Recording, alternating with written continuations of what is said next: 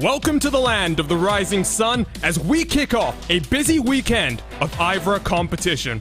We find ourselves at the track Shiyoichi Honda first broke ground on in 1959 and over the years has seen its share of world champions being crowned at the top level of motorsport. The likes of Senna, Prost, Piquet Hill, Häkkinen and Schumacher have all won world titles here, and today we'll take one more step on the road to crowning 4 new IVRA champions. Hello and welcome to round 5 of the IVRA ClubSport Series and the 2.4 hours of Suzuka. Before the main event though, up on the docket are 2 30-minute sprint races in the ever-entertaining IVRA Club Cup as we unload the Mazda MX-5s onto the track in Japan for 60 minutes of outright chaos. Thank you for joining us here live on RaceSpotTV for continued coverage of IVRA competitions as we have 2 race weekends left before we close out our first full season of IVRA action. My name is Arjuna Kankipati. I am delighted to be joined by the broadcast pairing of Jonathan Burke and Somal Aurora for today's action. And let's take a look at our series schedule because IVRA Club Cup, it's the support series for the IVRA ClubSport Series, but it's very quickly become one of our favorite series to cover here on RaceSpotTV. We've had 8 entertaining rounds so far, and last time out at Circuit Spa-Francorchamps, it's a little bit of confusion at the start, but this time at Suzuka, we'll be hoping for a slightly cleaner run to the green flag, and we've got 4 races to go before we'll crown our inaugural season champion. Let's talk a little bit about the format. As mentioned, all drivers are using the spec Global Mazda MX-5 Cup car, and it is a support series for the ClubSport Series. It's a drivers-only championship with qualifying of 20 minutes for our first race of the race weekend, and our second race is a reverse grid race taking place after ClubSport qualifying. Points are awarded from 200 to first all the way down to just a solitary point for 43rd, and as a result, let's take a look at our championship standings and bring in my broadcast partner Somal Aurora for the first time, because you take a look here, Shioichi Ishimaru, it's been a breakout season for the Year 1 racing driver Somal, and my oh my, he's got Dustin Hirota hot on his heels, but Ishimaru really is the man to watch out for. He is indeed. The last time out at Spa, it was just such a commanding drive from him in race number 2. After he tangled up with Hirota in race number 1, these two folks are colliding in the points table and on the track as well. And last time out at Spa, it was just a perfect example of that. It was chaotic for sure, but Ishimaru was able to capitalize on all the opportunities and get a race to win that put him at the top of the table. But it's not all done yet. Hirota's right there, Panzel's right there, and it may seem like a long shot, but Dave Chapman for Shipsky Racing has been quite the force. Let's see how it goes. Should be a fun one. Chapman does have experience in the real world in a Mazda, of course, so that's going to benefit him as well. Ishimaru took the race win in our first ever race in this series, but it took him until last time at Spa to get his second victory. And Jonathan Burke, I mean, take a look at these track conditions. You'll see right now cars are out there for the open qualifying session, and the Suzuka circuit is really one of the most favorite tracks, I think, for a lot of drivers across of motorsports right now. It's going to be an interesting challenge as we see 15 different cars battling it out on track. A pretty nice and calm day here, only 78 degrees Fahrenheit, 26 degrees Celsius, so grip is going to be probably at a premium, and this is just a kind of a homecoming, I think, for the Mazda. This is a great track for any car, and especially in these Mazdas where there's so many different areas you have to hang on for dear life, going through the snake, going through 130R, going through 200R. It's going to be a fun one here today. So let's say hello to you for the first time today because it's going to be a rather long one. 2.4 hours is our main event, but we've got 30 minutes of sprint racing action to come, 1 hour of qualifying in the ClubSport Series, and then 30 more minutes of racing action. We've got just over 70 seconds left on the clock for qualifying right now. And Somal, I wanted to talk to you a little bit about IVRA competition in general. We've got some announcements which we'll be making very shortly. I've been teasing you throughout the entire week, as your smile maybe indicates there. It's been one of the more interesting series that you and I have been able to cover. Different competitions, you've got the ClubSport Endurance GT Sprint, but it all fathoms down to one key thing, safety cars. And across all of our series, it changes the picture. It's no surprise that IVRA competition is probably the one broadcast that I look forward to the most out of all of them, and the safety cars have a huge role to play in that. And we've seen time and time again that they can really have the power of shaking things up. It's come to a point where the teams and drivers actually don't even plot out their strategy. They say, okay, this is what the car ideally should do at this track, and then we'll see how it goes. Because the safety car could literally pop in at any moment, unlike, of course, in other championships, and change the whole field. That is when staying on your feet really pays off. And that is why the level of competition here in IVRA really is so intense, where teams and drivers are not just set with the strategy that they have to follow from the very beginning. They have to think constantly, they have to adapt, they have to improvise, and, dare I say this, overcome as well. Well, it's 5 seconds left in qualifying. It is an open qualifying session, which means we'll get a couple more moments for cars to complete their qualifying attempts. To see Stefan Schlacker out on track right now. Recent addition to the RaceSpotTV team, and recent addition to this series as well. In towards the hairpin, also known as Kobayashi Corner, informally. Of course, because Kamui Kobayashi made a rather impressive showing there, Sommel. I'm asking you this question because I know you're a bit of a bigger F1 fan than Jonathan Burke is. Do you remember which year I'm talking about where Kamui made an absolute showing down in towards turn 11? Of course, it has to be 2011. There we go. A man of fine understanding there. As you see Schlacker coming through Spoon Corner as well. Talk to me about this track a little bit, Sommel. It's got so many different undulation changes. Down in towards now, what is one of my favorite corners in the entire racing calendar. 130-yard maximum commitment and maximum reward as well. The thing with Suzuka is, right, Arjun, it's so absurd. The more you speak about it, the more you fall in love with it. There are so many corners that have been spoken about by all the great storytellers of the sport, and yet every single person, every broadcaster, every fan, every driver, everyone has a different story shared about it. And the best part is that it's a track that was initially made as a testing track, but for some reason they just made it so well that they were tempted to go racing here. I mean, the undulations in the SS section, it's so good that they had so many other tracks inspired from that section, Goto included. Then you have the Spoon Curve, then you have 130-yard. Of course, it's been dangerous. It has taken many lives over the years, and that just shows you the challenge of the circuit. But as a pure driver's track, Arjuna, nothing else in Asia comes close. And it probably has to be in the top 5 circuits in the world, at least for me.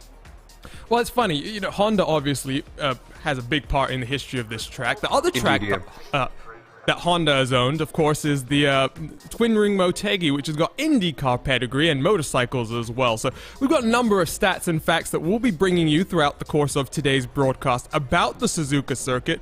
Jonathan, I'll ask for some of your memories, though, because NASCAR, I know you are a fairly big NASCAR fan. They came here, I think it was back in 1996, for some exhibition races using the East Circuit. So, I mean, if you can think of a series, it has come to this track and it has run here. It's one of the greatest tracks, I think, in the world, and I think any car can run here and put on a good show. From, you know, I mentioned them. We mentioned we're already seeing Mazdas. You mentioned NASCAR's come out here. Formula One has pedigree out here. Maybe we can get enough money to get IndyCar back out here at some point for maybe a Suzuka Motegi doubleheader or something like that. But it's just a really, really good driving track, and it has so many different areas. We mentioned the Kobayashi hairpin. But then there's also the wide corners and also the very technical bits like Snake. There's just so many different elements to this track that brings it all together. So, 30 seconds still left in qualifying right now. Track length, 5.807 kilometers, 3.609 miles for the configuration we're using today. There are 5 different configurations available, and you can try them out on the iRacing service when you want. There is a driving school here as well. I did find it funny as well that Jonathan used the technically correct term for the Motegi track, Montegi, as it is correctly known in the IndyCar community. But there we go. Qualifying is done. Let's take a look at our first starting grid for today's weekend.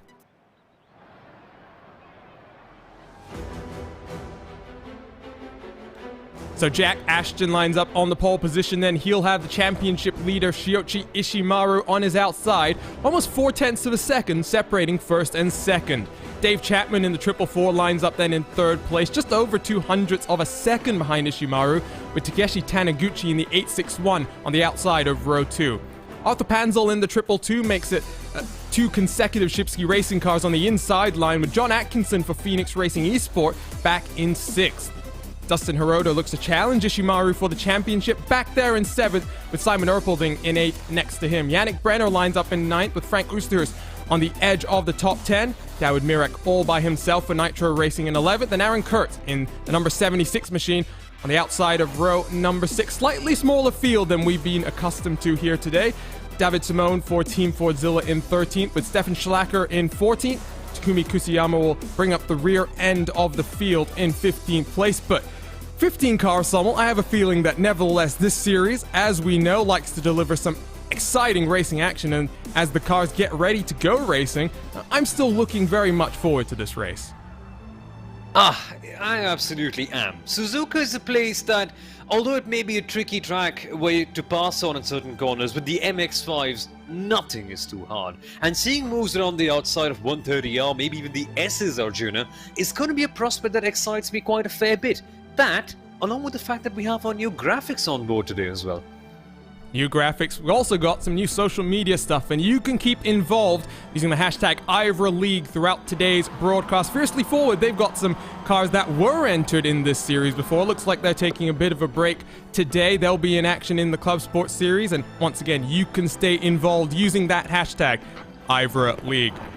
Big shout out to the entire team at ATVO for all their hard work on our graphics package. You'll be able to catch Nick Thyssen in action in our ClubSport Series. He'll be participating in that race for NAB Racing in the Porsche 911 Cup car, but for now we've still got 60 minutes of racing action and 60 minutes of qualifying to go before we get there.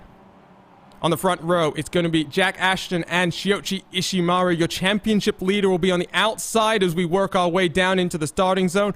Jack Ashton picks up the throttle. We're underway for the first race here in the race weekend. Busy weekend for IVRA competition, and already look at them fanning themselves out. This is what we expected. Sommel already 3 wide down into turn 1. Absolutely crazy stuff. They're going to go downhill and descend over here, but still clean racing. And there's a few drivers trying to make something on the inside line, Arjuna, forcing the way past, but still Ashton with the lead.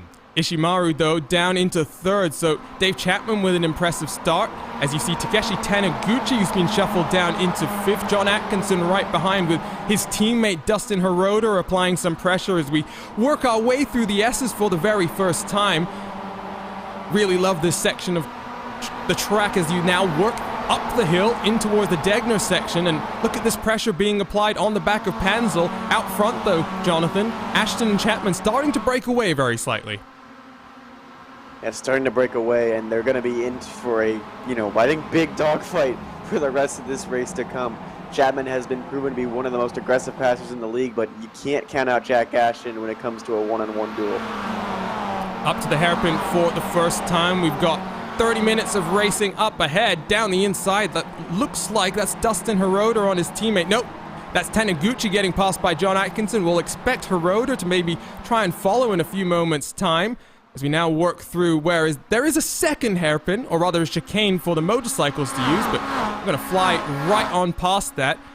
Ashton, Chapman, Ishimaru, Panzel, and Taniguchi, the top 5. Taniguchi able to hold off from John Atkinson for now, and this is the important run now, Sommel. The top 3 have managed to gap Arthur Panzel by about 7/10 of a second at this point now. And in the MX-5s, there is so much of time to gain on the corners, but the draft effect cannot be forgotten. They'll just be zooming past ahead with the other guys behind, not being able to catch up as much. And the first time past 130R, Arjuna, it's a lot more sane than we thought it would be.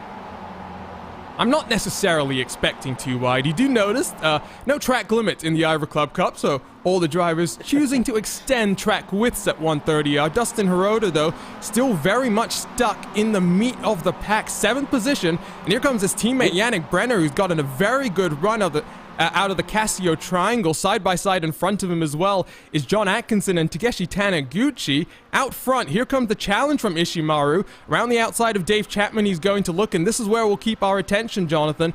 Ishimaru to the outside line. He's going to try the outside line and maybe get another switchback around, but nothing doing right there. And right now, it's just a matter of really trying to set up this move. You can't really go too wide in the snake or in the anti-banked curb. So it's going to be about a good run through turn 7 and turn 8, I think, for a big passing move for Ishimaru. Great shot there as the cars fly their way through the S's. They are starting to get separated. Top 10 breaking away from the rest of the field. There has been an issue for a couple of cars. Let's take a look at our first RaceSpotTV replays of today's action.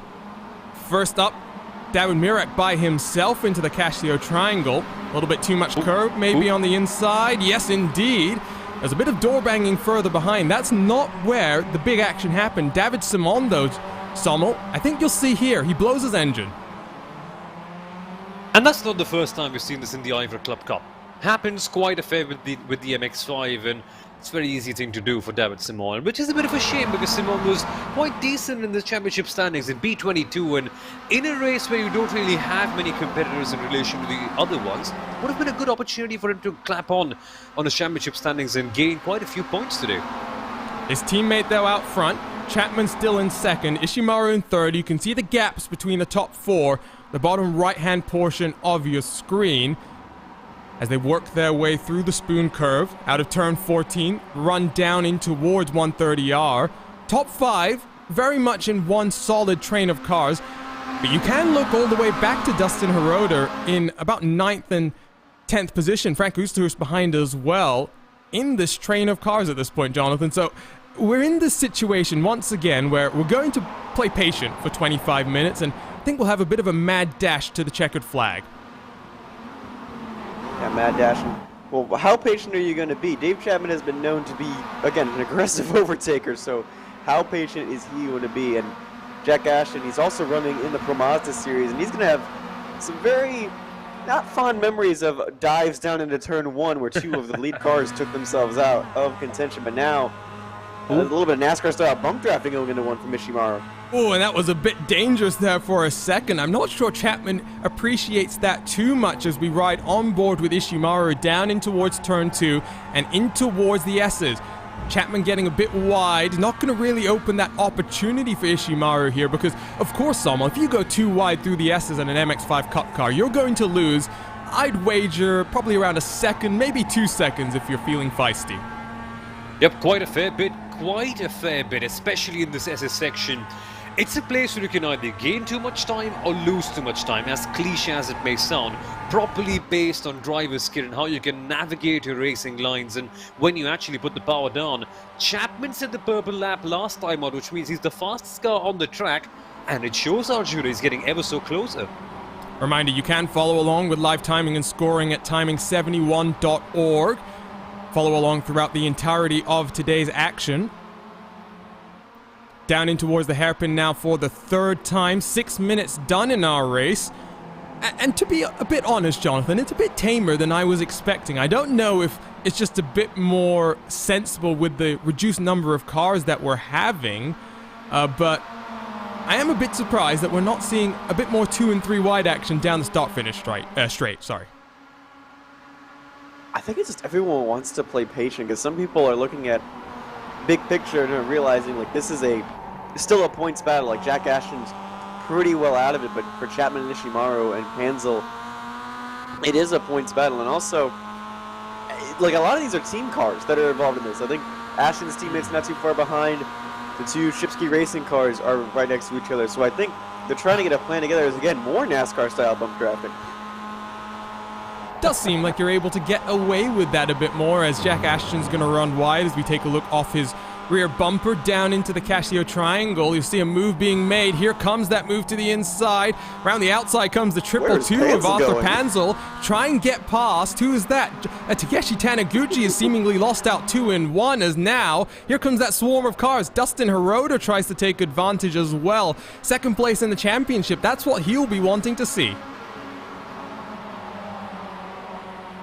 I think you were trying to say it was all calm, and then I think Arthur Panzel heard you. He heard me. He tried to get the chaos started. And 2 Phoenix Racing Esports teammates try to look down the middle. Brenner and Hiroda currently run 6th and 7th. So Panzel is now in 5th. John Atkinson has scrapped his way up into the 4th spot. And unfortunately, Takeshi Taniguchi down in towards 8th position. You take a look at the left-hand side of the screen. You can see movers and shakers of today's race. Unfortunately, Taniguchi is now down 4, but his teammate Kusuyama is up 5. So I guess you win some, you lose some. And this smaller grouping of cars is really producing this lead pack, Sommel, that I think they're not really getting too feisty right now. Yeah, they're just chilling, I guess, which is unlike what we usually see in the Club Cup, but that's not necessarily bad. They're going to be building up for a really good finish towards the very end, and it's getting ever so closer, with Chapman constantly applying the pressure. But as we saw the last time out, he's not gunning for it, he's not going for the move, he's not pulling the trigger and actually making that move for P number 1. But Arthur Panzer in the back there, that was a proper Shipsky send, but not really having the desired outcome. Some nice alliteration there. Shipsky send. We might need to copyright that and put it on a t-shirt before Shipsky does. Maybe Rachel Williams in YouTube chat's already thinking about copyright ideas. On board with Dustin Hiroda, though. 2nd place in the championship. 7th on track. Jonathan, Ishimaru in 3rd. Not really appearing to be pulling the punches. Or rather, he is pulling his punches right now. He's not trying to scrap it out too much out front. If you're Hiroda, though, you cannot afford to be losing points. Even this, 4 races still to go in the championship. They fly on by, and right now, Ishimaru really is in the driver's seat. He is, but you can't really count on Hiroda at this stage of the game because Ashton and Chapman have not really been fighting, and they also have not pulled away either. I think once those two start fighting, it's going to open up a lot of opportunities for the rest of the field. Brandon took a look to the outside of Arthur Panzel. He'll set him up out of the Casio triangle, down in towards turn 1. Panzel very, very scrappy. Here comes the momentum from Phoenix Racing Esport. Hiroda tries to maybe tuck into the draft as well and follow his teammate down the inside. You can see out front as well, Ishimaru is closed on back up with those front 2. Yannick Brenner throws it down the inside then. Unfortunately, his teammate not able to follow him, and he's going to have to wait then, Sommel, for at least one more lap. Or so we think. Because he could still go for a move, still go for a send anywhere, but I doubt he'll actually do that. With 20 minutes left to go, there's no need to be so urgent in your move making as such, and especially in corners where it's not quite the easiest thing to do. Say, for instance, like the S's right here, and coming towards the Degner curves in around about a few seconds. So they need to play it calm, which they are doing right now. But the interesting thing that Jonathan pointed out is that Ashton and Chapman, along with Ishimaru, we saw them initially build up a little bit of a gap, and they were separating out from all the other guys. But the MX-5 being the MX-5, draft isn't only the most important thing, right? Driver skill and just having a control over your racing lines is so critical too, that the other guys, although they initially lost the draft, they've still been able to stay on together. Great shots off this off-board shot with Dustin Hiroda as he's riding on board behind Arthur Panzel. Battle for 4th, you can see John Atkinson, the Phoenix Racing Esport teammate of Brenner and Hiroda. About 1.5 seconds down the road from Hiroda as we work our way up in towards Spoon Curve once again. 18 minutes left on the clock. Not been too many moves just yet, but I have a feeling that start getting a little bit more wild as we work our way into the later portions of the race. Dave Chapman still only about 0.2 of a second behind Jack Ashton out front. And for Ashton, who's missed a couple of races this season, Jonathan, he's always had some impressive performances in terms of, raw talent. It's sometimes just been getting the consistency and the luck that's been a struggle for Ashton. It is good to see him out front here, though, this weekend as we approach the conclusion of our inaugural season. I think the scarier thing about Ashton right now is he's a big spoiler as here comes Chapman down the inside. And I think Ashton's going to have to tuck back into line. Indeed, he does. Late under the brakes there for Chapman. Gets it slowed down in time and potentially opens the door for Ishimaru as well. Drag race then as they both tuck into the draft across the start-finish line. Dave Chapman hugs his way all the way to the inside wall. It's also a big issue further back in the field. We'll take a look at some RaceSpotTV replays in a couple of moments' time as they fling their way down into turn 1. No real changes for positions there. Let's take a look, before we look at those replays, let's take a look at this move from Dave Chapman, because it was a late one, and you can see there that contact further back for Arthur Panzel, hard into the wall. Very nicely done, though, for Dave Chapman out front in the 444, Jonathan. Well, it goes well for one Shipsky car, it doesn't go well for the other. It was a good move. He gets that run down to 130R, and this is just being later on the brakes, there's nothing much Ashton can really do here, and he gives him plenty of space too. Good clean racing from both drivers. And then you can see in the background the other Shipsky racing car are into the barriers. And we'll take a look at that one now. Sommel, you called it out. It's Arthur Panzel in the 222. We saw him late under the brakes into the Casio triangle once. Unfortunately, seems to have gotten unstuck this time around. Yeah, it was a very violent accident on the first replay that we saw. Should be getting more answers right about now. And is he going to lose it all on his own? Oh, of course he is. It's the darned AstroTurf, isn't it? And the car just violently snaps. What can he do? Nothing, just brace for impact. And there's your on-board look at that one with the 222 of Arthur Panzel. Like Sommel, you're saying, once you get onto that AstroTurf, really not much you can do, and Panzel down into the pit lane is going to be heading back out onto track. It'll be at the tail end of the leading pack. So, back to live pictures. Still Ashton and Chapman out front. They've now swapped around, so the 444 finds himself in the race lead. And a couple of updates to fill you in on. We're missing some of the fiercely forward cars this time around. Jonathan, looks like you might have some information on why those drivers had to reprioritize some of their focus. Yeah, I think the 134 Cup car, which started the season out at Road America, went down to the reserve list, I think for personnel reasons or attendance reasons. As we're going, before we get to that, let's go back to the action, actually. Ooh, Ishimaru gets shoved off the track there. A bit of a hip check. Opened the door up for John Atkinson. You did see that one coming, I think, again, Jonathan. Sometimes, every time I want to throw to a certain commentator, stuff starts to happen. We cross the start-finish line. Ishimaru is still side-by-side with the Phoenix Racing Esport driver. He'll have a bit of a tow from the cars in front of him. Is he going to be able to sling it down the inside, hold on to the position? No! Atkinson's going to try and hang it around the outside, Sommel, and slip it up into third place. That is insane stuff, but Ishimaru once again blocks him off, using the camber to his advantage, and Atkinson once again has to wait. This was his best opportunity so far. He pounced on it, but Ishimaru, well, it's a virtual home race for him, and he's trying to do the best he can to hold on to that position. Take a look at a couple of more RaceSpotTV replays. Before we get back to Jonathan Burke, who has a point that I do want him to make, Stefan Schlacker, new to the series, coming down into the Casio triangle. Oh no, he has the same issue as Arthur Panzel, and looks like one of Graphite Racing cars is lucky not to get caught up in that one. Frank Oosterhuis out of the Casio triangle though. Contact with the 862. We've seen cars spinning into the pit lane before, not necessarily like that one. We are going to have to take one more look at this from an onboard look with Frank Oosterhuis here, Jonathan. I don't even think he was expecting this. Like, he just gets tagged right in the rear, and then, I mean, he's so lucky not to hit those tires right there. I mean, I think Ken Block would be impressed at the drifting skills put on display there from Oosterhuis, as he has to then fight his way back onto track. That might be a contender for the NASCAR not top 10. iRacing not top 10, rather, excuse me.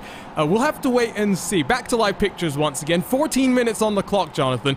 Finally, you get an update from Fiercely Forward. Let us know why those drivers have reprioritized their focus. I think it was the 134 Cup car. I did mention it before that Racing Action Intensified is back up on the full-time season list, so it might be all hands on deck for the Fiercely Forward car. And also remember that there is a points battle involving Fiercely Forward for the Cup team, so I think they just didn't field their cars because they needed all hands on deck for the main race. But that doesn't mean the racing here isn't good. As you can see, Jack Ashton is again trying to find a way around Dave Chapman. Chapman had a bit of a loose exit coming out of the corner. Ashton even worse, and he's checked up Ishimaru, now pushing Jack Ashton across the start-finish line. Looks to the inside. Championship leader is going to try and get his way up into the second spot. I think Dave Chapman's helping out Jack Ashton with a little bit of draft, and Ishimaru has to get on the brakes a little bit early and get back into line. But now there is a bit of a gap starting to form. 0.7 of a second between first and second, Sommel, and you don't want gaps to start opening up here because you'll start seeing moves start to be made and those gaps becoming increasingly large. Yeah, that's the last thing we want to see, at least from a broadcast perspective, big gaps. But the good thing is, Arjuna, they can be closed up at any point of time. It's such a nimble car, it's such an easy one to navigate. The driver's skill really is the most important factor here. And with someone like Ishimaru who comes up alive towards the end of the race, that very well could be something that spices up the final part of this one. But he's getting close, and look at how much he rides up the curbs. Really does not matter much with the MX-5. You can really send it all the way through. And you'll notice they use all of the track available through the second complex in Degner, turn 9. Watch out for that in Club Sport. You will get penalized for doing that on a number of occasions. Of course, no track limits here in Club Cup, and as a result, drivers able to do that. I love this onboard shot we're getting right now on board the 94. Shout out to Tyler Maxon for producing all of RaceSpot's car cameras for today's broadcast, and Istvan Ballo of TrackCams 22 for all of our track cameras as well. So battle for first is not over yet. They have broken away though from 7th. The gap now between Takeshi Taniguchi and Dustin Hiroda, 5 seconds. So it's a top 6 runaway for the top 3 steps on the podium. 11 minutes left on the clock. Jonathan, I like to put people on the spot here. We haven't seen too much passing so far. I'm going to make you really think hard here. Who's your prediction for the race win here in race 1? I want to say is Ishimaru because he's been really patient, and you've seen in the last few corners, like coming up to this complex right here, Ashton and Chapman really getting very squirrely. Now the thing that worries me about the top 3 right now is they don't have teammates anywhere near them. Hansel has crashed, the other Fordzilla drivers further back, and Chris Whaley's not even in the room, so it's just the one driver for Year 1 Racing this weekend. Meanwhile, there's 5 Phoenix Esports cars charging right behind them. Here comes Ishimaru, though, down to the inside. Can he get the move done on Jack Ashton, who's going to hold that outside momentum? Ishimaru sends it through the second part of the corner. No. Contact between them. More contact. No. Ashton gets forced off into the tire barrier. Ishimaru drops down to 3rd. Unfortunately, though, Jack Ashton now down into 8th position. That's a big incident. And, well, Race Control is going to have something to take a look at here. One more look at it, Sommel. We've said in the past that Ishimaru is known for being a bit more reserved. I don't think you can call any part of that move reserved. Yeah, it was a full send down at turn number 1. He committed to the move as he should have, but yeah, just side hitting. It's not even like he it's not like he tapped him with the front part of his car. It was a side shove initially, and then it really blew out. There's no shortage of commitment, that's for sure, but it really does not work out well for anyone towards the end. Yikes. Ooh, my goodness. And on board with John Atkinson, who very kindly takes 2 positions, and his teammate Yannick Brenner able to get past Ishimaru as well. So let's pick up live pictures once again. Gap between 1st and 2nd, 1.2 seconds. Ishimaru in 4th, 0.2 of a second behind Yannick Brenner. Dustin Hiroda, though, right behind his championship rival. That might be a bigger story, Sommel, than we are even realizing right now. Race Control is going to be taking a look at these incidents after the race. Ishimaru is not out of the woods just yet. Absolutely. Ishimaru, the championship leader, could be in some big hot water with that move. Not only has he fallen down to number 4, a penalty could be looming large, but also think about Jack Ashton. Whenever he's been able to come on in and compete in the IVRA Club Cup, which hasn't been always, he's just come on in and put such an exciting show. To bow out of race number 1 in that way, probably not the best way possible. And Ishimaru very wide through 130R right now. Jack Ashton, unfortunately, has had to miss 3 different races so far this season. He missed the second race of our first race meeting at Road America, and also had to miss our race at the Barber Motorsports Park, but has always been one of the strong contenders. Multiple podium finishes. Ishimaru looks to try and get past Yannick Brenner back up into a podium position. Not able to get it done, but 8 minutes left on the clock. I think that means we've got 3 laps to go in this race, and unfortunately, Jonathan, I think now the big drama really is that incident that we saw a few moments ago, as you see side by side between Takeshi Taniguchi and Simon Erpelding. Now the story of the championship, which we were following, Ishimaru versus Hiroda, now we have to wait and see what Race Control is really going to say. Yeah, we have to wait and see, but right now I don't think either of those 2 drivers are thinking about it, Ishimaru or Hiroda. They're just trying to get past one another. This is the battle, further back in the field. Erpelding's made up a couple spots, but for Ishimaru, this is a tough spot to be in. He's in this Phoenix Racing sandwich, and he's not going to be able to get around it easily, because even if he gets past Yannick Brenner, John Atkinson's right in front of him. So there's really no way out unless he gets past both of these two cars within the next 2 laps. And you said something about there being, I think, 5 Phoenix Racing Esports cars, and I now think it's 4. Oh, okay, so Mirek is the 4th. No, Mirek is in the Nitro Racing team, so that's... I can't count, apparently. Yes, no, apparently you can't count, but the 3 Phoenix Racing Esports cars, all in the top 5, very much staring down a 2-3-4 finish, potentially, as we watch Ishimaru in that sandwich, as it were. So, remember, we will re-rack these cars in a reverse grid race right after Club Sport qualifying. You do have to be classified to be included in those reverse grid classifications. So I have a feeling that Jack Ashton might actually not be included in that reverse grid. So we'll have to wait and see. It was Ishimaru last time out, Sommel, who started on the pole position in race 1, and after the big drama that we had at the start of that race, ended up starting on pole in race number 2 as well. I don't think Ashton wants to do the same, but I don't think he'll be complaining either, as Ishimaru, great run through the Casio Triangle, up into 3rd.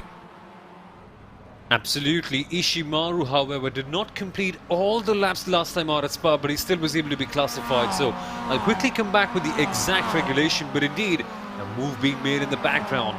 Ooh, and that's a championship swap right there. Yannick Brenner has just let Dustin Hirota go through as well, so Hirota's up into 4th. A little bit of gamesmanship being played here, Jonathan, but again, this is a championship that's on the line. These are, valuable points that Hirota cannot afford to be giving up to his championship rival. I want to quote Larry McReynolds from Talladega Nights. That's a teammate right there, as the 15 just lets him go. And now it's going to be up to Atkinson, I think, to really hold up Ishimaru. Because Ishimaru seems like he's in a bit of a hurry. He really wants to go catch Dave Chapman, who's been uncontested since that incident with Jack Ashton for about the last 5 or 6 minutes. So you can take a look at the gaps. The bottom right-hand corner, 1 second between 1st and 2nd, and Ishimaru hunting down the 35 for that 2nd step of the podium, getting a couple of wheels off into the gravel as well as we work up into the hairpin. Just under 5 minutes left on our race clock in our first race of a busy weekend in IVRA competition. We've got 5 different races across 3 different series, and you can catch it all here live on RaceSpotTV as we jump on board with your championship leader Shiyoshi Ishimaru in towards the spoon curve.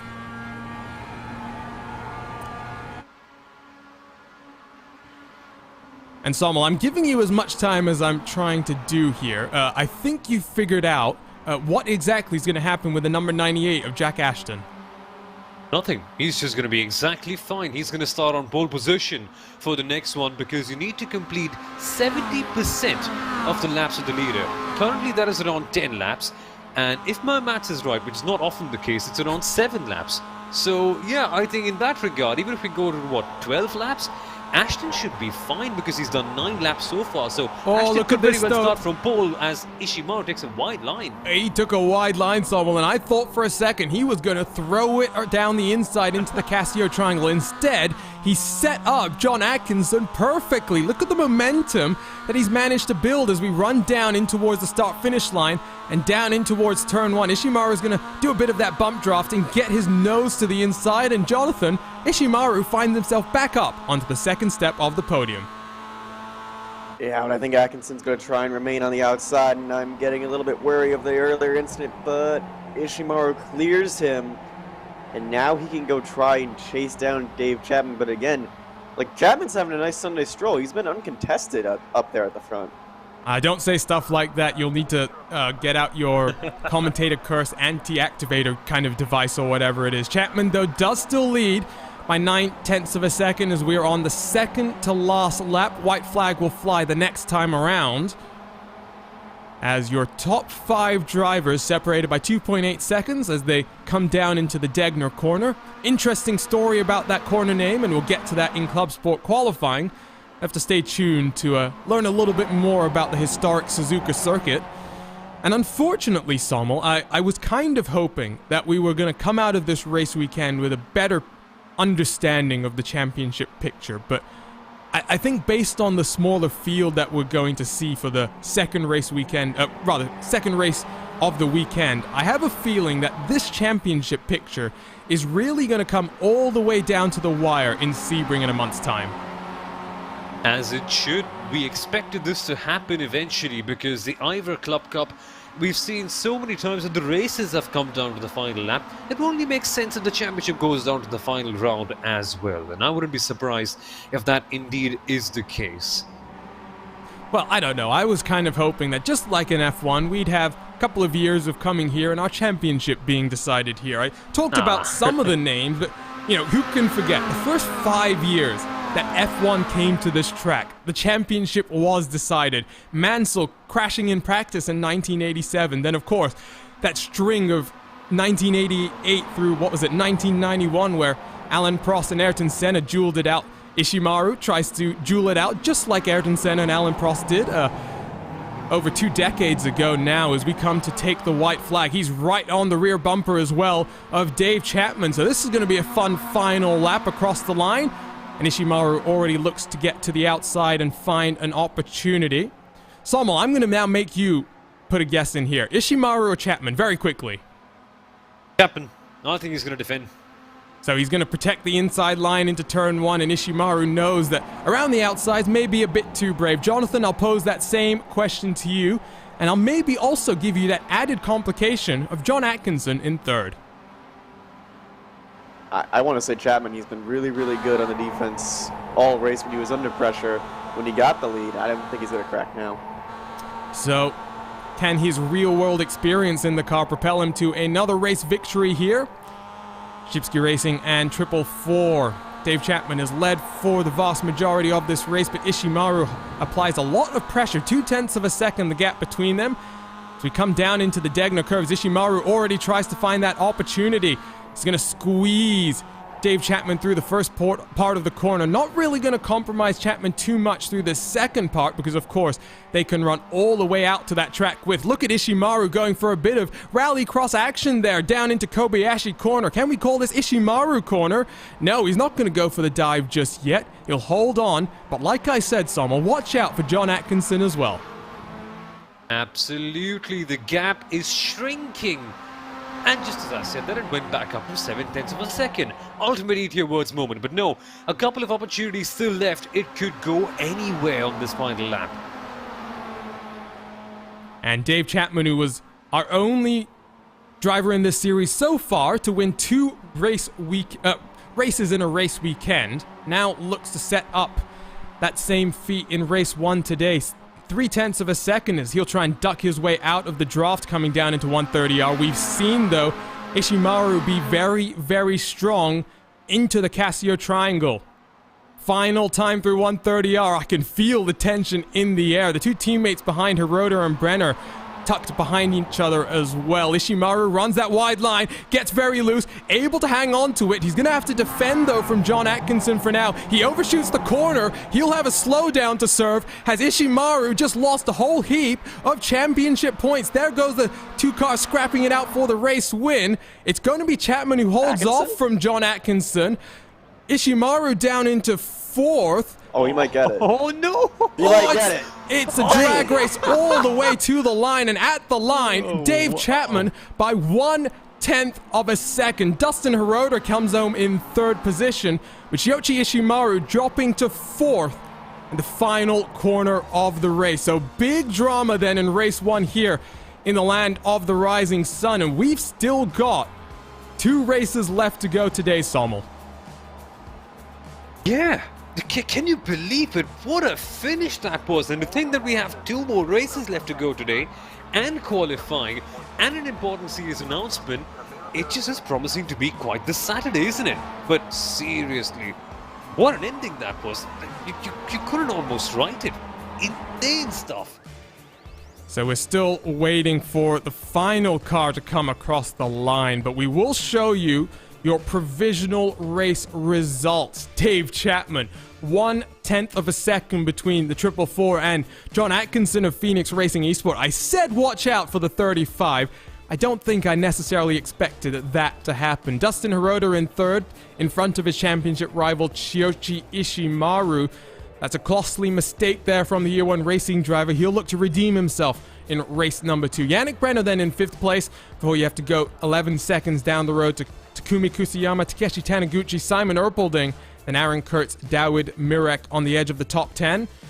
Scroll through the rest of the results. Frank Oosthuus, Arthur Panzel comes home 1 lap down after that heavy impact through 130R, as well as Stefan Schlacker. So they will be starting towards the front of race number 2, but on the pole, it will be Jack Ashton for Team Fordzilla. So my oh my there. Interesting way to start off our very busy race weekend here, Sommel. And again, I've got to remind everyone, we've got 5 different races across 3 different series here in the IVRA competitions here live on RaceSpotTV. We indeed do. There's the Club Cup, there's Club Sport, Insurance, and so much more. It's just going to be insane. Oh, the GT Sprint as well. How can I forget? We're going to have that tomorrow, aren't we? And we go to Road Atlanta tomorrow as well. So we, 2 of my favorite circuits, Jonathan, on the iRacing service. And, you know, very different kind of styles. You've got Suzuka, Road Atlanta. Yes, they're both tight and unforgiving, but very much race in a very different kind of way.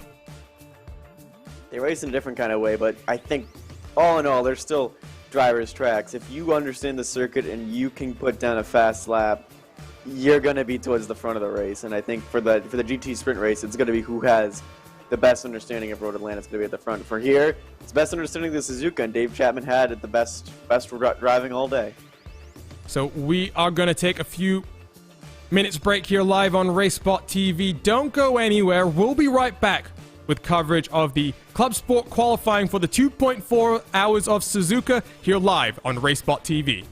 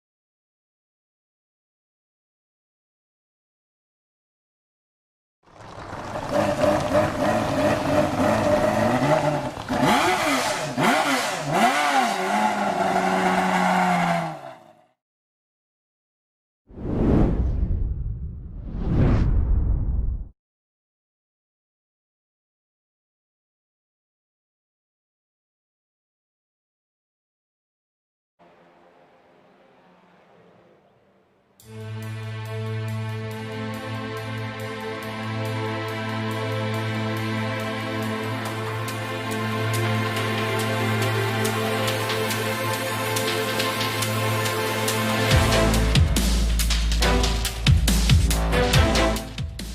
and welcome back to RaceSpotTV and Suzuka Circuit, where we are now live with Club Sport qualifying for the 2.4 hours of Suzuka. 3 classes of competition. Get ready to do action here at one of the most famous circuits on the motor racing calendar, and we stake one step closer to crowning our IVRA champions.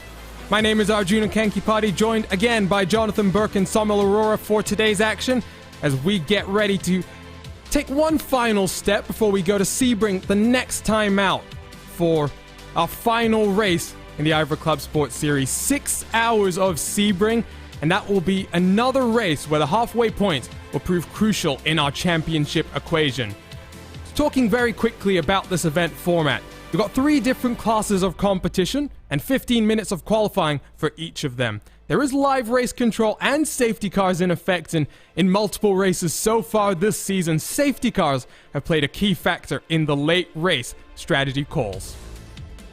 Point structure for this series, as mentioned, there are 50% race points that get awarded in races longer than 4 hours. These prove to be very interesting in our championship picture, and so let's go ahead and straight away take a look at our championship standings, because you'll see across all 3 of our championships there are fights up and down through the field. And Sommel, take a look at TCR, totally chaotic racing as you like to call them, Team Hoisingveld, Full Send Racing, and the Impulse Racing team. Those are the big names here in TCR, and they're out on track right now for qualifying. I love this. I love this battle in the DCR category because Full Send Racing, even though they had a few rather tricky rounds at Kota and Barber, they did not let go of things. And the 285 car is closing up. They gained a few points, but Team Hoisingveld, man, they have been the bar so far in the DCR category, nailing it every step of the way. They lead, and rightfully so. They really have been, Arjuna, the best team in the business. And it's been a up and down season for Full Send Racing. They've been so dominant in IVRA TCR competition. This was the first season where we saw a race where there wasn't a Full Send Racing car on the podium in a TCR race in IVRA competition, Jonathan. So I think 2 races left to go right now. Full Send Racing, they've got a couple more opportunities to really take control of this championship fight. And I think Sebring, it's a track that they've had success in the past. It'll be an interesting final race of the season to really crown our TCR champion. Yeah, and the nice thing that they have right now is they have 2 cars at the top of the board, the 285 and the 287, whereas Team Hoisingveld only has 1. So, you know, we were talking a lot about Formula 1 earlier in the broadcast. This is almost like a Formula 1 scenario that we're familiar with this year. The Mercedes having the 2 cars up there and Max Verstappen for Red Bull being the only one. The difference here is that the Team Hoisingveld car is the car out front. So I talked to both team owners about the strategy this weekend, and both of them, it's just outright outrun the other team on pure pace. It's going to be a different challenge, I think, this weekend for the TCRs than we've seen in weekends past, but it should be an entertaining fight between these 3 cars. And if I'm remembering correctly, Team Hoisingveld, 2 race wins at the Circuit of the Americas and Spa, as well as 2 third-place finishes at Road America and the Barber Motorsports Park. So they have been the dominant force in this class so far, and they lead by 64 points from the Full Send Racing 285 car. The 287 Full Send Racing car a further 31 points behind. So Team Hoisingveld find themselves at the top of the timing sheets once again. They've got a fight on their hands as they look to try and take home this IVRA TCR Championship in the Club Sport Series. Turn our attention to those Full Send Racing cars, because guess what? They're in 2nd and 3rd as well, I believe, right now. Mikel Garcia driving the 285 as Boosted Motorsports and Alex Neller up into 3rd spot, as Alpine Stars Geodesic Racing in the 200 up into the 3rd position as well. We saw that 200, Jonathan, really be a bit of a bowling ball, if you will. And not a bowling ball, rather. It was the bowling pins while the bowling ball came around last time. I want to be clear here. That Alpine Stars Geodesic TCR machine really didn't have anything wrong that it did the last time out. No, and I think it's just been the story of really the Alpine Stars geodesic racing across both the club sport and the endurance. It's that the top car can get to the finish, can get to the wins, and get on the podium, and it's these lower class cars that just don't seem to have the luck go their way. They've gotten 2 zeros in a row, a 0 at Barber and a 0 at Spa, meaning they did not complete 70% of the race, so they actually haven't scored points at all in 2021. And I think this is just a pride race, honestly, for them. They really need to show, the pace they have in this driver lineup and show that, hey, we can still contend in these lower classes. They're not a threat in the championship by any means of the imagination, but they could be a threat today in the racing. Correct me if I'm wrong here, Sommel, because I distinctly remember very impressive showings from this Alpine Stars geodesic crew. Last time out for the IVRA Endurance Series, we saw Miguel Vigo and the LMP2 machine, I think, taking the win in that class, and their GTE machine, which had a very torrid first opening hour of the race as Jack Anderdeck really went through the wars, while his teammate Graham Sandoz got behind the wheel of the car and really propelled that machine forward. So you have seen a bit of struggles from the team. Who can forget Miguel Vigo's multiple issues coming back to green flag in the Spa opening round of the IVRA Endurance Series. But again, it's been a very good year, I would say, on the whole for this Alpine Stars team. You are correct, Arjuna. They did indeed win at Mid-Ohio, which is one of the very few things I remember from that rather chaotic race. But yes, geodesic racing have been building up and taking things in their stride, with that win in Mid-Ohio really being a big plus for them. But in the club sport category, a lot more for them to do. And of course, in a series like the IVRA Club Sport category, even though you're not in with a chance of winning the championship, there is a chance of showing off your brand, right? And as you mentioned, race for pride. It's not just pride, it's also a case of, okay, building up towards the next season, because now it's been confirmed that we are having another season of the IVRA ClubSport Series, as we should have had, and we are going to have, of course. And that just propels them to have a really good ending, so that they can have the momentum and carry it along when we kickstart the next season. So really, in this case, it's about trying to get as much as they possibly can. And wait a minute, that's kinetic racing once again being involved in some contact. I think we saw enough of that last time out, didn't we? Well, we did see one of the kinetic TCR cars having a bit of an issue through Eau Rouge and Radion. Let's spool this. Bit of an issue. A bit of an issue is an understatement. But let's spool this one back and see what happens to. Ooh, Alex Neller gets on the grass, gets a bit squirrely, and here comes that kinetic racing car. Still very squirrely is Neller in the RAF Tribute. Ooh, a little bit of contact there. Fortunately, Kinetic Racing able to hold on to that one. I think Leipert Esports gets shuffled back very slightly, but again, this is qualifying, Jonathan. They're getting a bit feisty for just qualifying right now. The S's are just a really, really hard point. And I mean, everyone I've asked about for the TCR teams, when I've asked about what is the trickiest part, and they say, it really is the S's. It feels a lot slower than you should in a racing car, but that's just how you have to run the corner. Otherwise, you see what happens right there. You just overdrive the corners and, maybe get sent out to the AstroTurf or the grass. And for those of you new to IVRA competitions, all the qualifying sessions across all 4 series do operate in the same fashion. Once you roll out onto the track, you cannot come back down the pit lane, get a new set of tires, and head back out there. So huge ass in the 237. I've already called an end to qualifying as we see cars fly through 130R down into the Casio Triangle, side by side between the Alpine Stars cars. You see, ooh, that was the boosted Motorsport TCR car that had to take to the escape road, I think, feeling the pressure from behind. And again, Sommel, this is all because the draft is so important in these TCR machines. You cannot afford, in qualifying, to really be out there by yourself, unless you're a certain Team Hoisingveld 248. Fabian Siegman has done a great job, and you'll see right here, he's all by himself, about 0.2 of a second clear of the rest of the field. Absolutely, Arjuna. The draft is more than very important. It is everything in a race situation.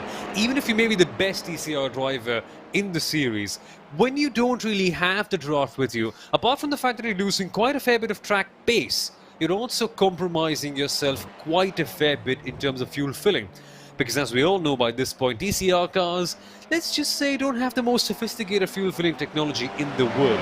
They take time, and you want to be filling as little as possible in the pit window, and for that you need to go in and use the draft, because that's when you can actually save the fuel. So yes, at Suzuka, it's going to be very tricky to hold on to that draft in the first sector, because as Jonathan mentioned, very slow part of the circuit for the TCR cars is the S's, and really maintaining a composure there is going to be a real problem. The only actual place where they can actually keep a hold of the draft is the third sector. That's when they have to keep it really close through. So for these guys, it's going to be a very interesting challenge, along with the fact that they also have to manage traffic all the way through, which is going to be somewhat easier than the other tracks at Suzuka, Arjuna. So checkered flag waves for TCR qualifying. Final opportunities for the Audi RS3 LMSs to set a qualifying time. As you see, Impulse, Kinetic, and Fiercely Forward coming down in towards 130R to finish off their qualifying runs. You can also see the Alpine Stars geodesic car really tucked in behind Leopard Esports on that run in towards 130R as they try and get the maximum use of that draft. Fiercely Forward into the Casio triangle. Very clean for the 234 in the initial entry. A little bit of a bump there on the curb, and very nicely through the corner for Alex Tanner, who's going to come down onto pit road, practice a pit entry. As you see cars making their way down onto the pit road. VC Sim Racing then, they'll be completing a qualifying lap. What's it going to be this time around for Alexander Godfrey? A 2:15.069, so he doesn't improve. And that's it then for TCR qualifying. Let's take a look at those results. As you see, there is actually one more car that's about to come across the line. That's the Full Send Racing 287 machine. Fraser Smith down the order, and he puts it up into second spot as well. Late lap there for Fraser Smith, but an important one, because take a look, Sommel. Team Hoisingveld, Full Send Racing, they're top of the championship, top in qualifying. As they were expected to be, but look at the gap right there to the Full Send Racing 287 car. It is only 0.06 of a second. And that is something that we've seen on the track as well. Just bad luck compromising Full Send Racing. Hopefully, we see this gap reflected right in the race too. So that's your TCR qualifying. GT4 is just about to head out onto the track. Before we get there, though, it's time to talk about the next year of IVRA action. A few announcements to get to. And look at this. It's our confirmed 2020-2021 competition schedule. All 4 IVRA competitions return, and they get expanded. In the case of the Endurance and the GT Sprint Series, we'll now have 2 separate series across the winter, separating out into a fall and spring season. And in the case of GT Sprint, which I know Sommel and myself are very, very passionate about, we now have 2 races every month, and it's a packed schedule. You've got so much racing. Take a look at some of the highlights. You've got the Hungaroring and Red Bull Ring making their debuts on the iRacing service, as well as the Charlotte Roval.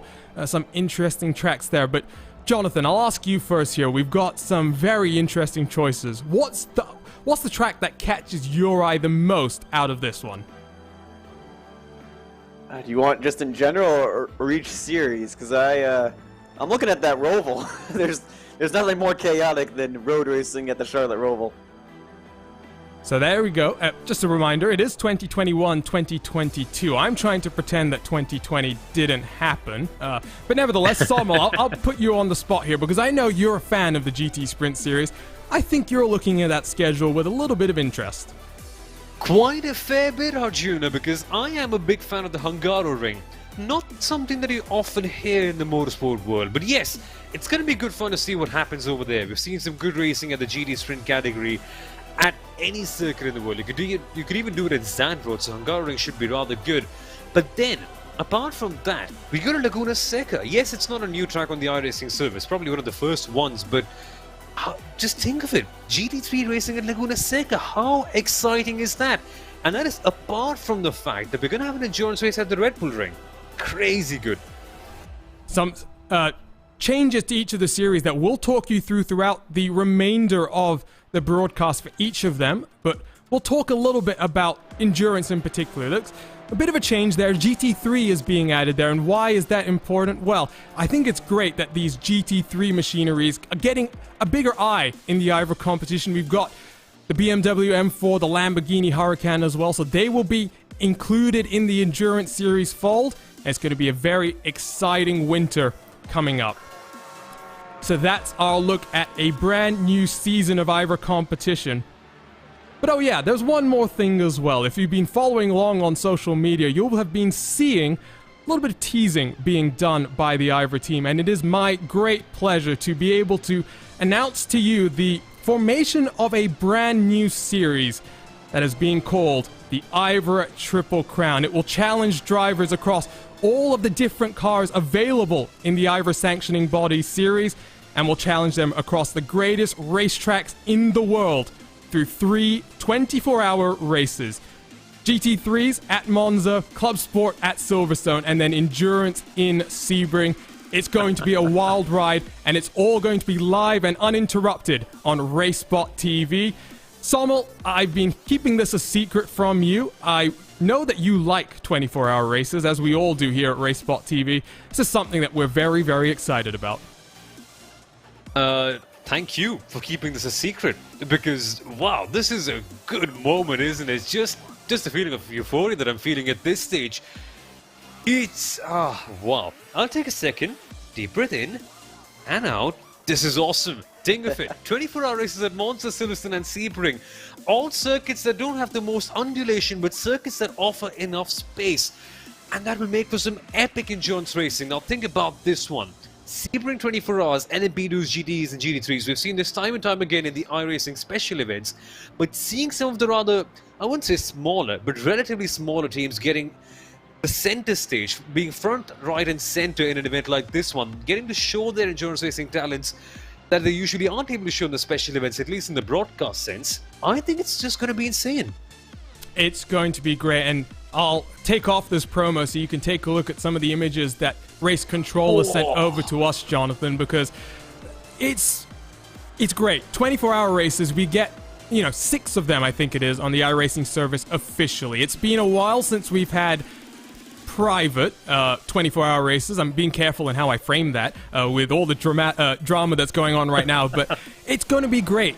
We are going to once again get this challenge across of 24 hours and twice around the clock at 3 of the most historic racetracks in the world. And the best part about this is each of the different races will be a different challenge as drivers have to adapt to a brand new car.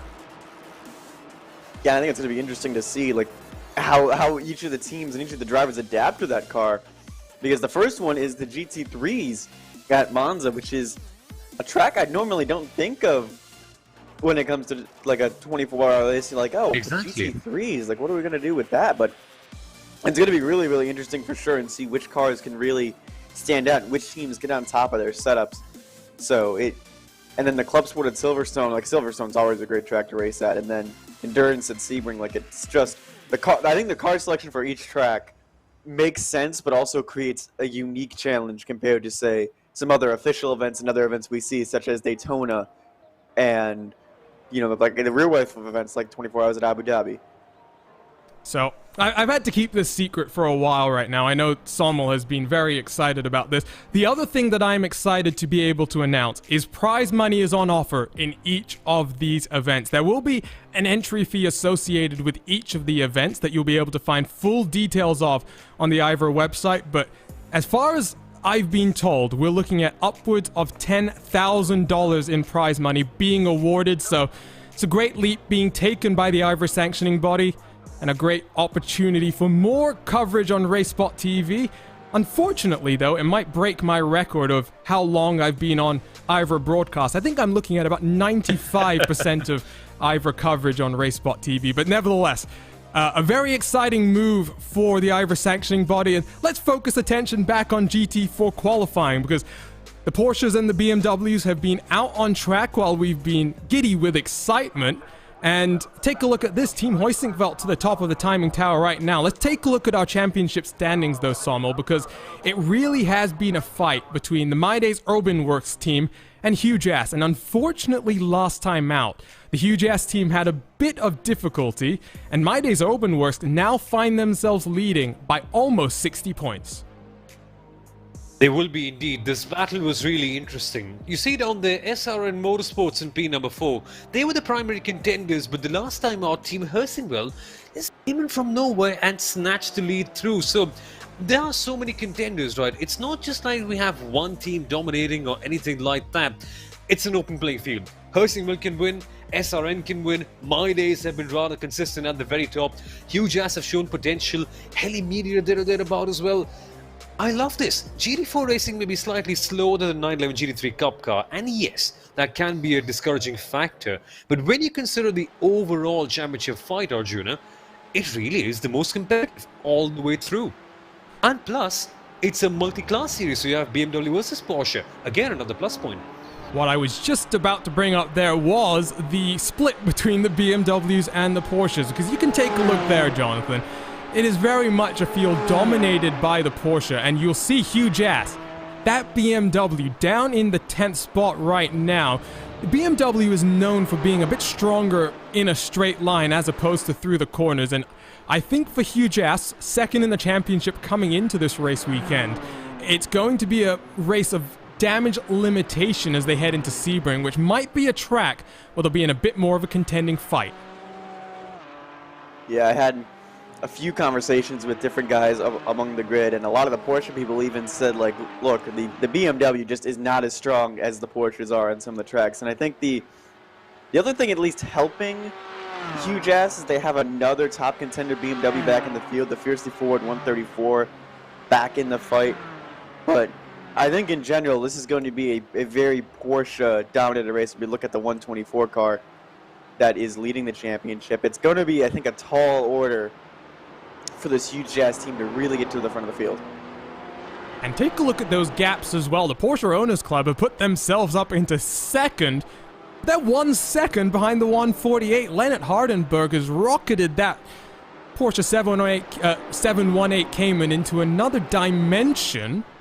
And My Day's Openworks find themselves 1.2 seconds off the pole position, not where they would have expected to be sitting at this point in time. And we are also at this point in the season now where penalty points start to become a bit more of a factor. And Jonathan, I think you've noticed something about the Porsche Owners Club here. Yeah, they're right at the limit. They cannot have or place a foot wrong basically this week if they want to go out and race at Sebring. But for the Porsche Owners Club, they've shown a bit of pace. They've shown they can be a top 5 car. It's just sometimes just the luck doesn't go their way. So My Day's Openworks through the Spoon corner. You can see the gaps between second through fourth, just under 0.2 of a second separating those cars, but then about 2.5 seconds splitting the 15 competitors in this class. We got 15 cars in your sport category, 13 in TCR, and it looks like upwards of 20 in the Cup class, so we might see a little bit of bullying, I think, happening later on in the race today. We were talking a bit about traffic before we came on air, Sommel, and this might be one of the tracks where it's a bit clearer how the traffic interactions are meant to work out. Phillip Island, one of the tracks that we went to in IVRA Endurance, is a track where there's a bit more ambiguity between the different speeds and lines that classes are taking. I think at a track like this, it's going to be much easier for cars to make their way through on traffic. You're right, Arjuna. It's very black and white at Suzuka. You either send it or you don't. Either way, there is good clarity about it, because Phillip Island, of course, another contributing factor to that is it's not a circuit where people race too often. And yes, Suzuka is a track that's not raced as often as when you compare to those European circuits or American circuits that most people race on in the iRacing road service. But still, people know that you can't send it down the inside of the S's, and there is enough time to be lost going on the wrong line. So the track automatically punishes you for going the wrong way around, and naturally the drivers are aware of that, so they'll be a lot more sane and a lot more measured in terms of making their moves over here, which should only be a big plus. That doesn't mean that we're not going to see any incidents at all. There are still places where there can be some room for confusion, the spoon curve being one of them. And your judgment needs to be extremely strong here, Arjuna. Just a sense of awareness. If you have a triple monitor, that's the best thing possible for you. You need to be looking everywhere. So huge ass through the S's. And I agree. This is a track where you definitely benefit from the extra peripheral vision. Another track where you definitely benefit is the Circuit of the Americas, but that's a slightly different type of a benefit. Take a look on screen. You just need a wide monitor for that track. That is true. An ultra-wide monitor does do well. SRN Motorsports, 0.4 of a second behind Team Hoistingfeld, up into second. Take a look on screen as well. You'll see official announcements have come down on the tweet machine, and that means it is officially official, as I like to call it. Slight correction to what I said as well. It's not $10,000 in prize money, $13.5 thousand in prize money. So even more than I might have told you. Full race control, full course yellows, and live stewarding. So you can head on over to IVRALeague.com to check out more details. And that was the Shibsky racing car pointed in the wrong direction. What's happened there for the 111?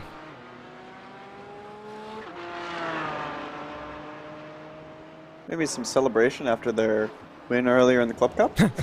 Well, 111 through spoon curve. Ooh, gets onto the AstroTurf. Yeah, vicious that's snap. That's going to be a problem area, I think, for today. And the AOD BMW was already parked up in the same section of track. So, looks like a few cars have found themselves getting familiar with the runoff area there. There you'll see Walker Green, and we'll spool this one back some and see exactly what's happened here. Oh, man. I was sad to see the OD racing car in P13. I really liked that BMW, but from the looks of things, it is at the spoon curve. Well, hey, important piece of information, isn't it? But he just gets a gentle... Nope, nothing as such. Yeah, the AstroTurf once again, Arjuna, it is. I didn't know that the AstroTurf at the spoon curve was just about as slippery, because I've never seen anyone do exactly that, at least on the iRacing service. But there you go, key piece of information.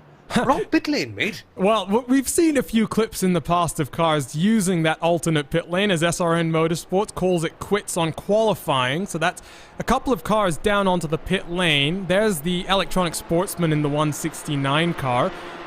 Trevor Pastrami behind the wheel right now. Number of cars have come down onto the pit lane, though. So it looks like they have called it quits for qualifying. Oh, take a look at this. The fiercely forward BMW in the very nice black, silver, and red colors. We always end up talking about liveries on broadcast. I don't know if that's because I'm fairly basic, as it were, Jonathan, but I like pretty things. What can I say? I also like changes. Like, you normally see the fiercely forward, the yellow and black, the line on the side, which is, it's such a pretty paint scheme to look at. But this kind of matte black is also just a really, really one. This is Luke Krause, the highest qualified BMW so far, so it's nice to see at least one of the BMWs have pace with huge ass, the other one down all the way in 10th. And again, this is also a team that's not raced in quite some time. They last raced at Road America. So I think the Fiercely Forward group here has a little bit of something to prove. And looks like Twitter machine getting very, very active now that we have announced the IVRA Triple Crown. Remember, you can use the hashtag IVRA League to stay in touch throughout today's broadcast. And that doesn't just include the Triple Crown. Take a look here. Fiercely Forward actively tweeting as well. Qualifying underway. TCR P8. GT4 underway as that car down onto the pit lane. Luke Krause completes his qualifying run. And Hugo Jouet for their Porsche Cup car will be in next. So GT4s come to a close in qualifying. So wait for the final couple of cars to come down the pit lane. But Team Hoistingveld first, SRN Motorsports second, and they very much, Sommel, have a comfortable gap to the rest of their competitors. Exactly, 0.4 of a second between Hoistingveld and SRN Motorsports at the very top. And as you said before, Arjuna, actually, Jonathan said that point. It very much is a Porsche circuit reflected by the qualifying order. Let's see if we can see the similar thing in a race as well. But on the top, very nice and easy for Team Hoistingveld. But SRM Motorsports, Arjuna, they've constantly showed potential. Can they finally translate it into something big?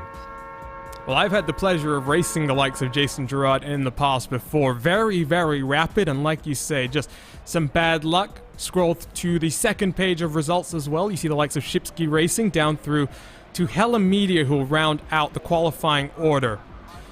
But that's GT4's done, and now it's the time for your World Championship car to head out onto track. There's another round of the Porsche Tag Heuer Esports Super Cup about to get underway today, but we've got our own collection of stars in this Porsche 911 Cup car, and Jonathan, it's one of the more interesting cars in the IVRA series, I think. It's not easy at all. We've seen competitors have to adjust to a number of changes over the course of the season so far, and let's take a look at our championship picture very quickly, because you'll see here, it's Huge Ass Racing once again at the top here, but fiercely forward in very close pursuit, and you'll take a look through the rest of your competitors as well. There's a bit more of a spread between the top 10 in this class.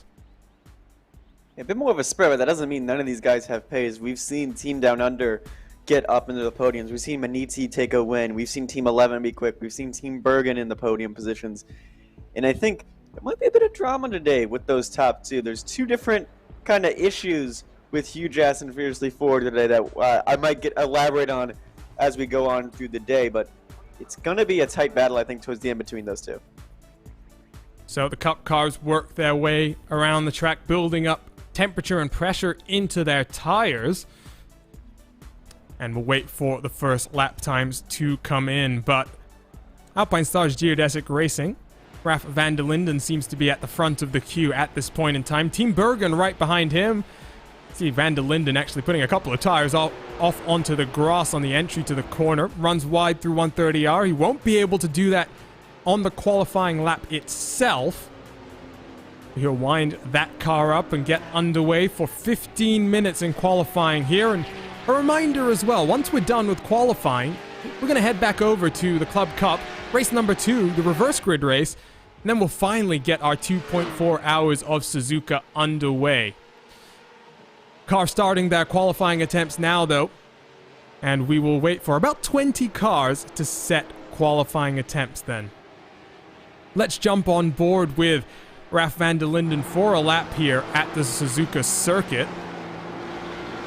Working your way through the S's. It's all about just maintaining your momentum through this part of the track. You don't want to be too aggressive, run wide, and compromise the next portion of the S's, especially here as you climb up the hill in towards the Degners. Use all of the track width, then bring the car back over to the left-hand side. You'll spot your braking zone, try and clip as much of the curb on the inside as you can. Don't run out too wide. You'll get an off track there and head into the second part of the Degners. Again, don't run wide here like we saw in the Club Cup.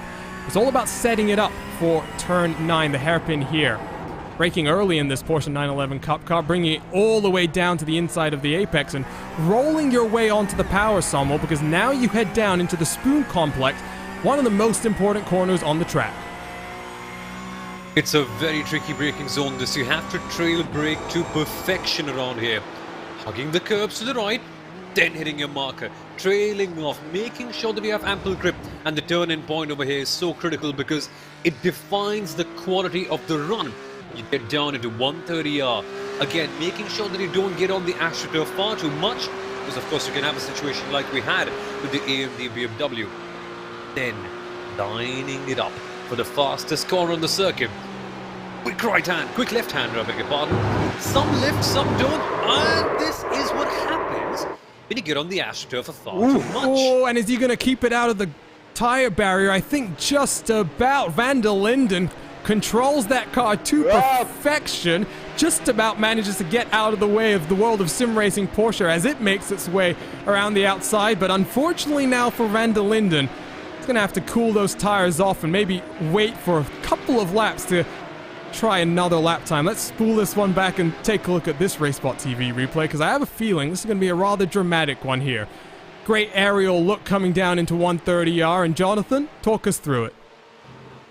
And just a little bit on the AstroTurf, the back end gets out, and well, Team Bergen has a little bit of a hard stopping moment there, and then as Van der Linden gets back going, it's going to be the world of sim racing car, but it's like right there, just a little bit on the AstroTurf, and that's where the rear end wants to come out. I have a feeling exit a smooth curve and then 130R. This is going to be the places where we're going to see a lot of drivers pushing the limits and getting really on edge. And we were going to see what the final corner looked like. We'll have to try and jump on board at another point in time to maybe see there. Let's take a look at Nick Thyssen, though, for NAB Racing. Shout out to Nick and the entire team at ATVO, Kevin Niatola and Simon Grossman as well, who've been putting in some incredible work for our new graphics package. It's been a long road. Basically, since I've joined RaceSpot back in April last year, we have been working on this graphics package, and Nick has helped us deliver our dream into a reality, and now finds himself out on track. And it's always fun here, Summer, when we get to commentate on the people that we get to work with on a daily basis, because they put in so much hard work for us, and now they get to go out there and have a little bit of fun, and we get to talk about them doing it. Exactly. It's the beautiful thing about sim racing, isn't it? It's such a tightly knit small community, and they say it's a small world, but in sim racing it's even smaller. The people who you work with, people who you chat with, are the ones who you end up commentating on. So yeah, in a way you've got to be a bit more careful about what you say, because it can ruin your working relationship. But no, jokes aside, really fun to see how they fare on the track. And we've got, I think it's about 5 or 10 minutes then left in this portion of qualifying. And again, we'll head on over back into the Club Cup race number 2. See a number of cars working their way across the start-finish line. The times starting to work their way down as those tires are getting up to temperature and pressure. Maniti Racing find themselves at the front of the field. NAB Racing and Nick Thissen's up into 4th. Great to see Nick up there at the front. But Joop de Ligt right now for Maniti Racing, subbing into that car alongside their regular driver, I believe, Matthias de Hene. Unfortunately, it's a busy weekend here, not just for these drivers, but on RaceSpotTV as well, because, Sommer, we've got the Sports Car Open race that's happening at the same time, and, you know, there's the likes of Impulse Racing, Maniti Racing, Fiercely Forward, in fact, as well. They're competing across of both of these series, so it's a busy day, not just for us as a broadcaster, but for some of these teams as well. Indeed it is, and operating virtually, it is a bit tricky to organize everything from the team leader's perspective, but that's the good thing with these teams. They've been working for so long together that they know exactly what to do, right? They're a bit like autonomous units. They'll be practicing, they'll be working out for one event, and hoping that incidents like this one don't happen on track.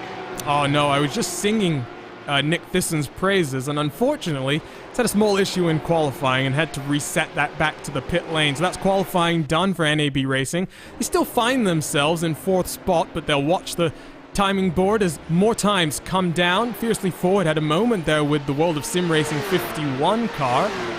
That's Hugo Jouet, who I believe for the first time this season I'm pronouncing his name correctly. He's no longer Hugo Groot, as I used to call him. But through 130R he works, edge of the top 5, as we wait for the next set of lap times to come in, Jonathan. I'm a bit surprised to see these cars in such close proximity, because this is such a tricky car to wrangle around this track that I would have assumed that the benefit you gain from the draft is really negated by the dirty air and that distraction of the car in front of you.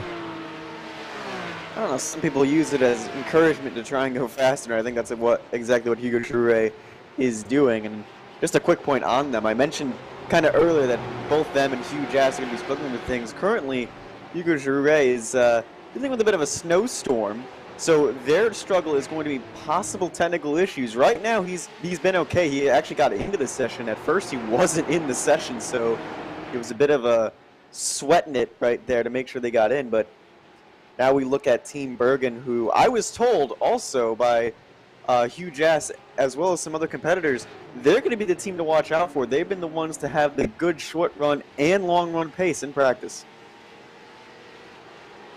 Well, I was hoping that we wouldn't have to talk about that, but I guess we should. Safety cars, obviously a big factor in the IVRA ClubSport Series, and while we're hoping to get a relatively incident-free race and caution-free race as well, the reality is the safety cars like to pop their head out at the worst possible time. Had a number of safety cars in the last hour of IVRA competition over 2020-2021 so far.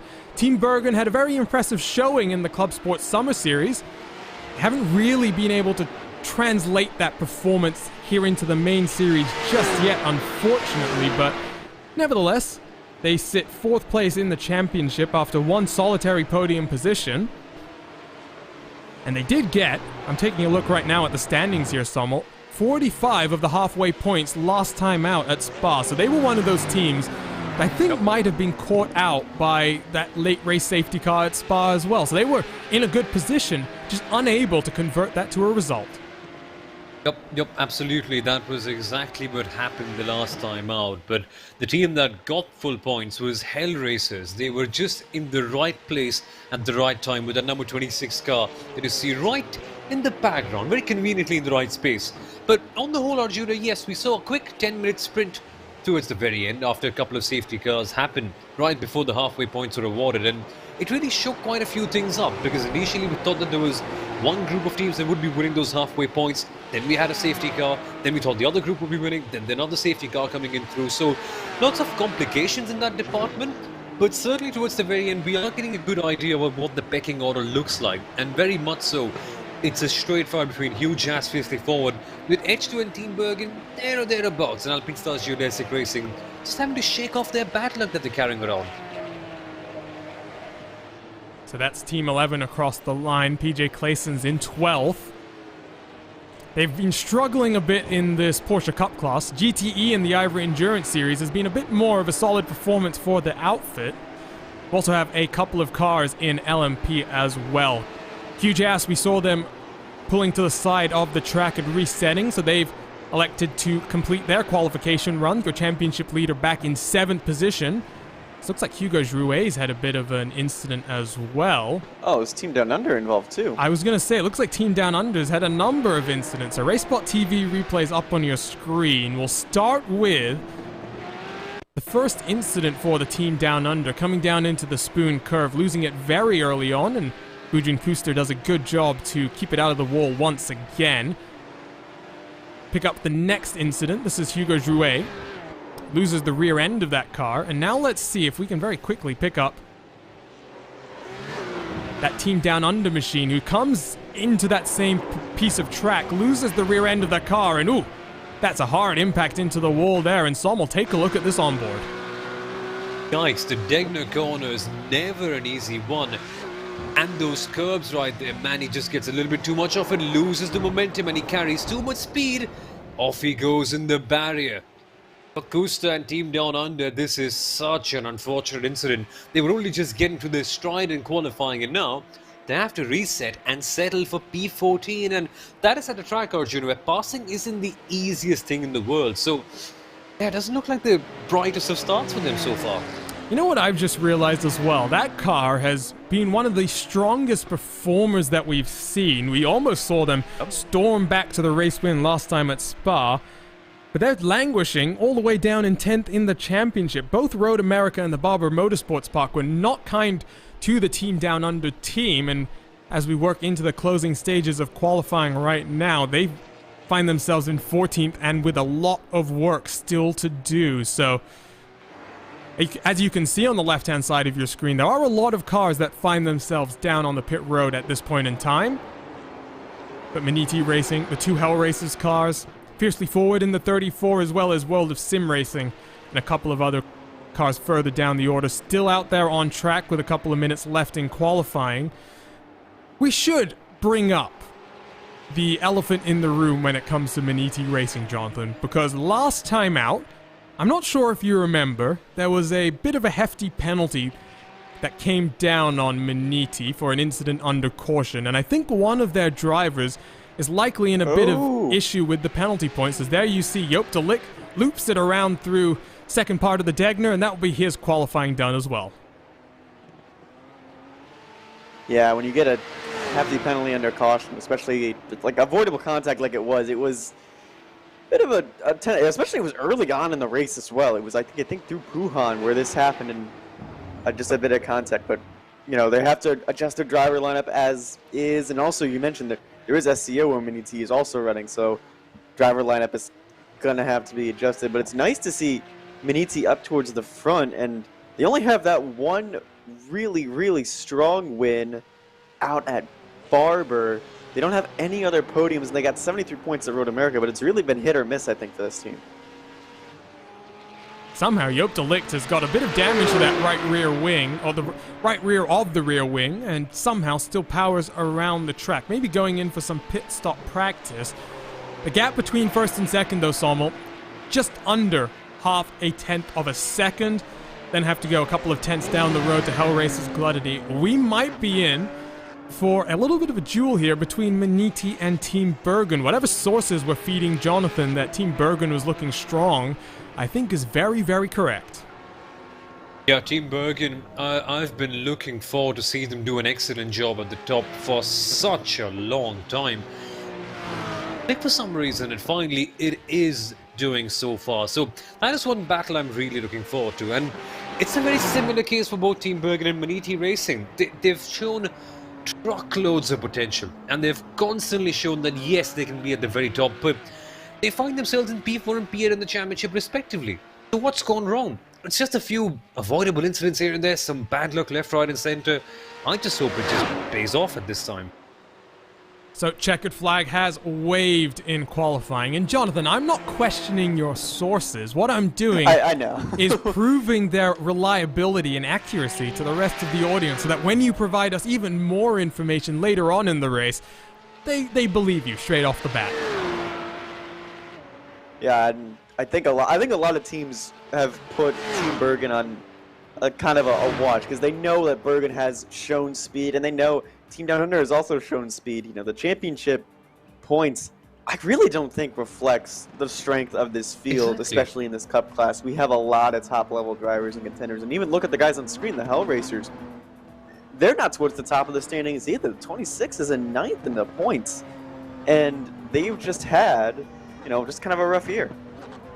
So checkered flag waves then for Club Sport qualifying. The grid for the 2.4 hours of Suzuka has been set.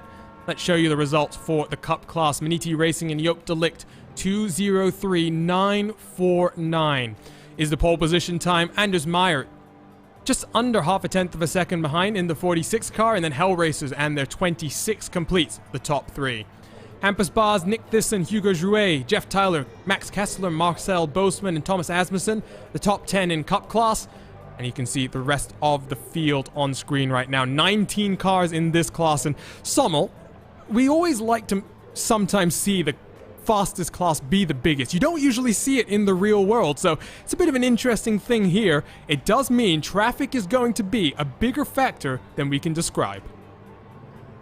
Well, the primary, rather the only reason for that is that you actually don't have to pay a premium for the fastest cars here. They're all the same cost, so why not go ahead and go for them? And of course the Porsche Cup car, naturally, other ones. But yes, traffic is going to be a bit of an issue, Arjuna. Lots of faster cars coming in all the way through. The judgment, as I mentioned earlier on, that is going to be the critical path. Having the best possible vision and making the right judgment. That only comes by experience, and hopefully the teams and drivers have done enough laps of Suzuka in a multi-class environment to get a good idea of that.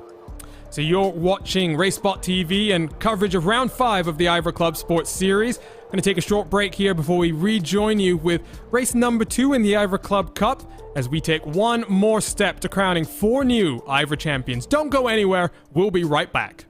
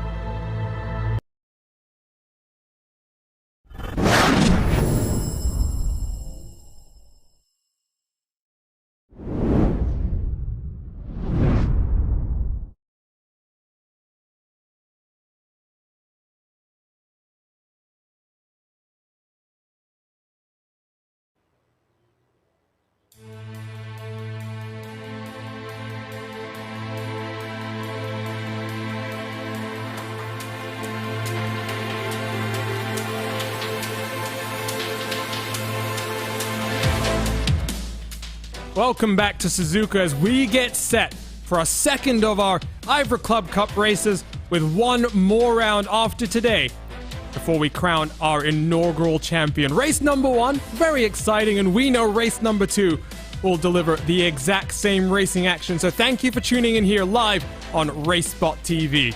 My name is Arjuna Kenkipati, joined as always by Samuel Aurora and Jonathan Burke. And Samuel, we're now getting ready for the second of our MX5 Club Cup races here.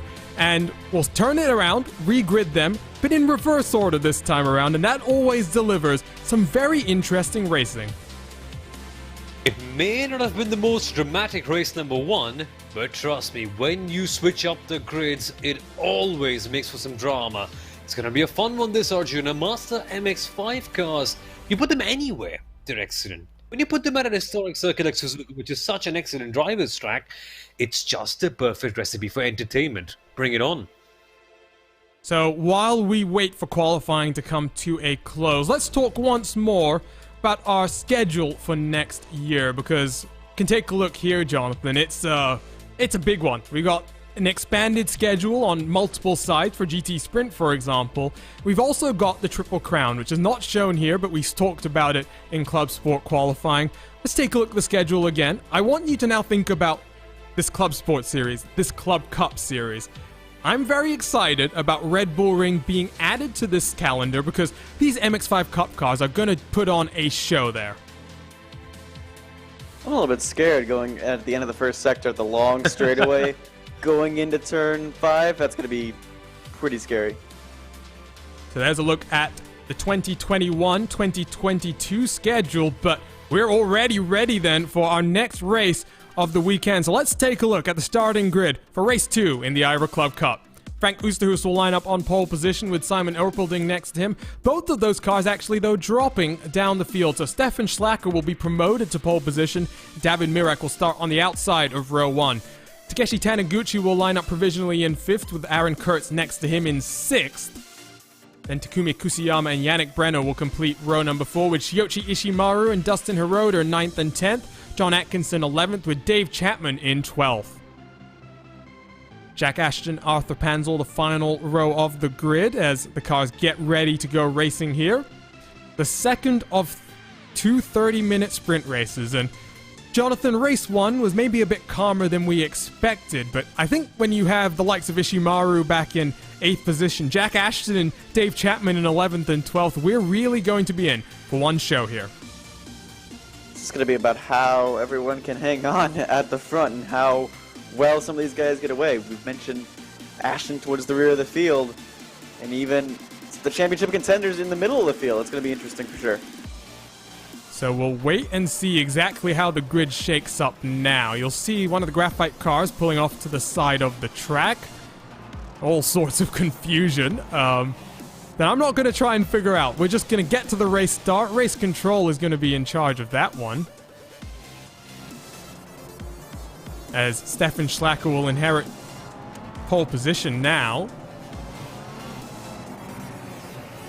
And David Mirek then starts on the outside for Nitro Racing. The second of 2 30-minute sprint races about to get underway, and after this, 2 races to go before we'll crown our inaugural IVRA Club Cup champion. Shiyoshi Ishimaru and Dustin Hiroda, the 2 championship contenders, they're back in 8th and 9th respectively with a lot of work to do as we enter the start zone and go racing here at Suzuka. They've already filed themselves out 4 wide as we come across the start-finish line, and indeed, someone might try and make it 5 wide. Ishimaru has already lost out there to Dustin Hiroda as Schlacker leads the field down into the first corner. I think that was Yannick Brenner off into the grass for a few moments' time, but everyone's safely through for now, hoping that I haven't jinxed anyone just yet, Solomon, because they're working 3 wide coming out of turn 2. Nope, you're just about fine, Arjuna, as we come to the S's for the very first time. This is where that claim could be challenged, and it almost is. A Phoenix Racing car getting loose. And Stefan Schlacker is down in the gravel as well. So from the race lead, Schlacker has put it into the S's. We'll take a look at that replay in a few moments' time as Ishimaru's up into fifth position. Oosterhuis has just blown his engine as well. So We talked about this being the race of chaos, and I think that's unfolding already. Dawid Mirek defends from Dustin Hiroda for third position as Ishimaru side by side through the first of the Degners with Dave Chapman. Can he hang it around the outside? Chapman slings it through the corner. Ishimaru holds on with that momentum. He'll have the inside now into the hairpin, and he'll be up into that 5th spot. Ishimaru, Chapman, Ashton now 5th, 6th, and 7th. It's a big move from John Atkinson as well. Look around the outside. Who's that? Simon Erpelding tries to take advantage. This is interesting stuff, Jonathan. See how high Chapman's car got in the air after going on the curbs. He was practically, MotoGPing it just on 2 wheels going into that final section. But now Taniguchi is trying to say goodbye to the rest of the field as some of these top championship contenders still trying to work their way through. Here comes Ishimaru. Ishimaru down the inside, able to try and get it done on Aaron Kurtz, and indeed, he makes it work. Kurtz will try and loop it around the outside, but he might lose one more to Dave Chapman, and here comes Jack Ashton as well down the inside. So Kurtz gets shuffled down to about 7th position as Ishimaru now up into 4th. Dustin Hiroda clear into 2nd and now chases down Takumi Kusuyama out front. As you can see there, we've got 2 retirements so far, Schlacker and Oosterhuis, who are both not retired, rather, but they're now 15 seconds back from this leading pack, Jonathan. Not really too much of a factor for the race lead. No, but with how so few points are on the line, any other retirements could still be big points, I think, for any of these drivers. So, oh no, that's Aaron Kurtz around right in front of Arthur Panzel. Unfortunately for Kurtz, though, he's going to be the only car involved in that one, Sommel. Everyone else safely through. Yep, exactly. Big incident at the Casio Triangle, not affecting the leaders, though. They're all fine. And this just means that Kusuyama leads, but now Ashton attacks. Well, they were 2 wide, 2 deep. Ishimaru up into 3rd past Mirek. He's trying to close up on the back of his championship competitor, Dustin Hiroda. They now run 2nd and 3rd place. Jack Ashton has got past Dave Chapman. So let's start working our way then through these RaceSpotTV replays and see exactly what happened on lap number 1. And let's start with the unfortunate incident for Stefan Schlacker, RaceSpot's own Schlacker, who, bit of a tank slapper there, Jonathan, and loses it all by himself. I think the worst part is that wall is pretty hard to hit, so he tries to overcorrect it and just bang right there. And unfortunately, I think the worst part about this is you get to watch the rest of the field go by kind of in a sad state. And this is that incident with Oosterhuis I was talking about. I thought it was an engine that blew up. In fact, it looks like he's just looped it around by himself. So Graphite Racing, 2 of their cars have looped it around then on the opening laps of the race. And we also saw Frank Oosterhuis' teammate Aaron Kurtz do the very same thing. Let's pick up an incident that's just happened for Dawid Mirek while we were under replay, side by side with Ashton down into the Degner, and unfortunately for Mirek, he gets the worst of that one in a big way, Sommel. Yep, bad way to start your day, rather bad way to end your day as well, whatsoever. Just a gentle tap, I suppose, coming in towards the Degners. Naturally, that's where many accidents happen. And yup, about it he goes. So let's pick up the live pictures once again. Ishimaru right on the tail of Dustin Hiroda, and they both close on Takumi Kusuyama. They've got 1.6 seconds to Jack Ashton behind them.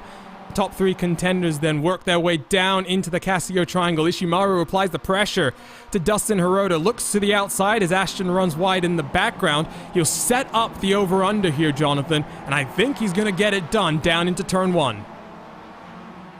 But Hiroda's going to have a nice draft. Oh, a little bit of contact there. Hiroda's going to have a nice draft from the... I think Kusuyama has a slowdown penalty, so these two are now scrapping it out for the race lead. Kusuyama's now down into 5th position as he continues to be swarmed by the cars around him. Ishimaru, though, up into the race lead now, Jonathan.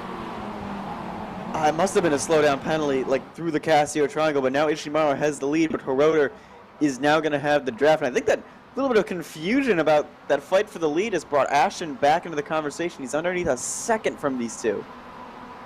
And you can even see Kusuyama still only 2 seconds behind despite that significant slowdown penalty. So now got a train of about 7 cars that's developing and a peloton forming from 9th on back. Arthur Panzel finds himself in truly no man's land with 2 seconds to Kusuyama in front and 5 seconds to Taniguchi behind him.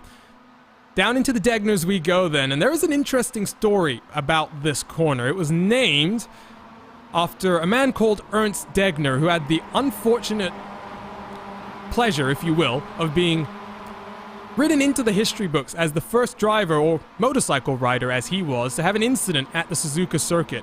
This was in the first ever race meeting that it had after its circuit redesigned by John Hugenholtz, and in 1961, unfortunately, he went through turn 8 as it was, because it was one constant corner back then. Gust of wind lifted his front wheel and his motorcycle went tumbling through the air, and he came back the very next year somehow and had an even bigger incident at turn 2. Fortunately, was able to survive that one, and the corner was named after him in honor.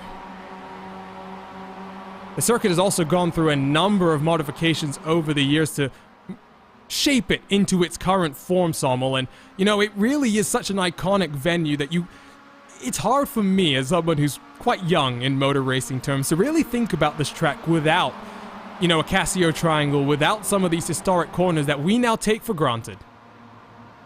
Exactly, they've been along for such a long time. It's like they've become a permanent fixture, and they have indeed.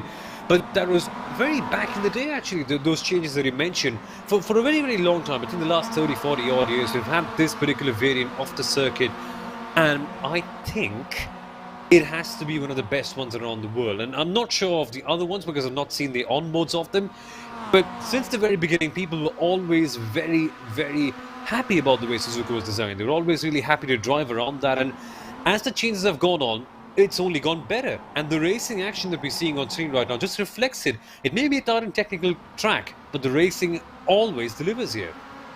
Well, I'm going to fill you in a little bit here. You are seeing on screen the top 4 separated by 0.8 of a second, top 6 by 2 seconds. So, top 7 in fact by 2 seconds. So, they are very much in one draft train right now. Would you believe, though, Sommel, this is a historic venue, I will agree, but when it was first opened in 1959, the design wasn't quite right. So the form of the track that we know, yes, it's gone through a number of modifications to get to this, but John Hugenholtz showed up in 1961 after getting a telegram, mysteriously. And his initial design, can you believe it, as look at that, Ishimaru goes through the dirt, really drifts that four-wheel drifting through the corner, able to hold on as Ashton's going to apply the pressure onto Dustin Hiroda here.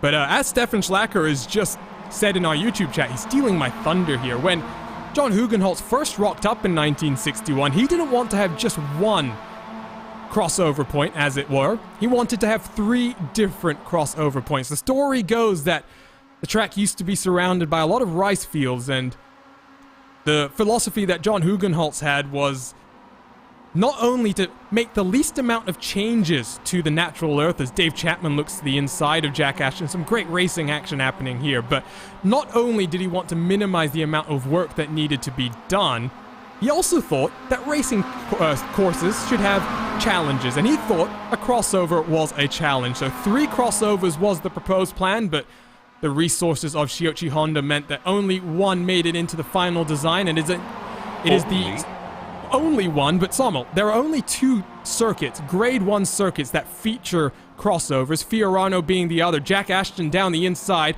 Let's look at Dave Chapman getting a bit of a bump from John Atkinson behind. Ashton up into second, though, and through the Casio triangle they go. Ishimaru now 1.1 seconds clear, and while I was telling that story, he used the fighting between Ashton and Hiroda, Sommel, to break away very slightly. Ashton now has to use that draft to close on back. Yes, indeed, but Hiroda is going to look for something around the outside, as he naturally should, but Chapman sends it. That is a confident lunge if there was ever one, and he moves up in a P number 3, Arjuna. That is rather opportunistic driving. And now Hiroda finds himself shuffled to 4th. Is his teammate going to work his way around the inside through the S's? We saw team orders before. Doesn't seem like John Atkinson has got the memo. He goes up into 4th. Hiroda's now in 5th, with Yannick Brenner playing rear gunner from Takumi Kusuyama. That was an interesting one, to say the least, from Atkinson, because I really thought he was going to just back out and let Hiroda have it. Well, I wonder here, Jonathan, if he's now seeing, they've now lost 1 second between 3rd and 4th as Chapman and Jack Ashton try and close on Ishimaru. I wonder if Atkinson feels like he's faster than his teammate and doesn't want to lose time here, and maybe he can draft his teammate back up to that leading fight. You think he's still angry about losing by a 10th earlier as well? Because I would be. I would be a little annoyed by losing by a 10th at the line. So maybe a little bit of a red mist. Maybe he just wants to hunt down Ishimaru himself. Well, let's see what happens as gaps now come up to 1.2 seconds out front. So whatever draft there is very minimal. It's going to be important as we work our way down out of the spoon corner to see the runs that Ashton and Chapman can get on board with Dave Chapman in his 444 machine. You can see the gaps between the top 4 and the bottom right-hand corner as Chapman takes a much tighter line, able to attack the power and get into the draft slightly earlier, but now he's going to get checked up, coming down into 130R. Is he going to go for the move, or is he going to set it up? He's doing a bit of bump drafting, NASCAR style, as he tries to maximize the track width coming down into 130R. The gap now 9/10 of a second, so they close about 2/10, and they squabble down into the Casio triangle. They'll lose out even more time. And so as a result, Chapman stays in line, and I think Sommel, that's what he's going to do until they close on the back of Ishimaru out front. He has to. He just realizes that there's no point of fighting together, because if they do at this stage, towards the very end, there is absolutely no chance that they might close up to Ishimaru. Smart driving there by Chapman, just sticking behind and using the draft. Perhaps you can get a better idea of it on the onboards next time out we come there to see whether he lifts off and takes away the draft advantage that he normally would have gotten. Hiroda still in 5th, by the way, as well. So from your championship picture right now, Jonathan, it's about as good as it could get for Ishimaru. He's got that incident that he's going to have to go down to race control and talk about after this race is done, but he's going to have finished in front of Hiroda in terms of track position in both of the races, and heading into Sebring, that championship fight is very much swinging in Ishimaru's favor. Yeah, well, right now it's looking good, but he doesn't have a drafting partner up front to really help him. Like, once Ashton gets in range where that draft is going to be effective, that fight for the lead is on, and you can't really count out Hiroda either because he has 2 teammates with him. So it's looking pretty right now, but we still got another 16 minutes to go to decide this thing. So 16 minutes to go. We still got half the race to go. You are right, Jonathan. This has calmed down since the craziness of the reverse grid start, and now Ishimaru has his mirrors filled with the Team Fordzilla machine of Jack Ashton, as Ashton continues to try and close on down. Gap is held fairly steady, though. You'll notice, Sommel, they haven't really been bringing it in very much through the infield. So now as we come down out of Spoon once again, this is where we'll see a couple of tenths of a second being eaten out by Jack Ashton. Absolutely, this is where he will close up a little bit. And now he gets in the draft train. That's the critical part, Arjun. He's within a second. That's the window. And that gap will slowly and steadily be chipped away on the straights. But Ishimaru is doing an excellent job to hold their advantage and have the leverage in the corners. Through 130R once again.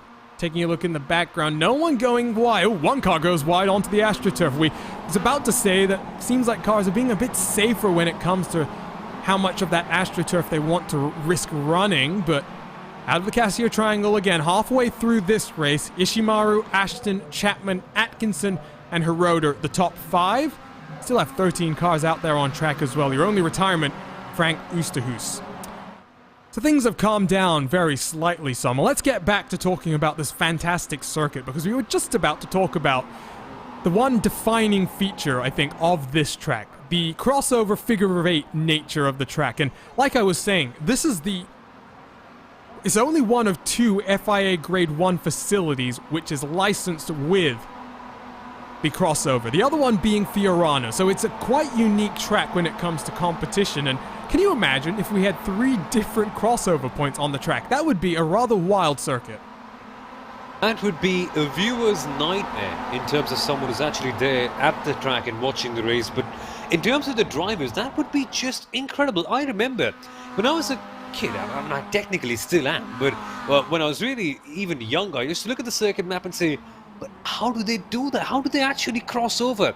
And it's incredible. But later on, oh my goodness me, as we see a rather unique line being taken around there, the exit of the Degners, while you keep on driving on this circuit and keep on watching more races, it's not just the crossover that stands out. Beyond the point, you take it for granted somewhat. It's a rather unique achievement, this nevertheless. But it's just the sheer driving pleasure. Even if we didn't have the crossover, hard to imagine that, to be honest, but just the undulations, just the nature of the corners, just the way they flow one after the other, on its own, it is just such an incredible track. So on board with Chapman then through the spoon corner as he'll try and get the power down early. Look how much of the curb he really climbs onto that curb, gets the wheel straight, throttles down onto the power, Jonathan, and really tries to build up his momentum down this back straightaway into 130R. It's a bit of a unique line that we're not seeing out of the cars in front of him. No, he's been really aggressive on the curbs. We saw it at the beginning of the race, and now we get to see that more of that aggressive bump drafting. But now, this is where it gets scary for Ishimaru, because all of a sudden Jack Ashton is now well within drafting range, and he has Chapman pushing him there. But when does Chapman, call it quits and say, well, Ashton is no longer my friend, and I'm going to go right around him? So top three have closed on up now. It's taken about 3 laps. Ishimaru's done a great job to maintain his consistency through the infield under pressure. As we come down the start-finish straight, Chapman going to continue bumping Ashton along. They'll get within 0.3 of a second shortly. Chapman will poke his nose to the inside, and he's going to force the issue here. Ashton can carry that momentum around the outside. That will open the door for just a moment's time. Chapman is able to get to the inside of turn 2 a little bit quicker, but around the outside, Ashton holds on to the position. That compromises them, though, Sommel. They lose a little bit of time. Gap's now back up to 0.7 of a second. But it's still all right. I would still allow that to happen. As long as they're within that 1 second mark, it is okay. But look at this. They lost time in the S's once again, losing 0.2 of a second. They can't let it slip over 1 second. They won't get the draft eventually. And that is exactly what they need at this stage. But I'm still surprised, Arjuna, that it's been so long into this race and they still have been working in tandem, although they're not part of the same team, so well. Amazing stuff. I think the bigger concern through the S's there, Sommel, is if you enter slightly offline because you've come in side by side, that's what causes you to lose a couple more tenths of a second through the rest of the S's as well. So gap back to 0.7 of a second as cars compress through the hairpin. 7 cars separated by just over 4 seconds right now. Kusiyama finds himself at the tail end of this leading pack. You can also see now on the left-hand side of your screen movers and shakers because we were waiting for Ashton and Ishimaru to make their way to the front. Ashton's up an incredible 11 spots so far. Unfortunately, the car that ended up on pole position, Stefan Schlacker, down a net 10 positions. I should be careful what I say about Stefan because he's a RaceSpot colleague, Jonathan. I don't want to irritate any of my colleagues here. And it's a newer one at that, too, so you don't want to be making enemies so quickly. I know, yeah. So, Stefan, don't worry. We were very much looking forward to seeing you in action today and hopefully in the future in GT Sprint. Tomorrow, we head to Road Atlanta for 2 more races in the IVRA GT Sprint Series as well. As who was that? Did someone just go deep into the hairpin for a second there? The big stack up for a second as Takumi Kusiyama has been side by side with Yannick Brenner for a few moments' time. RaceSpotTV replay coming up on your screen. Let's see what happened here, Sommel. Casio triangle. Good place to make a move, this. But not a very good place to collide. Ask Senna and Prost about that one. This still ended up rather cleanly. Yeah, well, I mentioned the history of championship deciders here in Formula 1. 5 consecutive years, I believe it was, where the title was decided here. Starting, of course, with Nigel Mansell losing it in practice in the very first race weekend here at Suzuka. His injuries would take him out of the contention for that championship. But then after that, things were decided on track. You had, obviously, contentious moments between Senna and Prost in back-to-back years, but the likes of Hill, Hakkinen, and Senna have also, or rather, Hill, Hakkinen, and Schumacher have also won championships here, so it's got a long heritage of being a championship deciding race. No longer, unfortunately. Oh, it's Ishimaru! Ishimaru! He's crashed! Ishimaru ends up in the middle of the track, and Dustin Hiroda has to take avoiding action to avoid hitting his championship rival. Big drama as Ishimaru, running that alternate line for so many laps without a problem, finds himself down in 7th. Let's go too wide. Well, we're about to take a look. Jonathan, talk us through this one. He's been running that line consistently, and for the first time, it bit back. Yeah, this 10-guard corner bits back, and I think it's too much curb. He gets into the AstroTurf, and then a lot of curb right there, and this is going to send him way too wide. And once you get in that gravel, loses control, just ever so slightly tags the wall, and that's going to end his race for the win, unfortunately. I'm at a little lost for words, honestly. That's an uncharacteristic mistake. Just that little touch right there. He was doing everything he could to try and save it. I'm not even sure if there's a touch. We'll slow this one down one more time. Listening to the engine audio on that last playthrough, it seemed like, you'll see here, it's just that weight transition over the exit of the curb has compromised the balance of the car, and Ishimaru finds himself stranded in the middle of the track. Let's pick up live pictures again and see what's happening, because Jack Ashton finds himself then with Dave Chapman and company out front. Ishimaru is down now into 8th position here, Sommel. That is disaster in that championship picture. And so I was talking about Ishimaru sitting comfortable coming out of this race weekend. It looks like Hiroda going to be slightly closer than we expected. Comfort in IVRA competition? What's that all about? I've never heard of that before. But yes, you spoke about Suzuka being a place where championships are decided. Well, this could be one where the championship is flipped over on its head. 2 different rounds, 2 out of 4 races for Shoichi Ishimaru where it hasn't gone to plan. And with a championship rival like Dustin Hiroda, who's breathing so close down your neck, man, this is going to be a fun finish towards the very end. But that line, that particular racing line that Ishimaru was running, very much self-imposed. That mistake had to happen beyond the point. I think I might have put a little bit of a commentator's curse onto Ishimaru a couple of race weekends ago, Sama, when I said that he was one of the more calm and consistent and calculated drivers that we had in the field, because last time out as well, we did see some rather aggressive moves from Ishimaru. So the elbows have come out, and Ishimaru, who sees that championship in front of him, is really trying to fight as hard as he can. Hasn't quite worked out for him, the aggressive strategy. Well, hopefully he'll be chalking out a game plan to understanding what exactly works for him, coming back to fight even harder with Hiroda towards the very end. But that said, Arjuna, Hiroda hasn't quite been able to capitalize on Ishimaru's absence in the top 5 right now. He's currently stuck in P number 4, and I say stuck because he seems to be there for quite a long while. Well, we saw Yannick Brenner and Dustin Hiroda swapping around in race 1. If I'm Phoenix Racing Esport, I'm getting on the radio to John Atkinson and saying, get on over, let Hiroda through. That's valuable championship points in his fight with Ishimaru for the championship. We've still got 6 minutes to go, so it might affect that swap later on down the road. As you see, contact between Yannick Brenner and Takumi Kusayama. That will actually help out Dustin Hiroda slightly. He now doesn't have to worry about Kusayama coming from behind as much. Ishimaru is losing time hand over fist, though, and he's not in danger of slipping into the clutches of Takeshi Taniguchi, but I would wonder what's going to happen there. Swap, though, for 3rd position.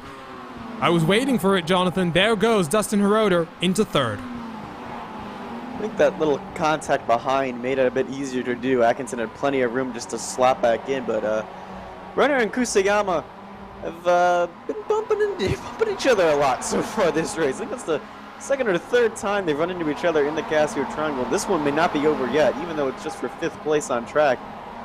Brenner is still fighting for a points fight of his own. He's up there in the top 10 of the points. Kusayama, I think, is just fighting for pride. I think Brenner might even be 3rd in the championship, so he is fighting, but he knows that the real battle for that team is the Drivers' Championship, and Hiroda in that 3rd spot's going to get some crucial championship points with 5 minutes left to work here at Suzuka and 2 more laps to go at the end of this one. Ishimaru continued to slip off the back of Arthur Panzel.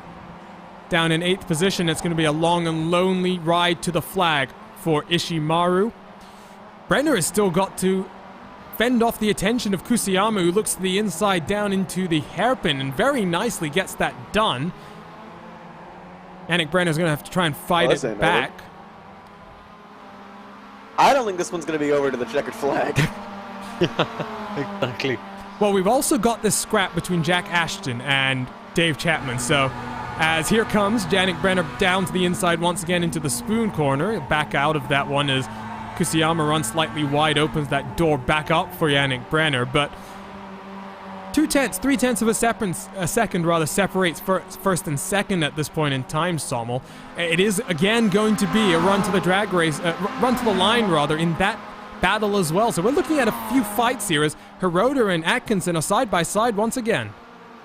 Absolutely, but smartly not making the decision to go side by side at the 130i, instead swapping out all the differences before and after that, but no moves being made at the Casio triangle. So it is still very sane and secure on Juno, but it's all going to flip over and turn out to be rather exciting as we come to the final few laps of the race.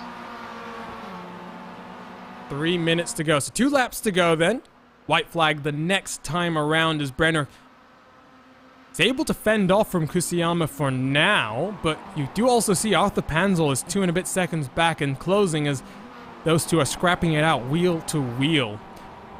Turn our attention to the battle out front for a few moments' time at least, because Jack Ashton has Dave Chapman for company, 4 seconds clear of the rest of your field. And Dave Chapman looks to try and get another win here in the IVRA Club Cup Series. These have been 2 of the strongest drivers throughout the course of the series so far, Sommel, and it's great to see that once again they found themselves out the front. They had to, right? They just had to. It was inevitable that they'd be there. It's just such a funny case, right? Because some drivers haven't been able to be there for all the rounds. Chapman included, Ashton included. And so the thing is, whenever they're here, they're just up here to put up such a show. As we see that wide line being taken once again. And when they're here, the kind of racing that we've seen is just exactly what we expect. It's just the case that had they been on for all the rounds, have been higher up in the championship standing, where we are discussing the likes of Ishimura and Hiroda right now.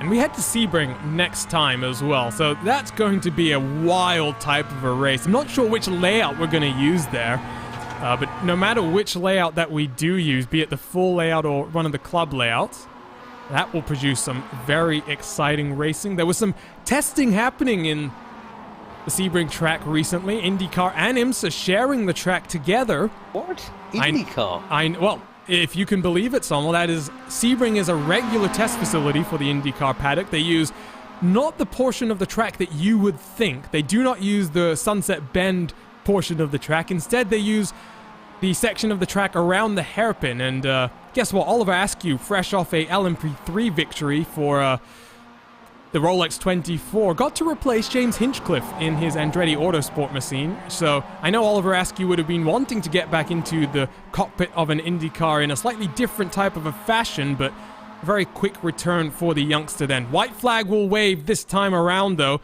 Ashton versus Chapman. I'm going to put both of you on the spot. I like to do this. I'm a bit evil here. Jonathan, let's start with you. Chapman or Ashton? I want to say Ashton, but I feel like Chapman is also very, very strong. I think Ashton has got the defense down pat, though. He has not let Chapman by yet. All right, and Sommel, what about you? I said Chapman the last time out, so I'm going to flip it over and say Ashton this time out. Why not? Should be a fun one. So that's 2 for 2 for Ashton then, if I'm calculating correctly. I'm not gonna guess because wait. Do you not want to disagree with us? No, because I don't want to be responsible for another commentator's curse up here on an IVRA competition broadcast, so I will refrain from doing anything of the sort. Chapman closes up, though, as we come down into the Degner on this white flag lap. Brenner and Kusiyama have actually split up very slightly, 3 and a bit tenths of a second between the two of them. So on board with Chapman coming down into the hairpin section. He's a bit further behind this time around. I have a feeling, unfortunately, Sommel, he's going to be a bit too far back to try something, even down into the Casio triangle. So you think, because that's the MX-5 car, you can gain up time literally anywhere. I'm not going to foreshadow far too much, but there are still chances, outside chances of this happening. Yeah, I think Ashton very much has it in the bag, unless something big happens. Knocking on wood, as I say. Well, no, I mean, unless a Shipsky Send happens, which is a brand new phrase that if the Shipski management wants to take full ownership of, send me a message. I'll send you my PayPal address and we'll sort out all the trademark details there. But here we go. Run out of Spoon Corner then. Down in towards 130R, weaving to try and break the draft is Jack Ashton out front. Dave Chapman in the 444 tries to get onto the rear bumper as we work down into this high-speed left-hander that sets you up into your final braking zone. Right on that bumper is the 444. It's a little bit too far behind. Ashton gets a bit squirrely through the apex of the corner, goes defensive. I think that should be enough for Jack Ashton. Pole position in race number 1, and I know he wanted a bit more of a strong performance. Unfortunate incident with Shiyoshi Ishimaru, but race win here then in race number 2 is it's a drag race to the line. I think I got it right. Jack Ashton has managed to hold off Dave Chapman. John Atkinson comes across the line in front of his teammate in a very important championship fight. Takumi Kusayama appears... Where'd the 15 go? Yannick Brenner has lost a whole heap of time. There's the 15, Johnsons. You have spotted it. Not sure exactly what happened there at the line, but some big changes then as we get the final cars across the line. I'm wondering if that fight with Kusayama got a little more intense as we were watching that fight for the lead. So we'll take a look at this incident, and it was an intense fight, but no contact between the two cars, it would appear, as Yannick Brenner does a bit of a 360 there as we see this incident one more time up on your screen. Let's take a look at our final race results, though, because we've got a 2.4-hour race to look forward to now. We've already had 60 minutes of great racing, and we still got a long way to go. Team Fordzilla then, and Jack Ashton with the win. Dave Chapman in second. John Atkinson and Dustin Hirota make it Phoenix Racing Esport 3 and 4. Takumi Kusayama will come home in 5th position with Yannick Brenner in 6th. Your championship leader, though, Shiyoshi Ishimaru's down in 7th and owes a trip to the steward's office. Arthur Panzel, Takeshi Taniguchi, Simon Erpelding, the edge of the top 10. And final finishers here, Darwin Mirek, Aaron Kurtz, and Stefan Schlacker. Frank Oosthuis, your only retirement in today's race. So that's it. We have 2 more races, 1 more race weekend here in the IVRA Club Cup Series. And it's looking like, Sommel, it's going to be a fight all the way to the line between Dustin Hirota and Shiyoshi Ishimaru. It will be, and I can't wait to see how it goes. We're going to talk about it very quickly while we jump on over into the Club Sport session. Jonathan, I'm going to get a prediction from you. I always like to do this. I'm going to go on record right now. I think Ishimaru will claim this championship. What about you? I don't want to count Dustin Hirota out yet. Hirota, he hasn't had that breakthrough, that big win that he needs, and I think Sebring might be that opportunity for him to really put a statement on the championship. Sommel, how about you? I know you're a fan of some of these guys. What's your thoughts on this championship? I am properly split apart in this case. But in terms of your race winning pedigree, I think I'd go with Ishimaru. He has it, he's done it more often. So we're going to take a short break here again on RaceSpotTV. We'll be right back in a couple of moments' time with continued coverage from Suzuka and round 5 of the 2.4 hours of Suzuka.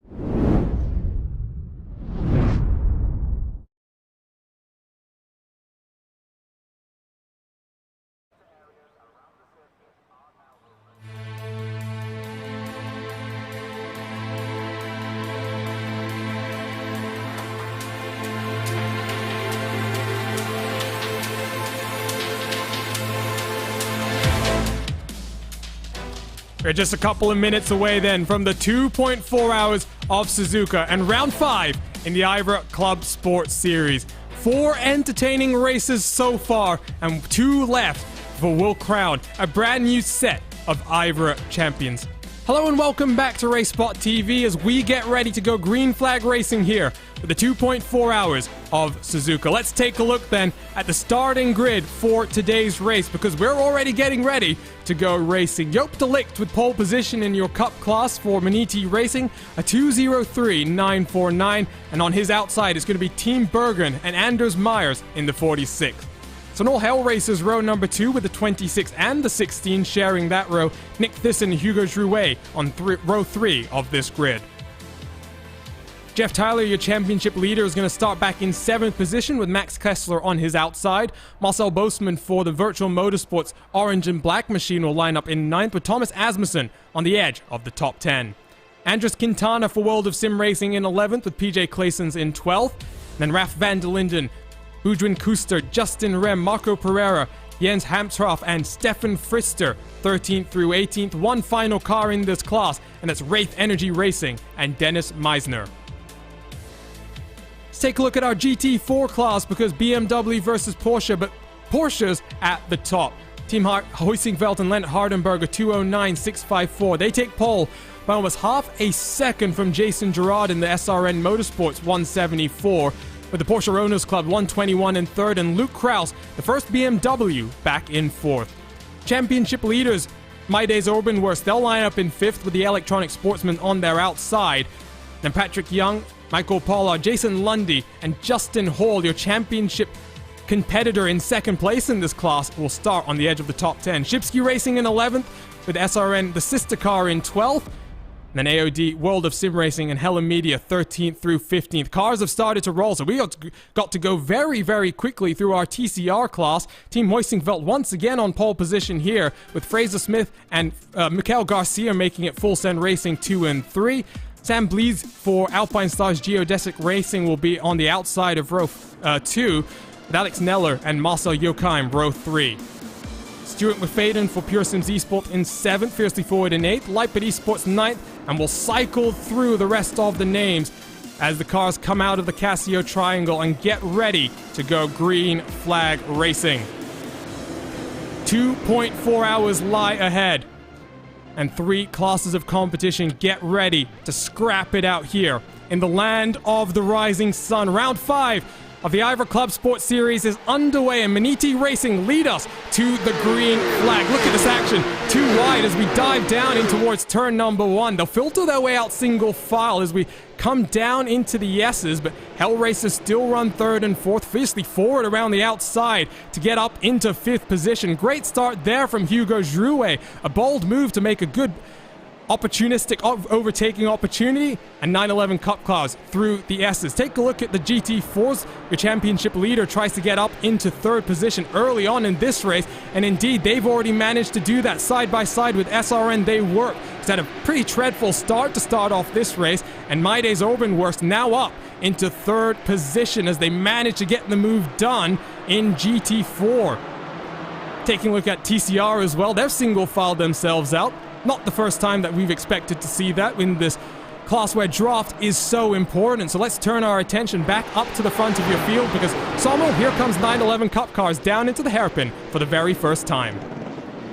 And it is Joop de Ligt leading them all the way through for Team Maniti Racing. It's that battle we all wanted to see, Maniti versus Bergen, but Joop de Ligt already putting up some sort of a gap, and Anders Meyer behind is closer up to Stefan Lindenberg in the Hellracers car than he actually is to the Maniti car ahead of him. Good start there by Maniti. Looks like PJ Claessens has had our first issue for Team 11. He's at the tail end now of this Cup class as they round Spoon Corner to work their way down into 130R for the very first time. Turn our attention to GT4. There's Electronic Sportsman as they hound 2nd place in qualifying. SRN Motorsports. Jason Gerard has unfortunately had a bit of a poor start to this race and now has to defend from the queue of cars that's forming up behind him. They work their way now onto this back straightaway as well, as Hell Racers has to defend from Nick Thyssen and NAB Racing, who's trying to get up into the top 4. Great performance so far from NAB. Their best showing of the season so far, Jonathan. As we come across the start-finish line, here comes Thyssen to the inside. It's going to go to the inside, however, there was a bit of a hold-up through that final chicane with Fiercely Ford, and I believe that was the Hell Racers car. No, not the Hell Racers car, the Hugh Jazz car. So now Thyssen's not going to be under threat. This is going to be a clean fight between him and the 16. Looking at TCR as they come through the Casio Triangle as well. Team Hoisingfeld defends from the 287 full send racing machine. The 285 starts to drop off very slightly as that Team Hoisingfeld machine that took pole position tries to run away with the lead of this race. Let's work through the first of our replays on lap number 1 then, as they single file themselves out for now. And here you go, PJ Clayson does contact with, I believe that's H2 Performance. And unfortunately, Sommel, they end up in the grass. But fortunately, I guess, there's no damage and they can use safety cars to come back into this race. Absolutely. If anything, you want your crashes and your incidents to happen as early as they possibly can, so that you have enough time to recover. Machine. That is, let's say, the best time to have an incident, but clearly not the best thing in terms of the overall race towards the very end. So back to live pictures, top 3 breaking away as that second Hell Racers car still feels the pressure from Nick Thyssen and NAB Racing. Behind them as well, Hugo Drouet is having to defend from Bourgeois and Kuster. We talked about Team Down Under being one of our shining lights in terms of performances, maybe not in terms of results, and Kuster tries to get to work at this point in time. Looking at GT4 for a few moments' time, because there's a few battles in this class, but for the most part, you take a look at these gaps that are starting to form here, Jonathan. It's very much a case of what we saw in qualifying. Team Hoisingfeld running away at the front of this field. And I talked to Marshall Ty about both the GT4 and the TCR machine, and he said, look, if the GT4 car is performing well, we'll take it, and right now it's performing admirably well. 2 seconds in the first 2 laps, he's been able to gap the Porsche Owners Club machine, and now the Midas Urban Works car is going to have a tough time chasing them down as we head back to the main GT3 Cup class, and they're still fighting all throughout the field. Nick Thyssen up into 4th spot now, tries to hunt down the podium in front of him. Walker Green for AOD Racing is in the wall at 130R. That's a bit of an unfortunate incident, but somehow Sommel, as we wait for that car to come into shot, seems to have managed to get through that incident without any damage. So take a look here, and this is going to be a bizarre one.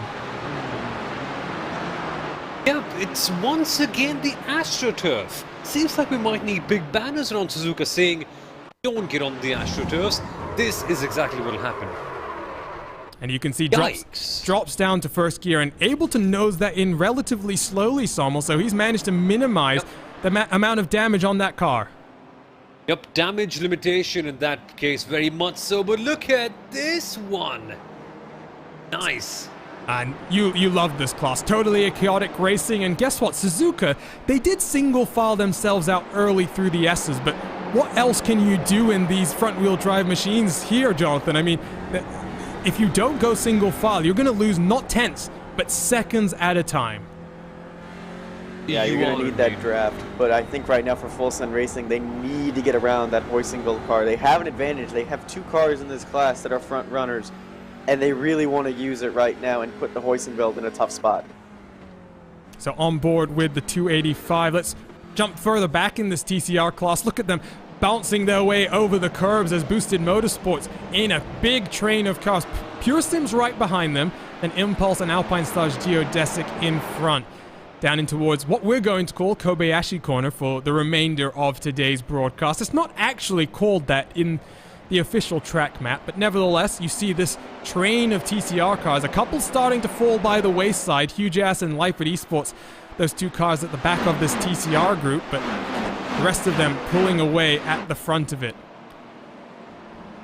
Let's look at GT4 once again. What's happening here to SRN Motorsports, Sommel? Because after that very exciting qualifying performance for Jason Gerard, he's now down in 5th position and is really starting to struggle compared to the rest of the cars around him. Yeah, absolutely. It's not been the easiest of starts for SRN Motorsport. Clearly the pace has been lacking around, what, 6, 7 odd tenths of a second behind. In some cases, even 1 whole second behind the other cars ahead of them. So clearly not the best start for SRN. But on the last lap, they did make somewhat of a recovery, getting closer to the leader. Bit of a change for position then in TCR. As look at this, full send 1-2, Hoisingfeld down to third. We'll grab that replay up on your screen so you can see exactly how Fraser Smith and Mikel Garcia have gotten through. A slight mistake from the Team Hoisingfeld machine, and Full Send Racing takes full advantage of this one. Jonathan, take one more look at this one and just see what's gone wrong. Is this once again AstroTurf on the outside of Spoon Corner? Maybe just a little bit of overdriving, or a little bit of grass on the inside of the corner, and then a little bit of AstroTurf, just overdriving it just a little bit early on for the Hoisingfeld machine. Again, they have a really good points gap, so they don't really need to fight these guys right now, but I think it's going to be key for the Hoisingfeld car just to stay in touch with the Full Send Racing machines. So it's a busy, busy track right now. I don't know what's just happened to Hampus Bars for the Hell Racers team, but after starting third and fourth, the 16 car now down into 6th position. And out front, look at these 3 cars here, Sommel. It's a breakaway. It's a peloton forming behind, once again. It's kind of the story of these IVRA races so far. Maniti Racing, Team Bergen, and then Hell Racers. One of their best performances of the season so far. Exactly. Hell Racers have always been there or thereabout at the very top. Same we said for Bergen, same we said for Maniti. It's a very similar thing for all these 3 teams right now, and it's good to see them getting ever so closer to each other and just making a small bubble of sorts for this lead battle, and they're all doing an excellent job with the other competitors nowhere near as close.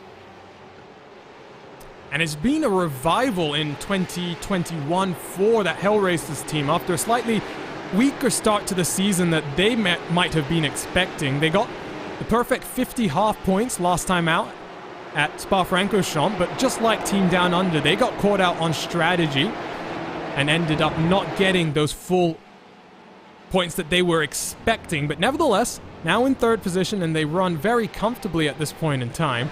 Ooh, what's that? Mikel Garcia in the wall. No. That's Full Send Racing, your 2nd place in the championship car, the 285, that now has to wait the eternity for the rest of the field to make their way by. And Full Send Racing now down into 13th place. Mikel Garcia has a lot of work to do, Jonathan. And that's the 2nd place car in the championship, and I'm wondering if it's at... Oh, we've seen this song and dance several times already today. Just into the wall. Thankfully, it hit the door side, not the engine side, so it shouldn't be too much damage, but this is, I think, the 5th time today we've already seen this, and we're not even, what, 30 minutes into this race. Oh, back to live pictures. What's just happened to Maniti Racing? What's just happened to Joop de Ligt? He's pointed in the wrong direction through the Spoon Corner and rejoins the track and just about manages to squeeze himself back on safely.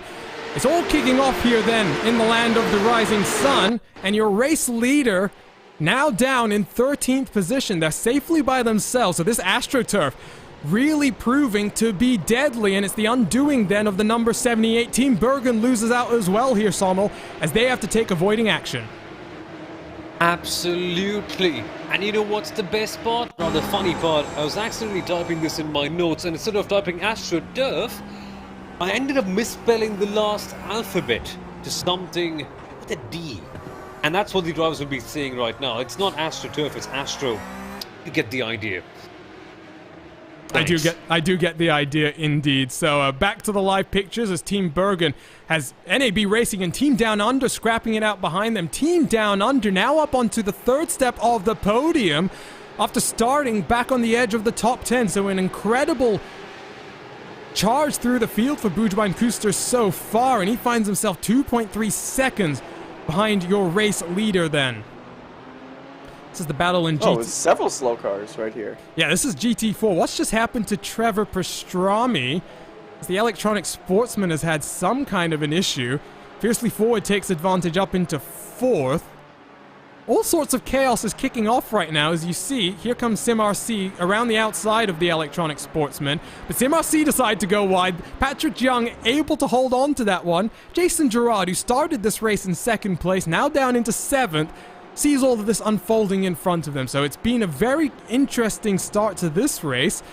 And we're, what, only about 20 minutes into it or so? I think 12? Oh my, It was we're, 225? we're only 12 minutes into this one, and we still got 2 hours and 12 minutes to go. So it's going to be an interesting one, to say the least. But let's turn our attention back to TCR once again, because now that Full Send Racing have lost out on the duopoly out front, Sommel, they've got a bit more pressure coming from behind. They have indeed. So this TCR battle is actually opening up with more competitors coming in and joining in the action, as we saw the 285 Full Send Racing car being cruelly taken out of it by a mistake of their own doing. And which reminds me, Arjuna, when I was preparing, just a little bit of preparation that I did for this one, I never expected the AstroTurf to be this big of a factor, especially with sports cars. But here we are, as Jonathan mentioned, already 6 or 7 of this zone.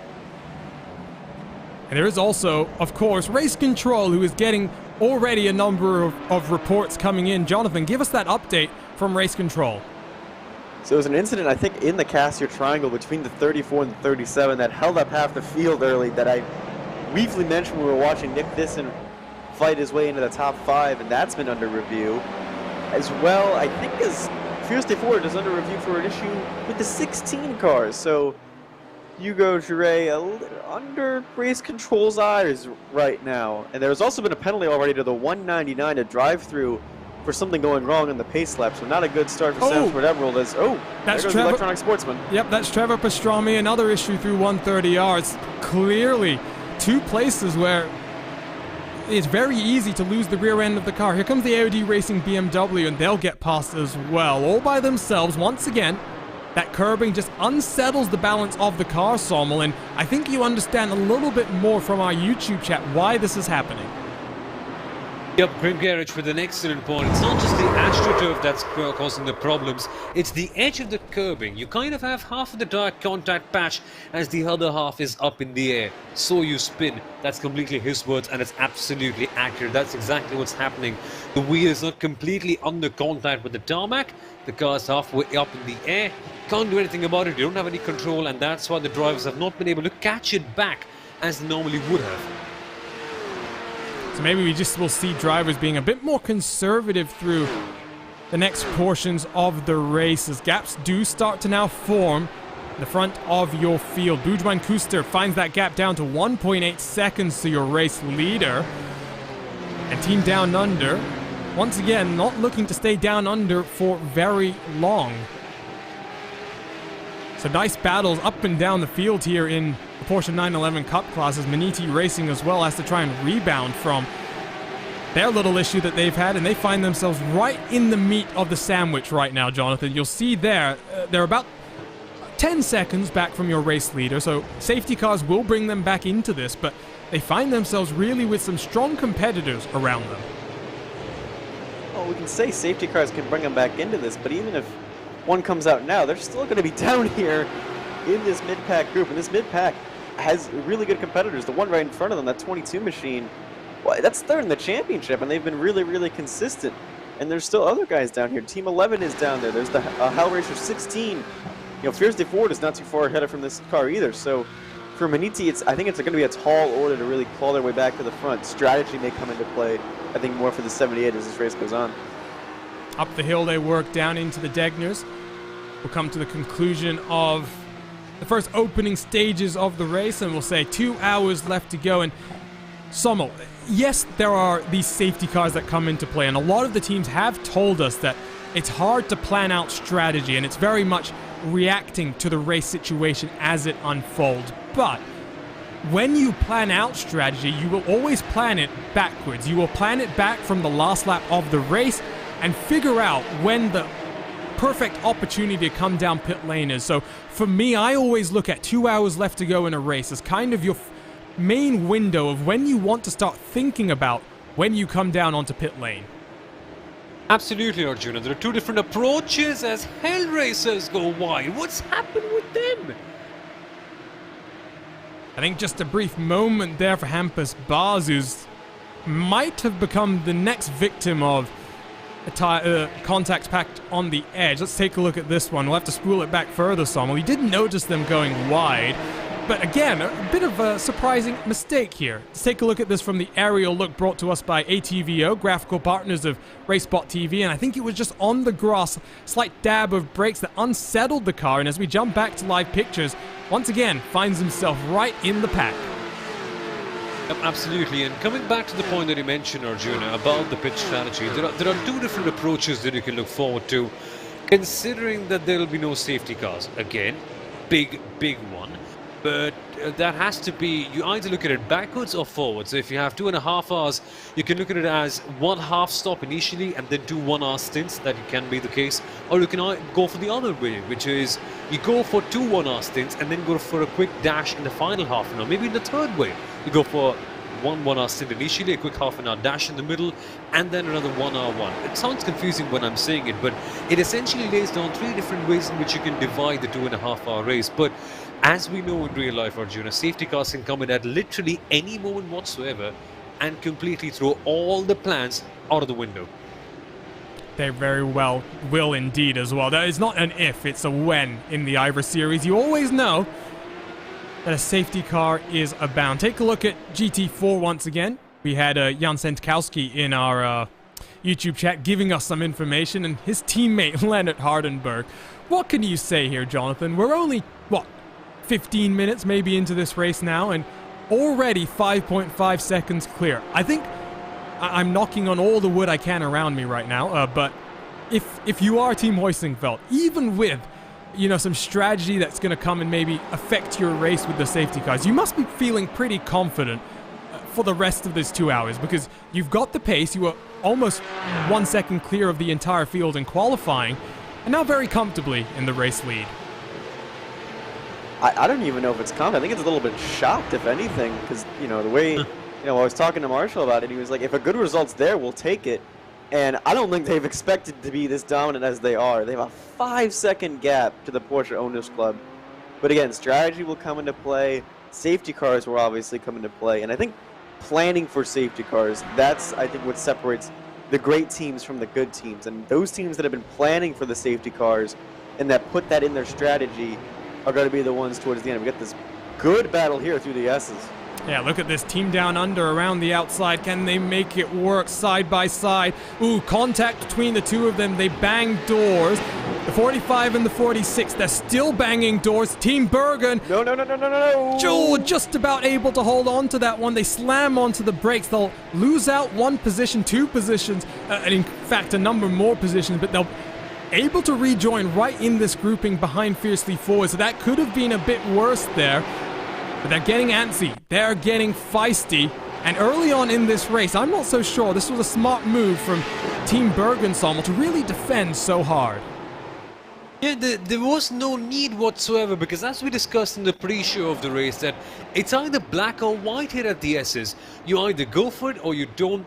You won't quite be able to do it side by side, and it just work out in the end. And while we're watching this, there's been another issue as well. Pick up this replay for Diogo Duneus, if I'm pronouncing that correctly. And I think Luke Kraus gets involved in this one as well. It's a World of Sim Racing stricken on the side of the road. In fact, no. The issue for Kraus is going to be something else, apparently. So we'll try and pick up what's happening, but it's craziness right now. And oh, here we go. Another issue through 130R, and Fiercely Forward knows that car hard into the wall. And we're going to stay green because that car is relatively close to the pit lane. So no matter what, they should be able to nurse that car back around. But another big incident then, Jonathan, through 130R.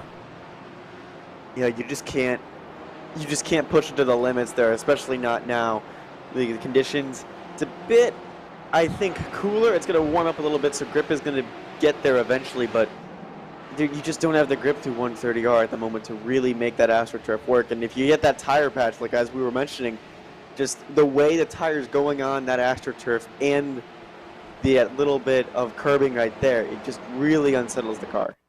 So switch for lead in TCR, and it was a bold one as well, down the inside into 130R, and I think Fraser Smith thinks better of trying to fight this one too hard.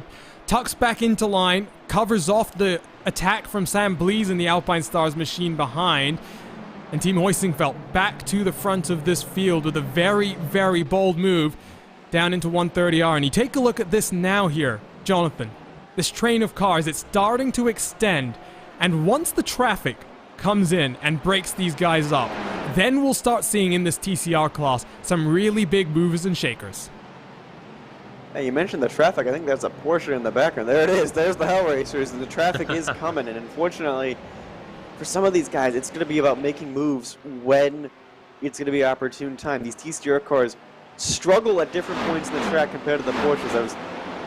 We mentioned, just different speeds, but what about the different lines? Like, these TCR cars are a front-wheel drive, a much heavier machine than these much nimble Porsches at the front.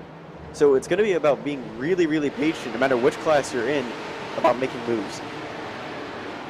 Taking a look, by the way, at my race control sheet as well. They are being busy, doing their job, as it were, and making sure that everyone is staying on the straight and narrow. Ooh, something's just happened, I think, to the Porsche Owners Club. Down into third now. Maides Urbanwurst have been promoted up into second, and for Teddy Framheim, looks like an issue in towards turn number 1. Let's jump on board with the Porsche Owners Club in the 121 then. Down through turn 1, a bit wide through turn 2, and I think that's the first time we've seen the sudden spin through turns 1 and 2. So it looks like, Sommel, this might be a bit more of an issue than we were expecting. Yep. And hopefully it's not the first of many. We don't really like to see things like this one, but Teddy, yes indeed, it's a tricky corner. You're going downhill, descending at the same time, and as racing drivers, you want to maximize the space on the track. Well, this just happens, doesn't it? And look at them through the traffic now. I was talking about TCR cars breaking themselves up. Does look as though they are starting to separate out very slightly. Front of the TCR field, now half a second separates Team Hoisingveld and Full Send Racing. You can see a couple of cars getting in between Alpine Stars and Impulse Racing as well. So traffic for the first time, and this is what we were talking about, Jonathan. This is one of those tracks where you can't really force too many passes to happen. They either are going to be very visible and very easy to make work, or you're going to try something that ends in disaster. It's a good thing right now. I think the Porsche drivers being very, very calm, being very, very patient, but they caught all of these TCRs in the wrong Porsche, and they caught them going through the snake into Dunlap Corner. And now I think it's going to be better opportunities for the Porsches to get around, but this is going to really break up a lot of this TCR field and maybe just make it a two-horse race out of the front. Here comes the second group of Porsche Cup cars as well. Fiercely forward, chasing down Huge Ass with Team Bergen right behind them after that spin for the 46 machine. Down through Spoon we go. Let's jump on board with Anders Myers as you'll see Hugo Drouet try to find a way past Bombshell Racing in the TCR in front of them. They've got the Team TCR for Fiercely Forward in front of them as well. This is where, guys, sometimes I start to get worried. How many cars are thinking about throwing it too wide into 130R? How many of them are going to back out of it and be a bit more sensible? I think we've seen safety cars for passes through traffic. If we're going to get another one today, that might be the same incident. I think everyone's a little bit afraid of a 130R after seeing all the problems the AstroTurf is causing, and I thought for a second Team Bergen was going to go 3 wide, but they thought much better of it. Is look at the chaos down this last corner. Everyone's just trying to find some track space. And there are TCRs that are trying to take advantage of this situation. Here comes Boosted Motorsports to the outside of Pure Sims as the Porsche made it 3 wide. Boosted will try and hang on around the outside, but Impulse Racing, I think, is going to make that a bit too much of a challenge. Oh, who was that? That was Hugo Drouet in the wall for Fiercely Forward. What's happened to Fiercely Forward in the number 34 machine? Every time we think things are getting a bit calmer, they kick off once again. So let's spool this one back. Take a look at our wonderful aerial angle brought to us by ATVO, the graphical partners for RaceSpotTV. And Sommel, what happens here to Drouet? I think no, it's not the concertina effect. He loses it all by his own. So I know that the Porsche had become slightly easier on the throttle, but I didn't expect this incident to happen. Well, that's a bizarre one. Perhaps he got on the bar far too early on, but I don't think that has to be the case because he was well and truly after the exit of the corner. So, not really sure, to be honest, Arjuna. I'm not aware. Well, you'll notice as well, in front of the 34 is the 16, so let's see what happens here. As another issue for Hampus Bars, who goes off tracking through turn 1, and that's going to be significant damage for Hell Racers there. Oh, not sure exactly how wrong that one went, but unfortunately for Hampus Bars, that's big contact that he now has to deal with for the remainder of the race. Let's pick up the live pictures and pick up TCR again as the rest of the Porsche 911 Cup cars work their way through this field. Impulse Racing jinks to the inside of Full Send, as does Virtual Motorsport. Is Virtual Motorsport going to get the move done just about before they get into the 130R section of the corner? And look at the difference of momentum as well, Sommel. It really is quite a big disparity between the amount of speed the front-wheel drive cars can carry versus those Porsche 911s. Exactly, it's just the way the cars are designed. You can't quite do much about it. And so for the 911 GT3 Cup cars drivers, they just have to do a lot more meditation, just develop a sense of patience, because in situations like this one, you need a calm head. You can't do without that. Looks like Team 11 tries to take advantage to the inside of World of Sim Racing, not going to get it done. But as they jink their way through the traffic, you mentioned this, Jonathan. This is the section where you will lose the most time. Look at this, Team 11 has to tuck up behind that TCR machine now. Yeah, it's just there's two different lines, and the TCR machines, the ones I've talked to, they said we have to drive this section slower than we want. We can't go full out in this section. So these Porsche cars that, you know, a bit lighter, a bit more nimble through the snake section, they want to just drive it on the limits at all times, but you can't in this TCR traffic, especially when the TCR traffic is trying to fight amongst itself as well. The battle for the lead is still underneath the second for TCR. So while all of this is going on, Race Control has been busy. Let's give you that Race Control update. Jonathan, talk to us. It's been a couple of penalties coming down. Looks like it's the pit lane infraction for the 199 car, as well as for Hampus Bars in the 16, a Tier 5 drive-through penalty. Yeah, it was a bit of contact, I think, with racing with Hugo Jouret in the Kobayashi hairpin just a few laps earlier while we were watching, I believe, the battle for the lead. So when it rains, it pours. I guess for the Hellraiser 16 machine, they're now going to find themselves well off the pace with that damage from turn 1, and now well off the timing street with this penalty. So we are now 1 hour and 55 minutes left to go as, well, in GT4, what can you say? There's not much competition at all. What's happened to Hugo Jouret? Another issue then for Fiercely Forward in the 34 car. Looks like it might just be Spoon Corner once again. Let's take a look at this one, Sommel. You're saying you don't want to be seeing this too much, but these guys are pushing all the way till the limit, and beyond the limit in this case as well. Oh! And, oh my goodness me. Which one of those... Oh, that's actually the 287 Full Send car, isn't it? Yep. That is the car in second place. So I wouldn't really say that it's their fault, right? Just classic traffic incident with Hugo trying to find a space. But poor man Hugo, he's such a nice person to speak to, such a really quick driver. But an incident like this one is just not really helping them set up a good platform for Quinton Violatti to come in and build upon later on. Just a very chaotic start, unfortunately.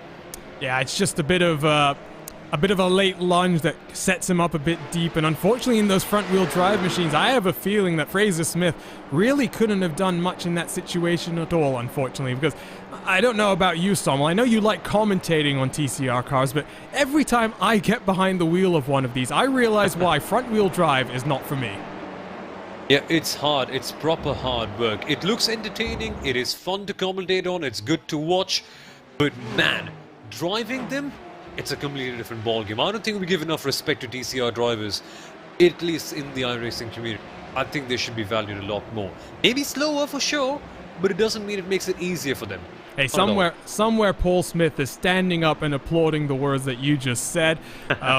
Resident RaceSpot TCR guru, Paul Smith, who's busy with not TCRs today. Instead, he's dealing with the Porsche 911 Cup cars, so a little bit of a change in situation. But while the gaps are very much extended in TCR and GT4 through the traffic, you can see gap between first and second in GT4 is now up to 12 seconds between Team Hoistingfeld and the championship leading My Days Urban Works team, which quite frankly is absolutely incredible. Very early in the race, and 12 seconds. There might be a danger here that the entire GT4 class gets lapped before we get to the end of the race. So I think, Sommel, that really speaks to the speed and domination that Lennart Hardenberg is putting on the field at this point in time. Is, and when you put it into numerical terms, it makes it even more fascinating, to be honest with you. He's clearly around 0.5 of a second faster than everyone else, although there has been a bit of a comeback the last couple of laps from Christian Jung and Teddy Fremheim in the Porsche Owner Club and the Elvenberg car, but still, the way Heusinger have been dominating has just been very admirable, just setting up a blueprint of how you actually do a GT4 race. Very well done so far.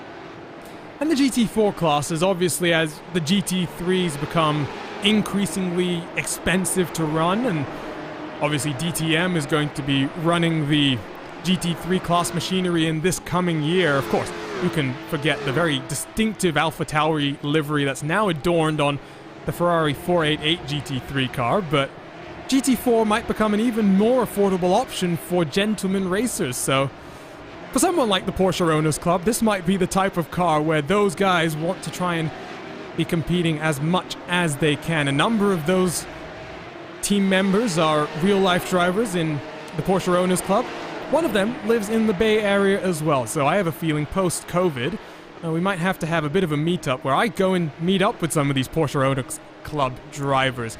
Meanwhile, battle on the edge of the top 10 here, Jonathan. You can see Team 11, H2 Performance as well. A couple of cars recovering from early incidents, but 20 seconds back from the race leader. I think the moral of the story for these guys is very much, remember, IVRA competitions have safety cars. Well, safety cars and strategy, because we haven't really gotten into discussing pit stops, when you're going to change tires, when you're going to put drivers in, who's coming in where. You know, Team 11 has had a bit of an issue. That 2 cars probably further down that wants to be the 22, Thomas Amusement. I think that 22, it's a new team. They're third in the points. I think they're just happy to run and get a good result here. A lot of drivers have said this is probably one of the most challenging circuits that they're going to see this weekend as we see Team Down Under. Well, they're not going to be underneath this 26 for long. And as well, here comes your championship-leading huge-ass car. They are 10 seconds back from the race leader, but they're now on the edge of the podium position, so that's an interesting storyline to watch out for here, Sommel, as we see that huge-ass car, not the best performance in qualifying, but really making some strides forward in the race. Yeah, huge ass have been making big progress, but it's been interesting, right? Teams like Huge Ass have been making big progress, but Hellraisers not so much. And now it's that Fraser Smith TCR 287 that made contact with the facely forward car coming in. Damage? I doubt, because it wasn't a very heavy incident, was it? Well, I wonder if this is them working backwards and deciding this is when they want to come down onto the pit lane. So, interesting call. No one else has followed them down right now, and even more interestingly, maybe, is their teammate didn't come down with them that time around. So, unfortunately, we'll have to wait and see what the strategy plays out for. We've got an hour and 50 minutes before we can get to the checkered flag and see which strategy is going to be the best.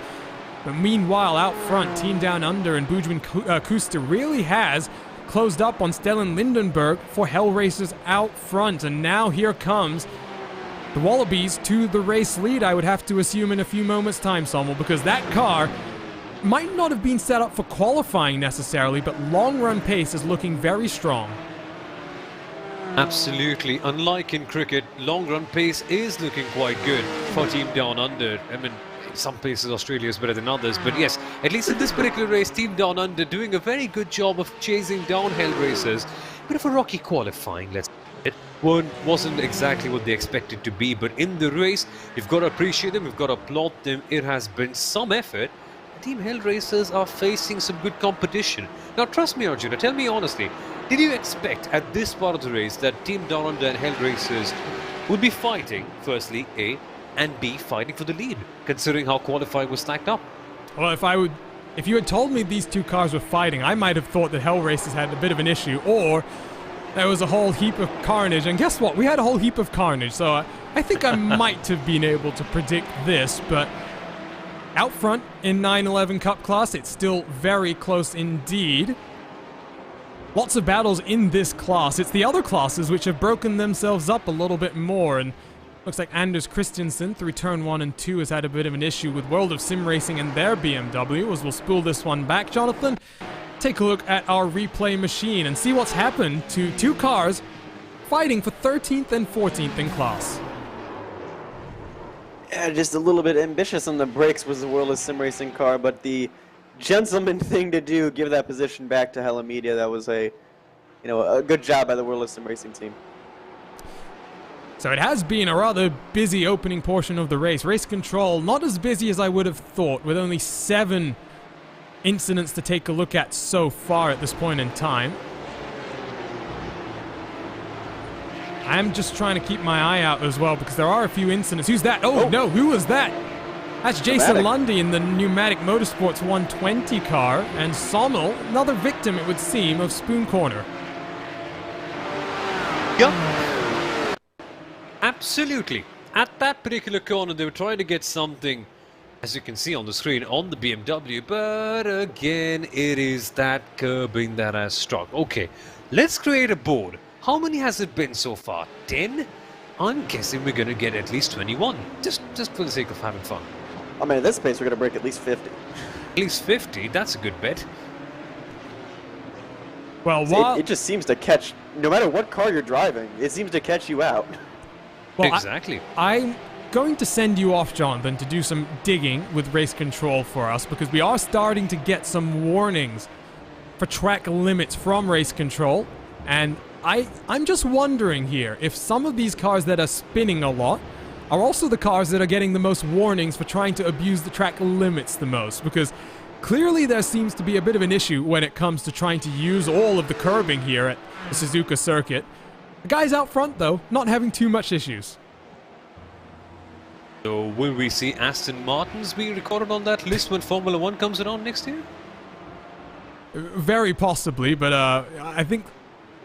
I wonder if Sebastian Vettel's new hair is going to make him sprint-proof. At least that's my theory with that one. Meanwhile, while we're joking about Vettel's hair, Jens Hartframp for H2 Performance. It's a very, very odd incident here, Sommel. Take a look at this onboard. He lost it midway through the Casio Triangle, which is something. I rarely say this, but that's actually the first time I've seen it. A first? A first, a genuine first. Midway through the Casio Triangle, wow. I thought that wasn't possible, very honest with you. So an hour and 45 minutes to go. It's been a bit of a crazy race so far, as we still aren't even into the first pit stop window of today's race. No safety cars either, and like I say, I am knocking on the table around me right now. A little bit of a bongo drum. Ruben Bongo's not in the session though. TCR cars, we saw Full Send Racing down onto pit lane, and that's promoted Alpine Stars up into second, Impulse in third, and you can see Pure Sims and Boosted in close pursuit as well. The reason I bring this up, Jonathan, is there was a protest that came down between the 286 and the 234. Alex Tanner finds himself 6 seconds behind this grouping of cars. No further action, though, for that one, so it looks like there's a bit of trouble for Fiercely Forward in multiple classes, not just the one. Thanks. Yeah, they've been given 2 warnings for track limits, and there's some that are really pushing it. Leipert Esports, I believe, was also in an investigation for possibly a 3rd warning. The Alpine Stars Geodesic, not this machine we're looking at right now, but the Porsche has also been given 2 warnings. And we're not even an hour into the event as well, as it looks like they're trying to defend from World of Sim Racing.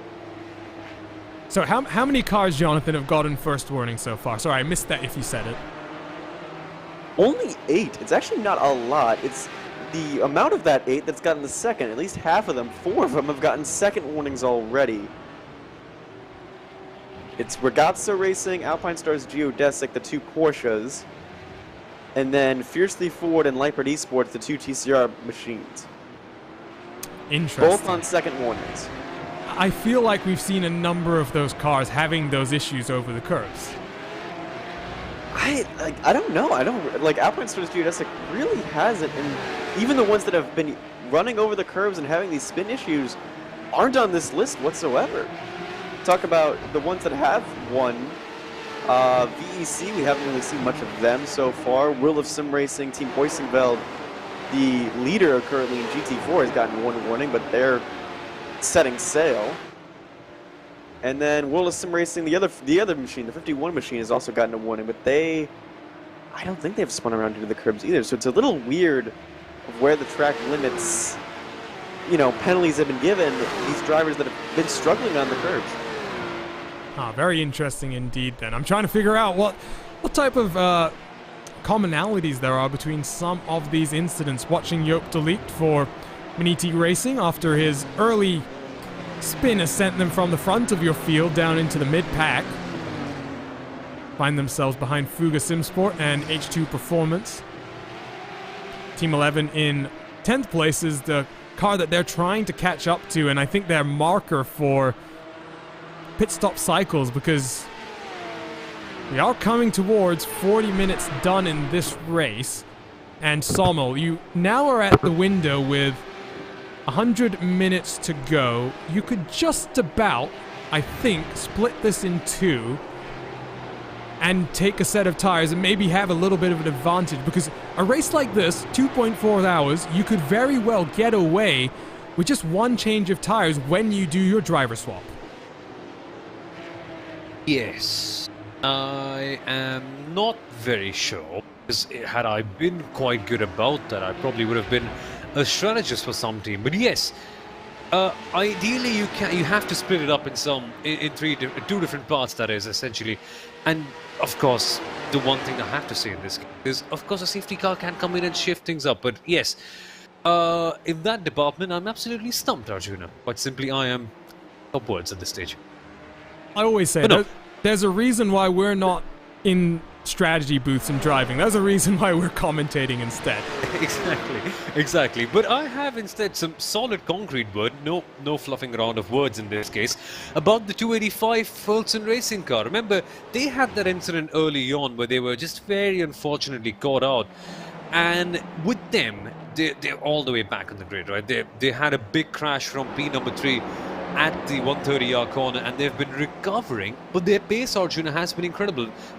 Fraser Smith, of course, is their teammate in the 287 car, but the 285, seriously, they're lapping at 2-minute 14s and 15s, while the others are doing 17s and 16s. So the 285 car really has a lot of pace, and as you can see on the screen, they've closed up big time to that fiercely forward TCR car up ahead. And maybe we've got the team boss, Steen Ledger, in our YouTube chat. Maybe he can give us an update on the car condition, because it was a sizable hit into the wall. But fortunately, the contact itself was almost door to the wall itself. So maybe they were able to minimize the steering damage, the amount of time that they're losing as a result of this damage. But nevertheless, it is a recovery drive. Down the inside of one position, they're going to get Alex Tanner from Fiercely Forward and drop him down into 8th position, but fighting it back side by side, down into Spoon. Full Send will have the inside of the corner, but not alongside anymore. It'll have to be a late move under braking if he wants to hold on to the position. Forces Alex Tanner onto that curbing. No issues for Fiercely Forward this time around. Full Send Racing able to punch the throttle that little bit earlier and up into 7th position. Their teammate, the rear of him as well. Well, the teammate, Jonathan, that's what I was just about to highlight, because Fraser Smith is really setting in some blistering lap times right now. Fastest lap last time around of this entire class, a 2:14.491.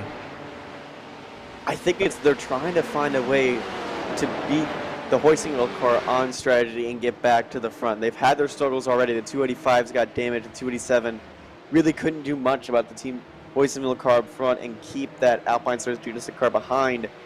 I think that early pit stop for tires, I think this is just them trying to play their hand a little bit, trying to get a strategy edge on the rest of the field, and it may work with how fast they're running. Pit lane is open though for TCR, so they may have just come down a few laps early, gotten some track position, and you see more cars diving down this time around as Stuart McFadden still stationary, getting a fresh set of rubber. Where is Full Send Racing going to come out in relation to the Pure Sims machine? Out of the Casio triangle for Fraser Smith as McFadden finally drops off the jack and starts rolling now. And while TCR pit stops are underway, we also have 911 Cup cars down on the pit lane. That is right behind the wall that you cannot see. Team Down Under, Sommel, down on the pit lane, the first taker in this class. Yep, absolutely. Team Down Under, an excellent start of the race, coming up to around B number 1 and 2 in that battle for the leader. Now they're the first ones coming in, and yes, this battle right here in GT4s, that is the one they should keep an eye on. Well, there was an issue here. That's why we're taking a look at Patrick Young for SimRC Club Sport. Once again, through 130 yard. This time, though, look at this looping back, fiercely forward. Ooh. Might have had a bit of a brown pants moment there. We'll take a look at this replay on board with Hugo Drouet, Jonathan, because I don't think Drouet would have been enjoying that view too much. He's already had a bit of a rough day. He's having a rough time with the snow out where he is, and yep, just may have to come down to get a change of pants as well as a change of tires for that 34 machine. Looks like SimRC has actually had a subsequent issue as well, dropping further down the running order as well in GT4. For the first time in quite a while, we have some battles in GT4, so let's turn our attention to this class once again. SRN Motorsport, the sister car that started towards the tail end of the field, now up into 6th position. And let's take a look at the movers and shakers here, because Sommel, it's been one of these classes throughout the season where it's very much been Porsche versus BMW, and the championship leading huge-ass BMW starting to struggle towards this tail end of the season. It's a brilliant thing that he brought out this point, Arjun. I was willing to speak about it for such a long time, and the last time out, the 137 huge-ass BMW, boy, oh boy, did they have some round. And I'm not talking about any positives whatsoever over here. Confusions in strategy, being involved in unfortunate incidents, not having the right car for the track, as we see them go slightly wide at Spoon Corner as well. Whatever could go wrong did go wrong, and they are losing a position here as well with the slowdown potentially. Well, down into 6th now, and while this is going on, pit stops really kicking off in your GT3 Cup classes. Pit lane becomes a very, very busy place indeed. You take a look there as Hell Racers, H2 Performance, World of Sim Racing, NAB, whole heap of stuff going on. Looks like driver changes for a couple of them as well. Sven Demel might be getting into the huge-ass machine there as Hell Racers rolling off the pit lane. Where are they going to come out in relation to Team Down Under, I wonder? Team Down Under have had a very long pit stop, 42 seconds stationary, Sommel. They've taken tires and dropped all the way to the rear end of the field. But then this is where they catch up. So they've taken tires at this stage, so they expect, in essence, the field to be somewhat close up to each other in this particular part of the race, so they can actually take tires and carve their way through and gain track position with the faster tires that they have. Should be fun one. So now GT4 has come down onto the lane as well. So with the drive time being 1 hour and 40 minutes, all of these cars have waited basically until the perfect opportunity. However, having said that, Jonathan, there are some teams that have made driver swaps. The likes of Team 11 have put the Lewis Ward driver into that car, but there are other cars, Joop de Ligt for example, still down on pit lane, or rather, still yet to come down pit lane. I have a feeling he might stay in that car, just like Hell Racers and NAB Racing have done in the net race lead. It just depends where you want your strongest drivers, and obviously this was a talking point for some teams, like, hey, where do you want your strongest drivers? At the beginning, running that 1 hour and 40, or at the end running the 1 hour and 40? And for some that have had a rough day, this has been a perfect time to get a driver change. Like Violatti's gotten in for Fiercely Ford, Sven Demel's gotten in for Huge Ass, and now we see the TCR cars as well, a few driver changes in the background. And we're going to wait and see how this strategy has played out for Fraser Smith in the 287. A couple more cars from 911 Cup down onto the lane this time around. In fact, the rest of the field is... Oh, Lipid Esports cuts off Fraser Smith there. I don't think Smith will appreciate that late dive onto pit lane, but where is Smith's competitors? He's up into 5th, past Alpine Stars Geodesic. Where's Team Hoisingveld? Team Hoisingveld still rolling off the pit lane. And that strategy for Fraser Smith then has given him a 4-second advantage on my timing screen right now. So, Sommel, we were wondering what the 287 was trying to do. Looks like a bit of magic. Absolutely. They took the call early on and they were essentially able to just skip all the pandemonium that took place during the pit window. And they do have a track position advantage, but I'm willing to see how it cycles out towards the very end. All is not done yet, but they have made a positive stride so far. Couple more cars in GT4 down to the pit lane as well. We'll give you a full race recap in a couple moments' time when pit cycle has worked its way out, because we still have a couple of TCR cars yet to come down onto pit lane. Impulse Racing and Boosted Motorsport able to extend this opening stint of the race even further as compared to Team Hoisingveld and the Full Send Racing crew.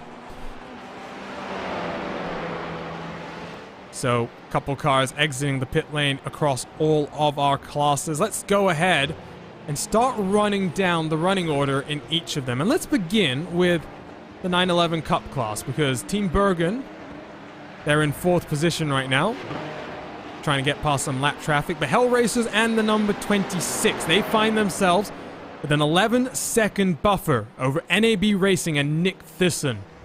Bujwan Kuster for Team Down Under, after taking tires, finds himself 14 seconds back from the race leader, but with that fresh rubber, what can he do in this middle portion of the race? Team Bergen in 4th, Impulse Racing in 5th, Niti Racing in 6th, and they've got a bit of a train behind them with World of Sim Racing, Fuga Simsport, the Alpine Stars Geodesic crew as well. Championship leading Huge Ass, they are down in 10th position. We've got 7 seconds in front of them to claw up, but that's the top 10 then in this class. Sommel, why don't you talk to us about the top 10 in GT4? Absolutely. It is Team Hoisingveld at the very top who are just relaxing, enjoying a lovely drive at Suzuka, which they should. It's an amazing circuit.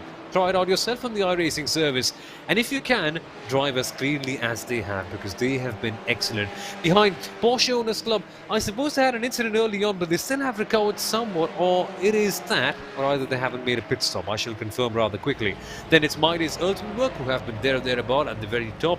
SRN Motorsports, who have shown pace but fell back just a little bit at the very beginning. Electronic Sportsman, Huge Ass, Pneumatic Motorsport, Shipsky Racing, and so on and so forth. But Huge Ass, real losers. 137. They were supposed to be the championship leaders coming into Spa. Spa was torrid, to say the least. Had the worst possible round you could imagine. And then in this one, they really need a big moment to bring the momentum back to their side, Arjuna. And so final class, it is TCR. There is one car still yet to come down the pit lane, but Jonathan, run us through the standings here. When Boosted comes down the pit lane, it'll be Full Send Racing in the 287 with that alternate pit strategy that now has a 5-second advantage over Team Hoisingveld. VEC Sim Racing, I honestly thought they were a lap down when they were running the tail end of the Team Hoisingveld car, but they've kind of shocked everyone and gotten up into that race. Impulse Racing in the 222 and P5 right now. Alpine Stars Geodesic has been running very well for them in that 6th position. Bombshell Racing Team as well in 7th. The 285 trying to make the recovery drive from that incident in the last corner in P8.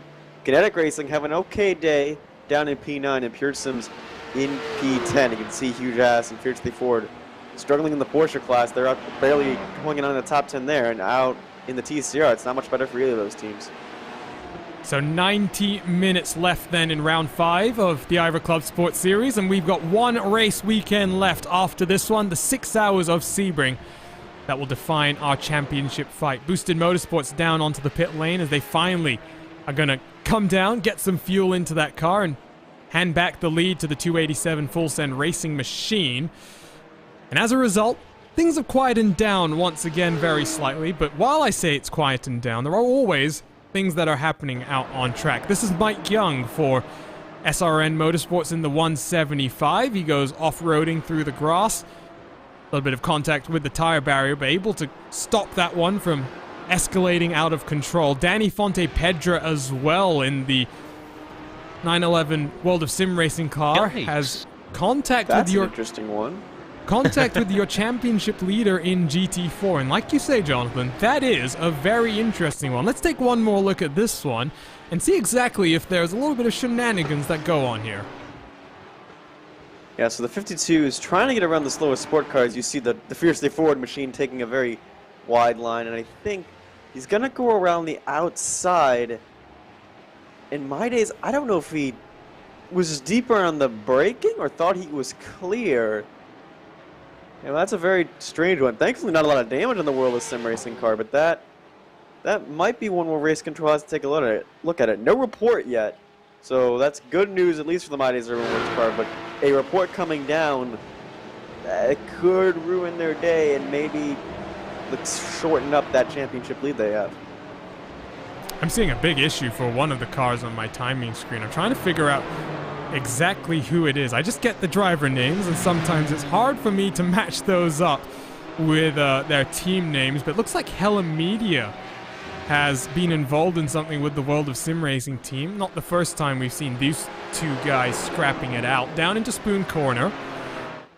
Get a good look at this one from the aerial look. Ooh, to the inside, Hella Media looked, and that was ambitious. 2 doesn't go into 1. It is ambitious, but we'll take one more look at this one, Sommel, and take us through what you see in this incident. Grass, trees. Apart from that, I see the Media car diving, and yeah, 2 into 1. There's no other judgment apart from slightly ambitious. But at that corner, it doesn't quite work out, especially at the entry. You need something to happen in the mid part where there's more space. The entry is just too tight. Probably really hard to get a move down there. So let's take a look at some actual battling here. Spencer McCarthy is behind his Impulse Racing compatriot, rather class compatriot in the TCR machine. You can see there they've fallen off the back of your race leader by about 13 seconds, 0.3 of a second between these two cars. And of course, this now is a class where strategy is interesting, as Jonathan, you noticed something. He was drifting a little bit there. He was getting all out of sorts. He's trying to chase down that Impulse Racing machine. I think the 200 crew is a little frustrated after that pit cycle. They were battling for the lead. They were in the top 3, and now they end up in P5, just kind of in the middle of this traffic with really nowhere to go. More issues as well. What's happened to Justin Rem for Fuga SimSport? No, big contact! No. Championship leaders get involved. Huge ass and Sven Demel. Heavy contact with Fuga SimSport and Justin Rem. And I wonder if we are now waiting for the next caution to come out. Sven Demel is stranded as well at this point in time in the tire barrier, and he's reset. We're going to have a caution. It's just a matter of time. Let's take a look at this replay one more time. And it's going to be potentially a contact with the 62 that starts off this incident, and then a chain reaction that unfolds.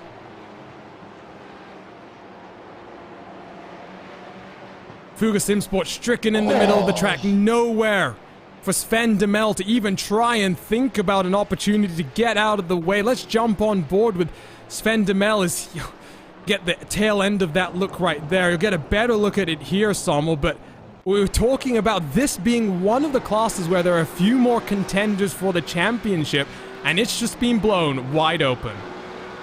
It has just been blown wide open, and when you look at this from a championship perspective, it's not any other guys. This is huge as the leaders who are actually leading from the number 34 fiercely forward, who are also having a torrid day.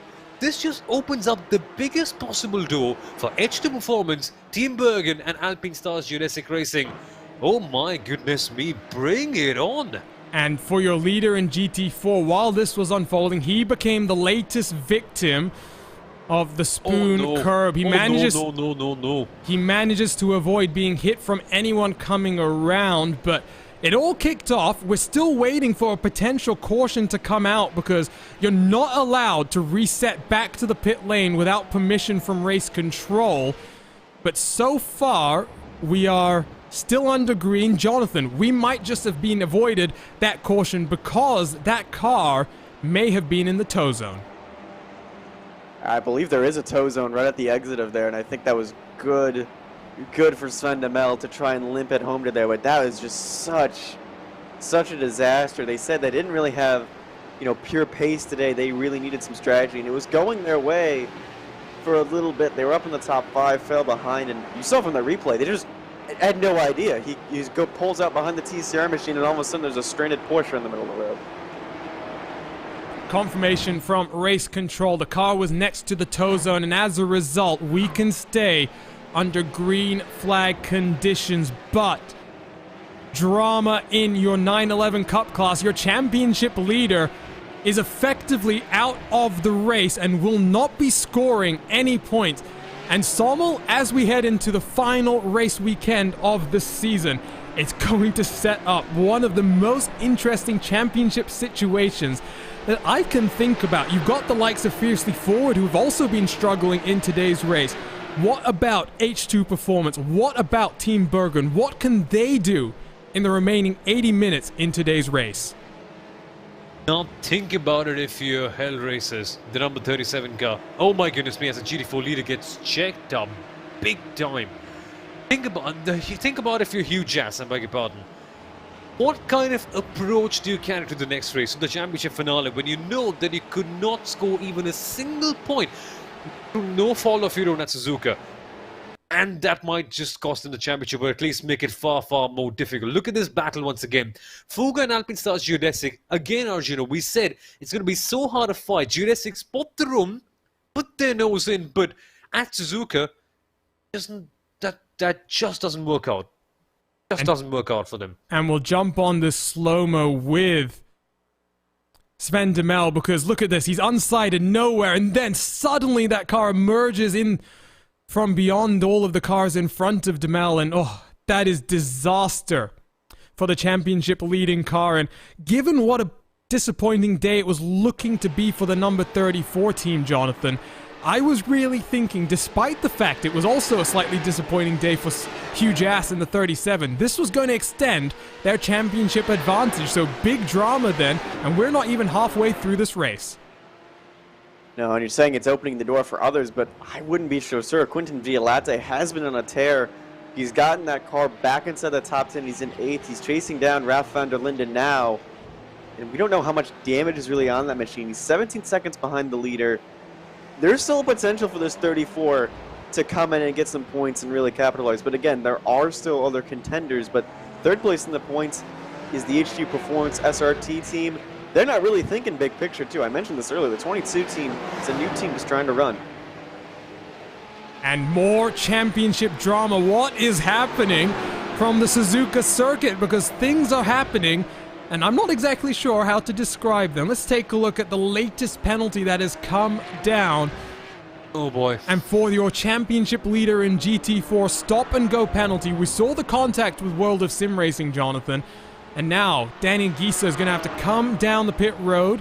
He's going to lose about 30 seconds to his competitors and drop all the way to the edge of the top 10.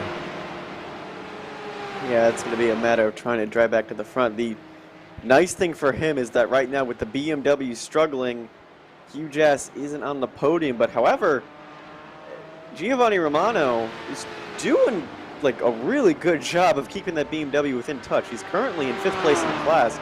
So this could still swing their way. It's a 59-point gap that Hugh Jass has to make up. If Danny Gisa finishes down in 10th position and that Hugh Jass car gets a podium, it's going to be a heck of a fight going into Sebring.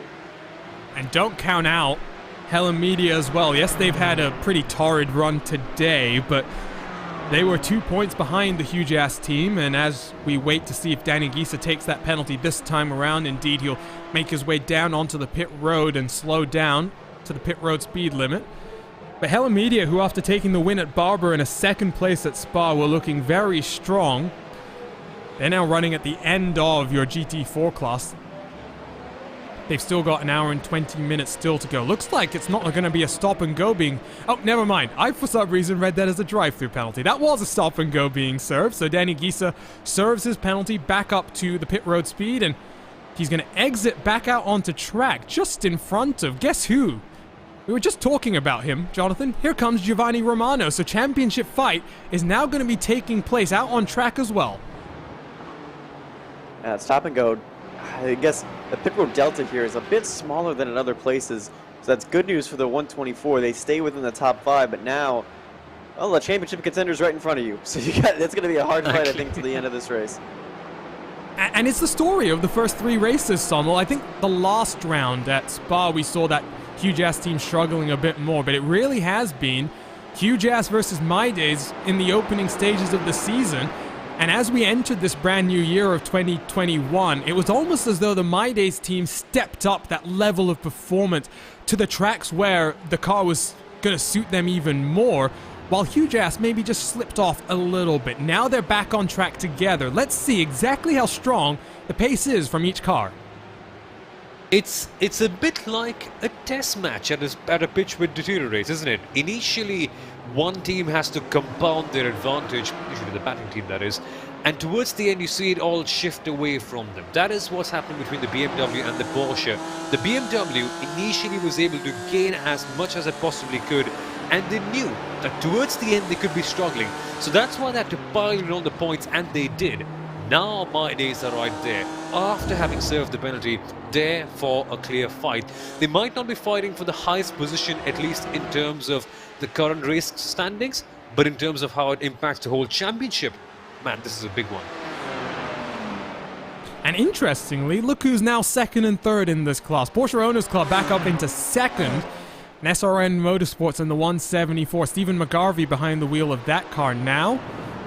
They're up onto that third and final step of the podium once again. So as we work through another hour of racing action, championship fights out on track, and in TCR as well. Let's turn our attention back to that class for a few moments' time, because we've kind of ignored it since their pit cycle here, Jonathan, because after gaining a bit of an advantage using a bit of a contra strategy, Full Send Racing, the gap's now down to 3.6 seconds, but you'll see there, they've managed to pull away from the likes of Impulse and Alpine Stars. It's very much looking like a two-horse race for today's race win.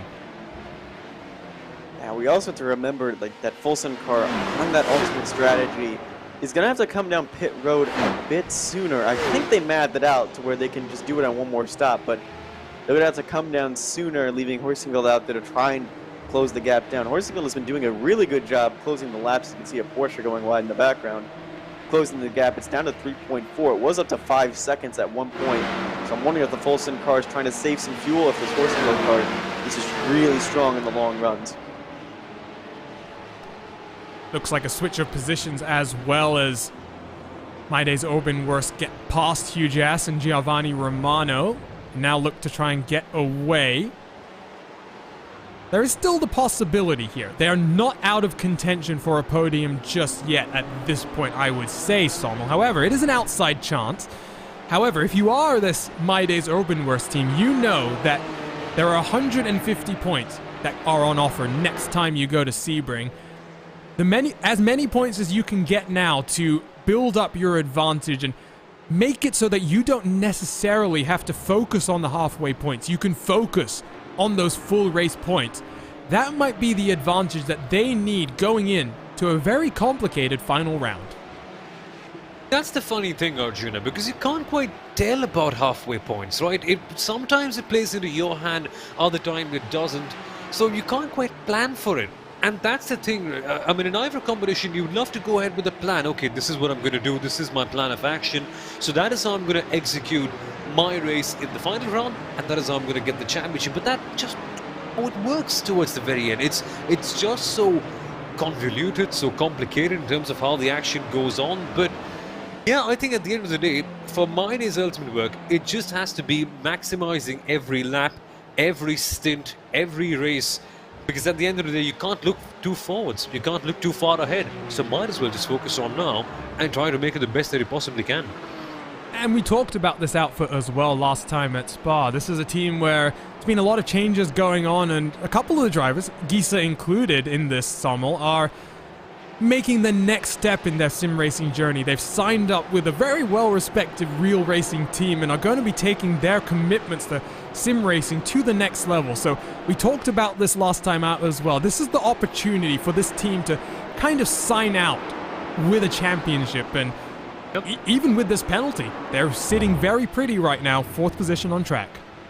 But I'm sure they won't say the same thing, Arjuna. They won't use the word pretty in that case, because they know how much of a dogged fight they're into towards the very final round as well. Because I know it sounds like a cliche, I'm bored of saying it at this point as well, but it's so unpredictable.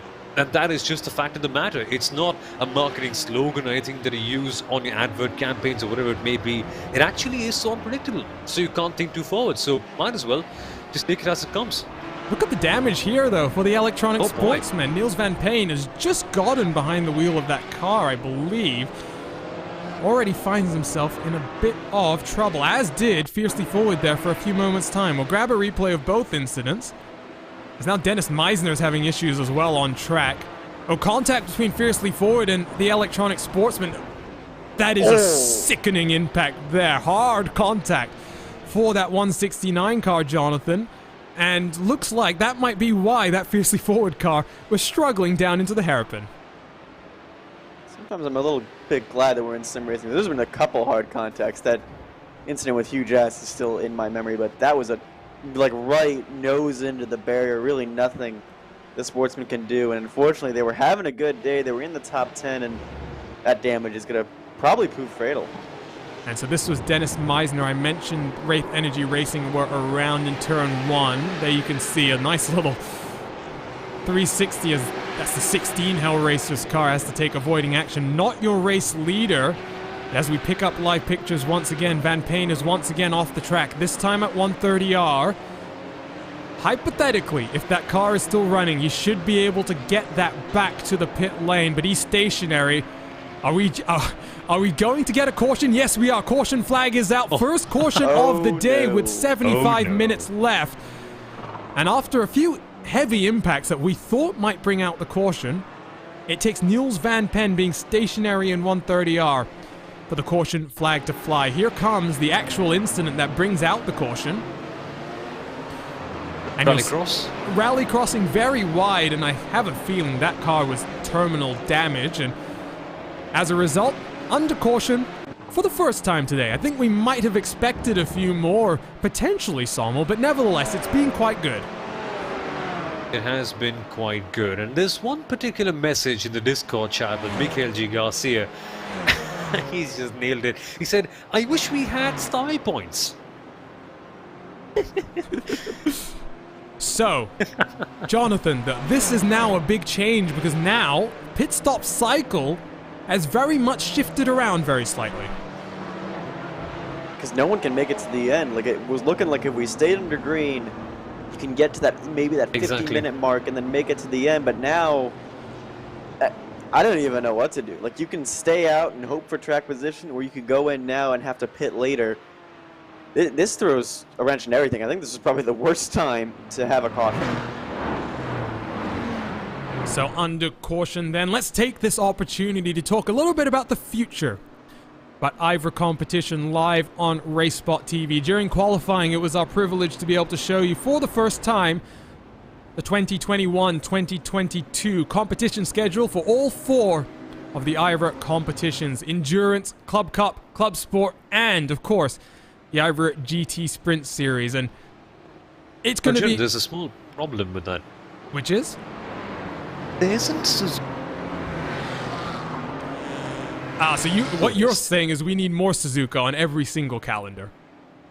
Yes, with a big capital Y-E-S. Man, this is turning out to be a good one so far. Oh, it has been one of the more interesting races we've had this season. Not necessarily the kind of scrapping that we've seen in other races, but strategy has been very important, as well as a number of the incidents.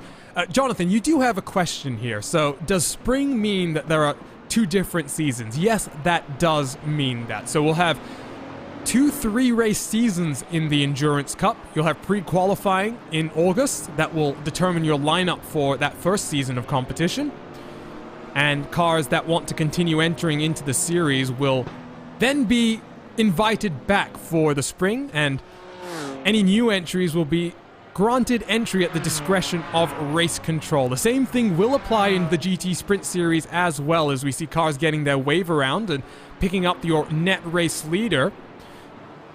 It does mean that GT Sprint Series is going to be one of the more action-packed things you can watch live on RaceSpotTV. And Sommel, I can't wait till tomorrow, because guess what? We're back with IVRA GT Sprint action from Road Atlanta.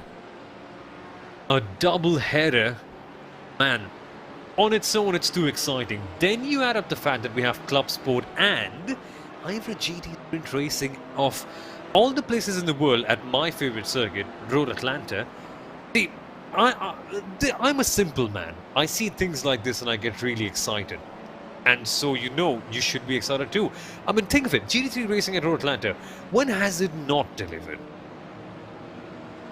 I'm trying to think, and I don't think I can think of an answer there. So, yeah, I think That's the point. that's great. We did also talk about something slightly new, and I got to tease some of my fellow commentators over the last couple of days. The IVRA Triple Crown will debut for the first time in 2021. 3 24-hour races across the course of 12 months, challenging drivers across multiple different cars and classes. Each of these races will correspond with an IVRA competition. We'll start off with 24 hours of GT3 racing. Then the Club Sport will get highlighted 11th and 12th of December at Silverstone. That will be a very interesting race. Before finally 7th and 8th of May, we'll have the 24 hours of Sebring.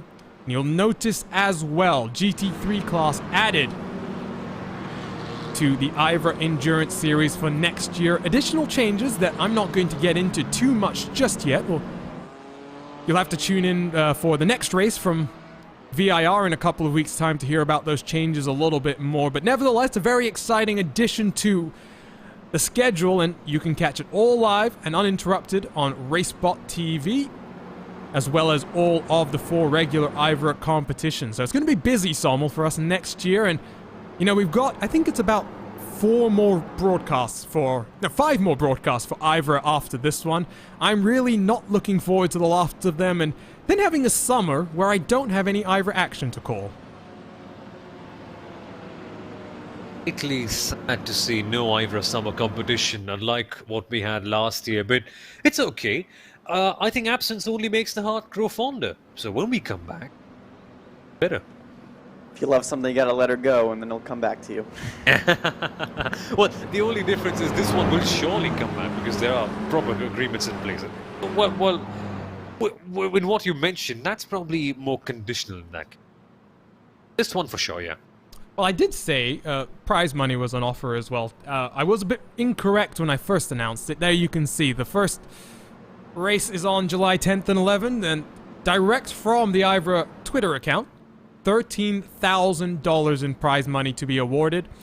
Exciting car classes with a new combination at each different race. Full race control in full course yellows, as well as traditional IVRA stewarding, which includes custom track limits. So you can head on over to ivraleague.com to hear a little bit more about all the different series that IVRA puts on. And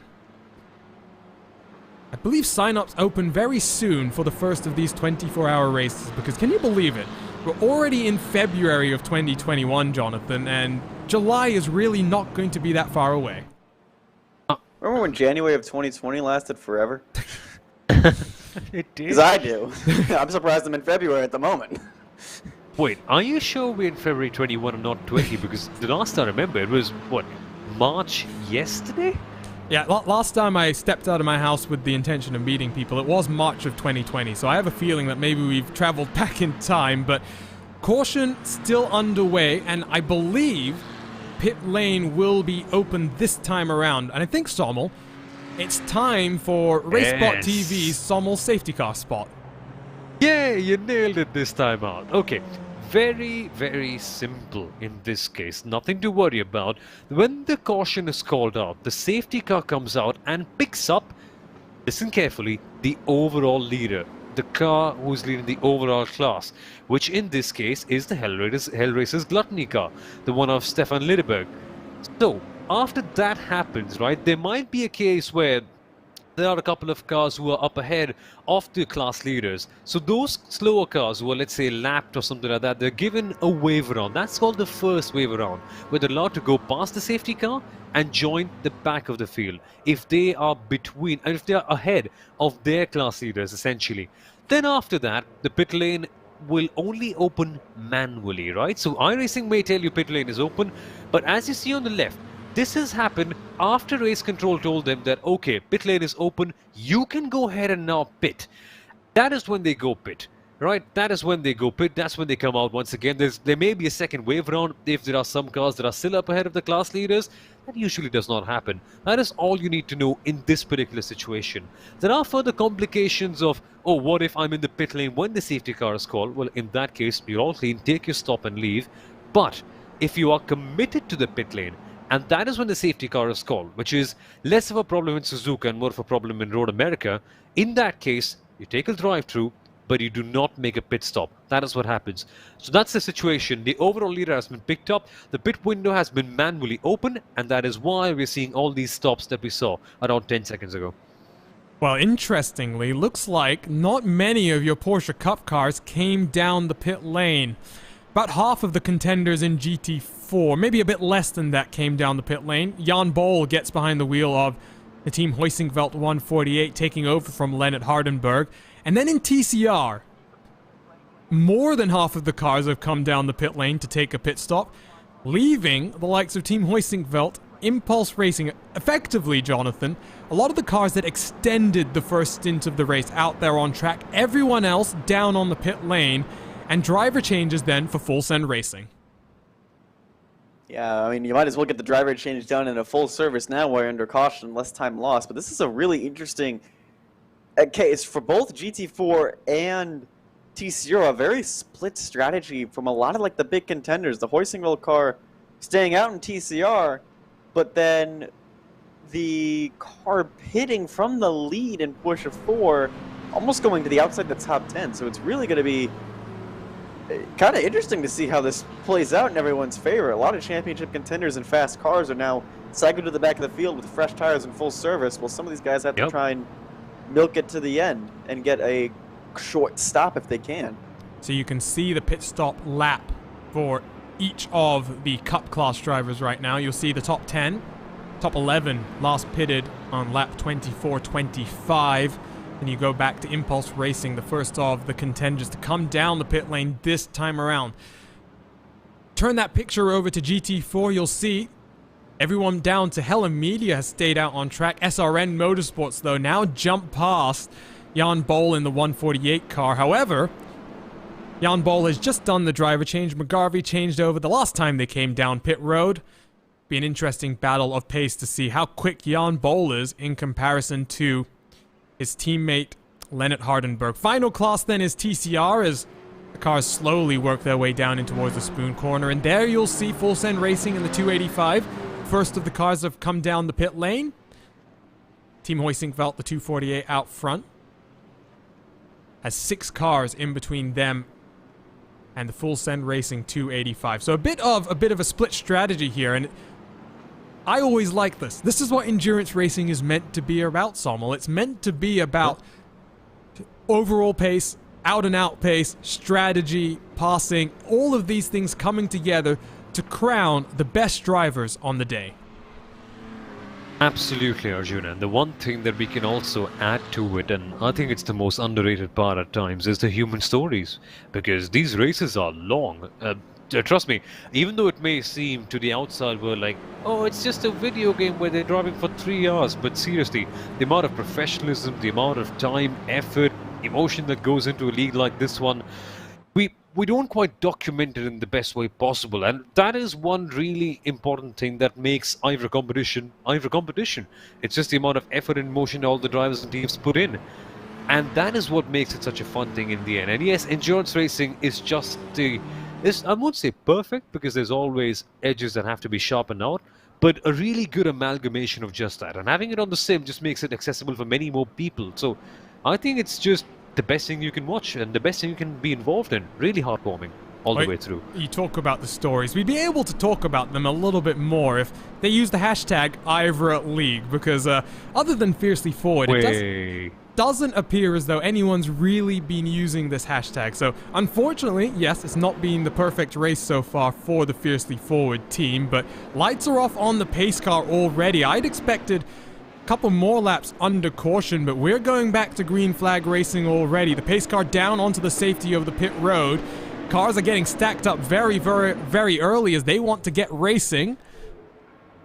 It's a long, long hold here as well, down onto the start-finish line, and eventually the leader picks up the throttle once again, and we go racing. Our first restart here, and already, look at them filing their way through. The TCRs are going 2, 3, and 4 wide, as GT4s try and split some of them. Of course, some of these cars have come down the pit lane, others haven't, and interestingly, off the jump, Sommel, looks like Porsche Owners Club have come down onto pit road. Yeah, which is a bit strange. Do they have a penalty that they have to serve on the green flag that they're thinking of doing immediately? Not quite sure about that department. Quickly check out.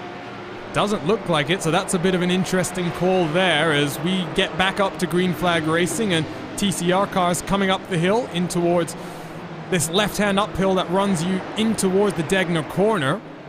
And you can see now that the picture for those cars that have come down the pit lane, they're now 4 seconds behind your race leader, so there is very much the opportunity you would have to think. As, oh no, SRN Motorsports, that's the Mike Young 175 car in a very precarious situation climbing the hill in towards the Degner corners.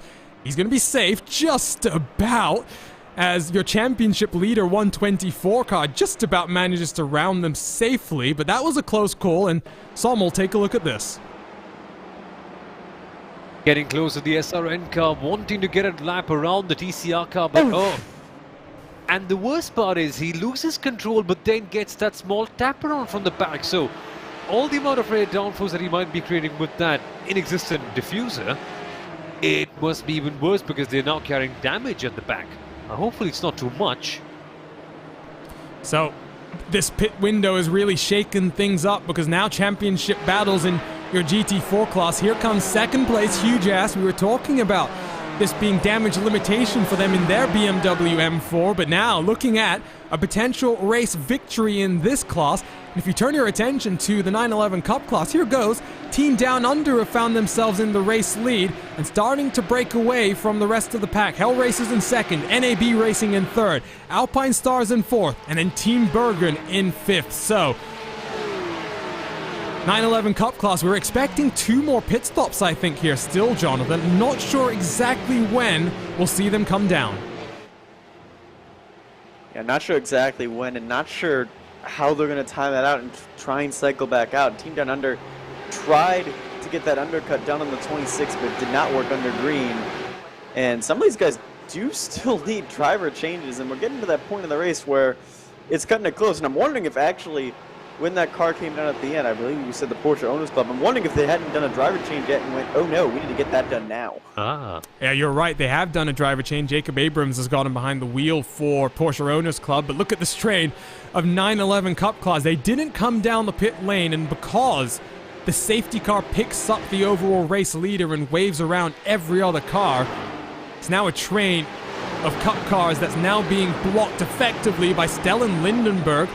As the gap out front, 2.1 seconds. The likes of Hugo Jouet trying to find their way through for Fiercely Forward. Not Jouet, rather. Jouet's teammate Quintin Violate has taken over. And, of course, Sommel, we know what a quick young driver Violate is. What can he do then from 6th position? Indeed, Quintin Violate has done such a good job for Fiercely Forward so far. Let's see what more he can do in a situation like this one. But coming to the point about TCRs, Arjuna, can they make it? Can they not? Steel Ledger, the boss of Full Sail Racing, says there's going to be lots of fuel saving. TCR cars normally have a stint window of just over an hour. Maybe with some extreme fuel saving, they might just be able to fit it in. So we'll wait and see for that. 55 minutes left to go then. Not 2 pit stops. I was wrong earlier, Jonathan. It's 1 pit stop left for these Cup cars. But again, I think you were right when you highlighted the driver change, because for someone like Nick Thyssen, who's running in third, he's been in there since the start of the race. His pit stop window is defined by his drive time rather than the amount of fuel in that car. And I think the concerning thing is, I think the man's got about 8 to 10 minutes left before it's a drive time infraction. So NAB Racing has got to pull him down soon. I think for some other drivers, that's the same case. Van der Linden started the car for the 62, and he's going to have a driver change. So I think these guys are going to be down in just a few moments' time, and maybe the big winner out of this might be Fiercely Forward. They don't have to do a driver change at the moment because Violate's gotten in the car. Oh, and that's a good point as well. Kuster, he owes us a pit stop out front as well, and that will be a longer pit stop under green flag conditions. It obviously takes longer to change driver and change your tires, so watch out for that when it comes to the race situation. It might explain, Sommel, why we're seeing Kuster being so aggressive in building this advantage out front. It's now up to 2.9 seconds. Absolutely. There was a chance for them to do that swap in the pit lane, but they somewhat missed out on that, and they have to do it under the green flag. So trying to maximize the amount of time that they can spend in the car. But Oh no, Violate around. Ivan Harasta gets into him as well, and another championship contender finds Suzuka might be the end of their championship hopes. What is happening here in the land of the rising sun? Sorry for cutting you off here, Sommel. Talk us through what happens to Quintin Violate. It's a major accident. It just is such a big one. It is nice and clean at this particular stage, but they lose it on their own. The 911 Cup car, such an easy car to spin, and they just hit the ragazzo machine in the back. Yikes. Cold tyres perhaps, Arjuna? I mean, I know it's a tough car to handle with no traction control, but this is just coming off a very slow corner, such an easy thing to do. I don't know if Ivan Harasta is going to be too impressed with the lack of brakes being held from Violate there, but unfortunately I don't know if Harasta even had enough time to try and avoid that. Here was another issue, by the way, for Kinetic Racing. That TCR machine goes for a bit of a drift, as we pick up the live pictures one more time. And let's just try and calm down what we've seen then, because Jonathan, we saw the huge ass car being retired from this race. Now looks like their championship rivals fiercely forward, down in 11th as well. That 34 already had damage from earlier in the race, and that's going to be major. Like, you saw the ragazzo car going into the air. Like, it's got to be a major, major damage to that 34. You can see the right front torn up. You can see the rear of the car. There's sparks underneath. Like, Violata's going to have to muscle this thing to the end. It's not over. He's in 11th position, and that will be an okay amount of points, but really depends on what his rivals do. If Team Bergener, the number 22 HT Performance car, they both finish on the podium, championship race is wide open. So that's big changes then in your Cup Championship picture. Meanwhile, in sport, here comes Team Hoisingveld. Danny Giese starting to struggle in the 124 car, down in 8th position. These are, of course, the cars that came down the pit lane. SRN Motorsports Black 174 is a couple of tenths of a second in front, leading the net race lead, if you will. And we have to wait and see what's going to play out with the rest of your competitors, because while these guys are fighting further back, Sommel, take a look at Giovanni Romano. Second place in the championship, second place on the track after maybe not having the car that can deliver the performance that they need. It's been a strong, consistent run to put them in the right situation with 50 minutes still left to go. Absolutely, this is just where they want to be. Trying to sprint to the end, trying to get as much as they possibly can. And man, this kind of situation is what you ask for as a driver, to respond to pressure like this one. This is going to be a defining moment where they decide, well, do they shine under pressure or do they crumble? This is the moment where you decide and determine things like that one. But yes, in the GT4 category, quite a fun battle. Shipsky Racing in the lead. This is just their moment. And Marion Henson, in fact, in the DCR category, Arjun, in the 253, setting an overall fastest lap. So there's some change in momentum down over there. Some real growth in that category from Marion Henson. Interesting. Life at Esports, unfortunately, last classified car in TCR. Not exactly what they were hoping for coming into this one. While we're seeing Giovanni Romano kind of backing out of attacking Shipsky Racing in front, let's turn attention back to TCR and Full Send Racing. Here's the 285 car, right behind Kurt Krum, and I think you talked about fuel saving a few moments ago, Sommel. Ollie Peacock, one of the quickest drivers in a TCR machinery, is tucked up behind Kurt Krum right now, maybe just doing that fuel saving to get him all the way to the checkered flag. As I say that, though, pokes his way to the inside. He's going to get the move done. Prove me wrong. Not sure what Peacock's doing, but when it comes to fuel saving, it's going to be tough when you don't have a draft. It is going to be tough when you don't have a draft, and the field is just slightly spread out at this stage.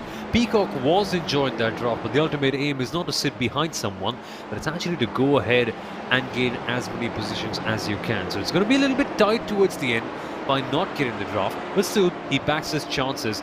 Meanwhile, his teammate in the 287 car, who went for that really early pit stop and seemingly gained quite a few positions, well, they're not in the best of positions right now, the 287, just still there or thereabout towards the bottom end of the field. Harley Horton in behind the wheel of that car. They're gaining, they've gone past the fiercely forward car, but not in the highest position possible. So for the 287 full-send racing car, still some positions to be gained. Well, you want to know just how much this championship means to some of these teams? Look at this. Sven Duhamel with significant damage after spending 27 minutes on pit road. You can see that left front wheel is not necessarily aligned with the bodywork anymore, but nevertheless, they are out there on the track circulating 9 laps down, trying to recover all the positions they can and trying to work their way back up into a championship fight. Look at this, side by side, Raf van der Linden around the outside of Nick Thyssen, 2 drivers that owe us a driver change, and battling it out for second and third on track. Look at this as Hell races in the 26 around the outside of Team Bergen. Some great stuff back in the pack here, Sommel, as these guys are scrapping it out 5 and a bit seconds behind your race leader right now. Team Down Under might have a pretty big smile on their face. Yep, Team Down Under capitalizing and bouncing on the situation. Got a good start early on, gained many positions, somewhat fell down through strategy, but man, this has been some race from Team Down Under so far. In terms of the year, they've had a few ups, they've had a few downs, but this one surely has to be their standout performance, and that'll largely see them eclipse so many teams and get all the way up. Currently in P10 in the championship, could see them gain many positions. And pit stops underway. Looks like Matthew Crisp for Fiercely Forward in the 234 car down onto pit road. So maybe this is the window for getting it to the checkered flag in TCR. 47 minutes left on the clock, so just keep an eye out on that for the rest of the cars to come down onto the pit road. I am really surprised at this point at Team Down Under, Jonathan. Not the strength of pace, but the fact that they managed to pull a 6.2 second advantage to the cars behind. We know that Team Down Under has got pace, but 6 seconds is absolutely insane in, what, about 3 or 4 laps since we've gone back to green flag racing. Well, it helps when everyone else is fighting behind them. Like, I got a perfectly timed restart, and look, this 45 just really excels in the clean air, and you're seeing now, here comes a whole heap of trouble down pit road, as these are the driver changes we were talking about. These guys that have been in since the start of the race now have to come down pit road for their final stops. I wonder how close they've cut this as well as they come down into their boxes. They are about a minute away from that maximum drive time, so they are cutting it close. The likes of Thyssen and Raf van der Linden in. Van der Linden hands it over not to Miguel Vigo, but to Graham Saunders, who we saw making a very impressive recovery drive in the GTE machine last time out in IVRA endurance competition. So let's take a look at pit stops in the GT3 Cup class. You can see a number of cars stationary up on the jacks getting tires, as you do when you change over the drivers. World of Sim Racing with a slightly shorter stop than the rest of the competitors. But Samo, if we take a look at the cars still out there on track, they owe us a pit stop, but it's going to be relatively short compared to these guys. Yep, absolutely. And Alpine Stars Geodesic also coming down the wheel, so no problems with Miguel Vigo in that department, I must assume, with them just coming into the pit lane right a few seconds ago. But yes, indeed, Arjuna, they seem to be somewhat clear. They can push, and that should be a fun finish towards the very end. 45 minutes to go. It's flown on by today, round 5 in the IVRA ClubSport Series here live on RaceSpotTV. Fiercely Forward finally finish up their pit stop and head back out onto the track as we watch Team Bergen, H2 Performance, and Team 11, second through fourth, coming down into 130R. Boudewijn Kuster in front of them, now up to an 8.5 second advantage. It is absolutely insane, the buffer that he enjoys. But of course, strategy will play its factor. Some of these drivers aren't going to be having the driver changes that unfortunately Kuster has to deal with, and here they come down onto pit lane. H2 Performance and Team 11 able to extend, but Team Bergen down onto the lane. And Jonathan, here comes what will be the most important pit stop of the season for Team Down Under and Team Bergen. You have to get it right, you have to get the adjustments right, and I think, you know, Bergen's had a little bit of an up and down day, and Team Down Under has had just a really good day. Vince Peters now getting into the car, And I asked him, like, well, what was the game plan? And he was like, well, we're going to go out and be fast and be quick. So that 45 machine certainly proving right now. I think Team Bergen, you can get yourself in the championship fight with is a good pit stop right here. So Team Down Under, Team Bergen, stationary, up on the jacks, getting that tire changed as well. As Marius Engbresten gets ready to head back out onto track. It will be interesting here, Sommel, to see the gap between Team Bergen and Team Down Under. Here comes Engbresten off the jacks. We now wait for Vince Peters. Yep. That's when this is going to be the fun one. So he's fallen down a few positions, obviously. Getting down the jacks, all clear. They should be good to go towards the very end. Where are Team Bergen? Up ahead, clearly. And while this all is happening, James Stacey for Pneumatic Motorsports, stationary in 130R once again. A couple of cars have peeled off down onto pit lane, maybe expecting a potential safety car. That pneumatic Porsche does not look in a healthy state at this point in time. We'll cycle it back, take a look at what happened through 130R, Jonathan, because it seems to be a bit of deja vu once again. Well, we've seen this song and dance once or twice before, but spinning back into traffic. Ooh. Yikes. I don't know who that was. Was that the Porsche Owners Club car, or was that another yellow car that had to take evasive action? That was SimRC Club Sport. It helps knowing and having raced against so many of these teams. You get the briefest look at the livery and you can figure it out. Take a look at the view for Lucas Dolzer. Oh, that TCR car in front came so close to being clipped, and Dolzer with very, very quick reactions and quick hands to hold on to that car. Back to live pictures. What's happened? Team Heusingfeld in the wall. That's Degner 2. What has happened to Jan Boll?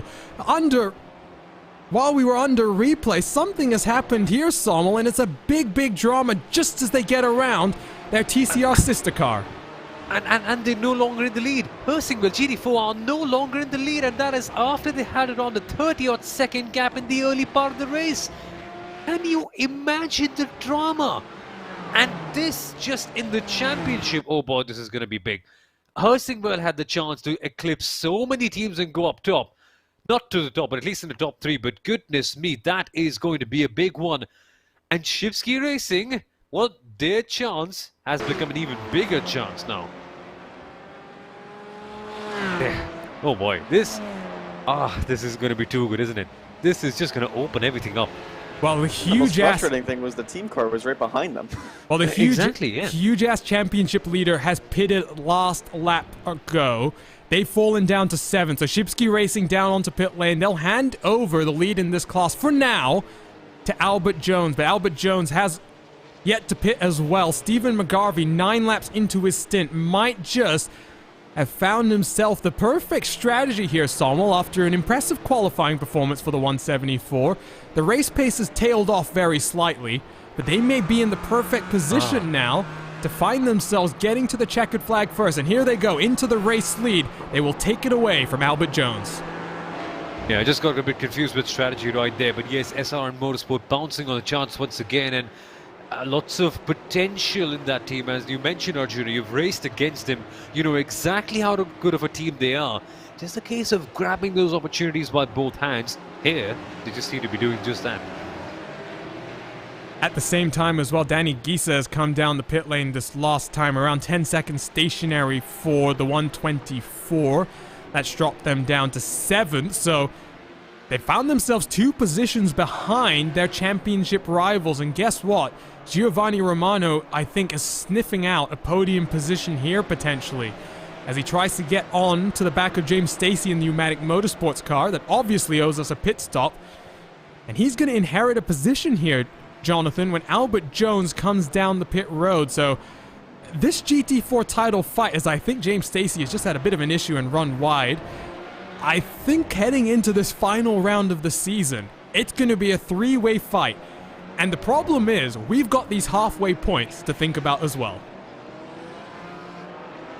And also, like, just think of the race length. It's going to be the longest race on the calendar at a very, very tricky technical circuit with lots of bumps, lots of places to go off and go, as I said when I was doing it with the Indy Pro 2000 series, go explore and find where the alligators are. But there's going to be a lot of strategy, I think, on the line. But first, they have to really think about this strategy because there's still a threat of a safety car. There's still a threat of drivers going off and making mistakes. And we've seen even the best of the best can make these just small mistakes and cost them a championship. Taking a look at TCR now in your race leader. 21 laps into his stint. Michael Schottler down onto the lane for the final time in today's race. Will Spencer McCarthy follow him down behind? Then, of course, you've got the two Full Send racing cars. There's the 287 coming out of the Casio Triangle right now. And there's the 285 that's going to re-inherit the race lead. But, of course, here, fuel saving, the name of the game, as Hoisting Veld and Alpine Stars into their pit boxes.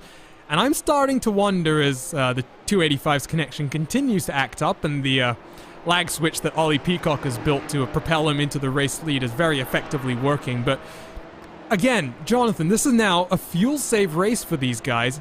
Harley Horton might be in the prime situation, tucked up behind Kurt Crum, able to save in that draft as compared to the rest of his teammates. Yeah, just save as much as you can, lifting and coasting. You know, using more lift going into the corners, not as much brake. Just being gentle, rolling back onto the throttle. There's a lot of things you can do to really save the fuel, and I think you got to put all of them into effect right now to make it to the end of this one. Exactly, yeah. There's a bit of respite though. At the S's you can actually lift off a little bit and just coast through the mid part of the corner. There is a little bit of an advantage. So unlike a strictly flat track, that may not be the case, but you can use the undulation to a little bit of your advantage over here. So out of the hairpin, these two continue to work, and let's check back in with the 911 Cup class, why don't we? Where is Vince Peters? That's my question. That Team Down Under machine has been one of the quickest cars on track today, and unfortunately Peters is down in the 10th spot right now, and you'll see there, Jonathan, in a bit of no man's land as well. So they clearly had devised a strategy early on, which was make the driver change as late as possible, and unfortunately, the way the safety cars have shaken out, it hasn't exactly worked in their favor. No, but I think strategy-wise, it might. Some of these guys that are in front of them have not pitted in quite some time. HT Performance, Impulse Racing, and Maniti that are in the lead at least haven't pitted in the last 11 laps, and at this pace, they're not going to make it to the end. Team 11's going to have to come down at about 1 lap time. They're pushing the end of fuel. The only the cars that have pitted around them are Team Bergen, World of Sim Racing, and then the Alpine Strategist car not too far behind. So I think they're in pure pace. Sorry to cut you off, Jonathan. Team 11 came down the pit lane last lap around. They are in the net race lead as things stand right now. Oh, well then, correct me if I'm wrong. I guess they did a driver change earlier as well, so I think this could be a brilliance rate. I think they just took fuel on that stop. No tires or anything. I think you're right. Like you said, I think the earlier driver changes worked out very nicely because you can work backwards from that maximum drive time rather than working forwards. So, Team 11, 7th place on track. They've got a couple of cars still owing us pit stop. Lucas Lippert for H2 Performance down onto the lane this time around, as is the 86 sister car. Team 11 will jump past both of them as Lucas Lippert finally gets into his box and gets fuel added to his car. 20 seconds stationary already as across the start finish line here comes Team 11. It's going to be close actually between Lippert and Lewis Ward. Here is Lucas Lippert. He'll slot right into line, and here comes what's going to be a very interesting dash to the finish line then, Sommel. Absolutely, this should be fun to see. Now they're right up ahead. How does this play out in this case? I think for a lot of these guys, it's just going to be a splash of fuel and maybe try and cycle back in between Team 11 and HG Performance. Yeah, Impulse, Maniti, Virtual, and Hell Racers they're all 12 laps into their stint so far. It's going to be tough for them to extend this to the end of the race, even with a bit of fuel saving. The 19-second gap between... A 22-second gap, rather. 26 seconds between your race leader and Team 11. That's a bit too short, I think, and Lewis Ward will re-inherit the race lead in a couple of moments' time. The question becomes, what can H2 Performance do in this situation? How much pressure can they apply? While we're looking at this class, let's look at GT4 for a few moments as well and just run down the race situations heading into the final 30 minutes of the race. AOD Racing down on the pit lane this time around, and as a result, things have shaken out. SRN Motorsports to the front. Team Hoisingveld in second as SRN has to watch for Hugo Drouet making his way through on the inside. Hugas in third. And this, from a championship perspective, Sommel, is very interesting because, like we're saying, the My Days Openworks team, damage limitation after a couple of incidents. The damage limitation, though, for Hugas from driving the BMW, podium position, can't really get much better than that. Yeah, can't really get much better than that. I mean, considering how torrid all the external circumstances have been with Hugas, at least in this particular race, a podium is the best that they could ask for. And that really has, will really have rather, a positive impact in terms of restructuring their season because, let's be honest, got a bit tricky for them in certain times. So, yeah, this is going to be good. Let's see how they bounce back in Sebring because this podium really helps them carry a positive momentum to the championship finale. 6 hours of Sebring. I cannot wait for it. I can't believe we are just 1 month away from that race. It's going to be a rather long and arduous wait, I do think. So that is your GT4/Sport class battle. Take a look at TCR very quickly before we head into that final 30 minutes because full send 1 and 2. Harley Horton has gotten past Kurt Crum and built the advantage up to about 1 second, but fuel saving, I think it's going to be tough now for them, Jonathan, as they run in clean air, as they get more and more laps under their belt. It becomes tougher and tougher to make it till the end if you have a specific number in mind. I think the question now is, who's doing it better, Ollie Peacock or Harley Horton? And to think how many laps do they have left running. You know, they're averaging about 2 minutes, 14 seconds. I'm trying to map that out in my head. And that's around like 12 and 13 laps. And the farthest anyone's gone so far is 24. So they're going to be running maybe on empty when they get to... Oh, no. That's Team Down Under. Oh, boy. Another issue then through the second part of the Degner corners. And unfortunately for Vince Peters, who was really driving hard and trying to catch up that advantage to the rest of your competitors, just gets a bit wide onto the curbing there, Sommel. And unfortunately a hard impact. And he's now going to struggle in 10th position to hold off some of the cars behind. Yeah, such great promise for Team Down Under. Unfortunately squandered with an incident like that one. Could have been so much better, but the Degners, well, they don't check. They don't care about who it is, what position you're in. When they have to catch somebody out, they do catch someone out. And that's exactly what's happened right here. Rather unfortunate one for Team Down Under. So, a couple of pit stops in 911 Cup. Virtual Motorsport down from third. That promotes Lewis Ward now up into fourth. 3 cars still out there on the track, yet to come down the pit lane. And we wait for them to come down. Virtual Motorsport back out onto track, right behind a battle in TCR. Pure Sims and Hugas for 9th and 10th respectively. 22 Machine's been fast. He's chasing down Lewis Ward. He's putting a lot of pressure onto the back right now, but as they work through lap traffic, Lewis Ward has been able to extend the advantage to 0.8 of a second, and it might end up being here, Sommel, that it's the traffic and how you encounter it in the last 10 minutes of the race that affects how things are going to play out for you. No, that's Giovanni Romano. What's happened now? In this championship hunt, here comes Shipsky Racing and the My Days Openworks team, but just as I was trying to calm down and think about race situations in other portions of the race, GT4 kicks off once again, and here comes to the inside, Sommel, Danny Gisa. They never let you go calmly, do they? GT4's once again bringing the action to the table, and now you just having to defend My Days as we work around the bruised and battered car coming towards to battle once again. And Arjuna, notice how aggressive Danny is at least on his attack. He's really riding on those curves rather heavily. A clear sign of a driver who wants the position and he's willing to do anything he can to get it.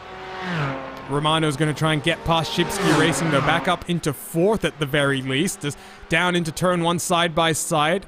That Porsche's going to back off and give Romano the position. But once again, our GT4 championship situation gets mixed up once again. Hugas have dropped off the podium then, Jonathan. And they're going to have to watch in their rearview mirrors now for the next 30 minutes, knowing that the BMW is not the favored car around this track. Especially in this section, like the Shipsky Racing cars had to check up and is now right into the front bumper of the Mighty's Urban. It's actually into the front bumper. Oh no! Boy. And your championship leader might just have even more. Oh, look at that, almost into the mouth of TCR machines coming back onto the track. And unfortunately, it's all kicking off here in our championship picture. One more look at this one, Sommel, and talk us through a bit of a risky move for the championship leader. Shipsky Racing unfortunately checking up, and Mighty's Ultimate were just at the wrong place at the wrong time. Shipsky losing momentum after losing a position to the huge ass car. And then once again, what's happened here? Oh, the S's, isn't it? It's just the S's checking up someone. And Mighty's Ultimate Work saw the gap. Shipsky got checked up, and there they are, having a tete-a-tete with the barriers. Oh, and they almost bobbled back onto the track and got collected by a TCR machine. That would have been day done for Danny Giese. As it is, he'll have to roll around now in 7th position with significant damage to that car for the remaining 28 minutes. And Jonathan, the bigger concern is there's 3 cars from behind that might be able to get past and take away some championship points in this battle. Especially since that BMW is quick in a straight line, especially down the straightaway. How much straight line speed and how much downforce does that Porsche lose? And the answer right now is quite a lot. They're closing in a hurry on poor Danny Giese. It was looking like an okay day for the Urban Works team, and it's gone from okay to bad to even worse. It looks like he's losing a good 10 kilometers an hour in top speed compared to not just the BMW, but also the Porsche behind as well. So Giese, I would suspect, is about to drop down to 10th position. In fact, looks like he's coming down onto the pit road to try and get some repairs in that car. So that's disaster in this championship fight. And wow. Jonathan, it's a bit hard for me to really sum up what's going on right now because I think the story is no one wants to win a championship here. Apparently not. No one wants to make it a for sure decision. I mean, Full Send Racing is trying to make it a for sure competition, at least with Hoisingville down in 6th. But yeah, if you're a championship contender, don't visit Suzuka, I guess. That seems to be the name of the game. Well, sorry, Sommel, I'd done so much research about all the times that championships got decided here. It's getting decided, but in a slightly different way to how I thought it was going to happen. It's going to get decided down in Florida instead. Happy days. 26 minutes left in this race then, and we'll have to just wait and see what else it's got in store for us. I've lost track of the number of times the car has spun it around, using the curbing, both in 130R, both in the spoon curve, and in the Degner as well. Championship drama up and down as well. Looking like championship drama from the teams as well, Jonathan. Race control even busier at this point in time than we expected. Looks like a couple of teams pointing fingers at one another when it comes down to the drive time regulations. And they were the 2 last cars on pit road for the changing of drivers, the 22 and the 45. That's the HT Performance car, and then the Team Down Under machine. They are thinking there might be a drive time issue, but race control is going to wait until after the race to really look at the drive times. A lot of those Porsches were cutting it close, especially at the front of the field. And here comes, I think, Ollie Peacock down on pit road. Yep, no, Peacock has had to blink, and has he missed his box? What was that? Oh, boy. Oh, you know what he's just done? Oh no, has he just fallen foul of the pit lane rule? Because Sommel, talk to us about this. There is a rule. You're only allowed to spend 3 seconds transitioning from the fast lane to the slow lane. Has Ollie Peacock just gotten a race penalty? Perhaps because he made a violent shift to the right. From what I saw, at least, from all the glimpses that I caught, he'll be fine in that department, but no, it seems all right. From the looks of things, at least. I don't know here. That is good. Yeah, that is not all right. That is not all right. where does that line start? Because you can see that transitioning point on the tarmac. I don't know what is the clear defined line that race control is looking at. The blue part. The moment you shift from the fast lane to the transitional part where you have your pit boxes and everything else, the moment you shift to the right, you only have 3 seconds for that. So he went in, realized, maybe I've misjudged my entry, went back out, then came back in. So I think it looks some slightly muddy waters. And it looks like as well it might be day over for Danny Gisa in the My Days Urban Works team. Back down onto the pit road for the second time in 2 consecutive laps. And that car might be retiring from today's race. So big shame in the 124 crew, but they'll have to regroup for our season finale in just over 1 month's time. At the meantime as well, I'm trying to get some clarification as soon as possible from Race Control on that issue that we just saw on the pit lane, because Jonathan, I'm almost 100% sure here that Ollie Peacock is going to get a drive-through penalty. That depends how closely Race Control wants to look at it. I think he was just kind of misjudging where his stall was, maybe to his teammates. I really don't know. Like, I think it was just a lapse of judgment right there. Yeah. And he tried to quickly correct it. I think the good thing for him is that he tried to correct it and knew he was in the wrong. So that's one thing he's got going for him. But there's nothing on the Race Control decision sheet. I don't know if Race Control is discussing it yet. They're looking at another incident further down in the TCR field. So we'll have to wait and see. As here comes Team 11 down underneath the Hell Racers. And they're going to step onto that final step of the podium. Looks like Hell Racers in the 16 car trying to do a lot of fuel saving perhaps to get till the end of the race. They'll fight it back, and Team 11 is going to stay strong on that outside line. Still side by side. Lewis Ward is going to have to tuck back in for now and reassess as they come up behind a BMW M4. But of course, Hell Racers, they've been out on track for 18 laps so far, so they're on a fuel-saving strategy compared to, of course, Lewis Ward behind, who's trying to defend from Lucas Lippert behind. We're using this as an opportunity to close the gap up to Lewis Ward in the Team 11 car. Mistake there made by Hell Racers very slightly, and I think Lewis Ward is starting to get a bit impatient here. He looks to the outside in towards the hairpin. He'll set up an over-under, try and get on the power as smoothly as he can, Jonathan, because at this point in time, he's not necessarily losing out on time to the top two, but if those two need a splash and dash, it could be the margins could be this time that Lewis Ward is losing behind Richard Carlson right now. Yeah, because Carlson right now, you can see on the left side of your screen for that brief moment, is 25 seconds behind the leader of Impulse Racing. So Impulse Racing and Maniti, the Hell Racers are their best friend right now because they could be helping them possibly do a splash and dash, although it's going to be a bit tight for them. They can only go about 6 more laps, I think, so they're about in those final 8 to 10 minutes. They're going to have to come down pit road, and I think Team 11 is also getting antsy because that 22 is getting closer and closer and closer. Around the outside of the Casio Triangle, it's a bold way to try and get this move done, and Hell Racers will get the momentum around the outside. Here comes that 22 car as well. These guys lose another second to those contenders out front, and pit lane time is 24 seconds. So every second they lose here is valuable time for those top 2 runners. Impulse Racing, Maniti Racing trying to do a very different type of strategy to the rest of the contenders. And meanwhile, Hell Racers proving to be their best friend at this point in time. A couple more cars down onto the pit lane in TCR. We've got Full Send Racing's the 287, as well as Kurt Crum for Bombshell Racing Team.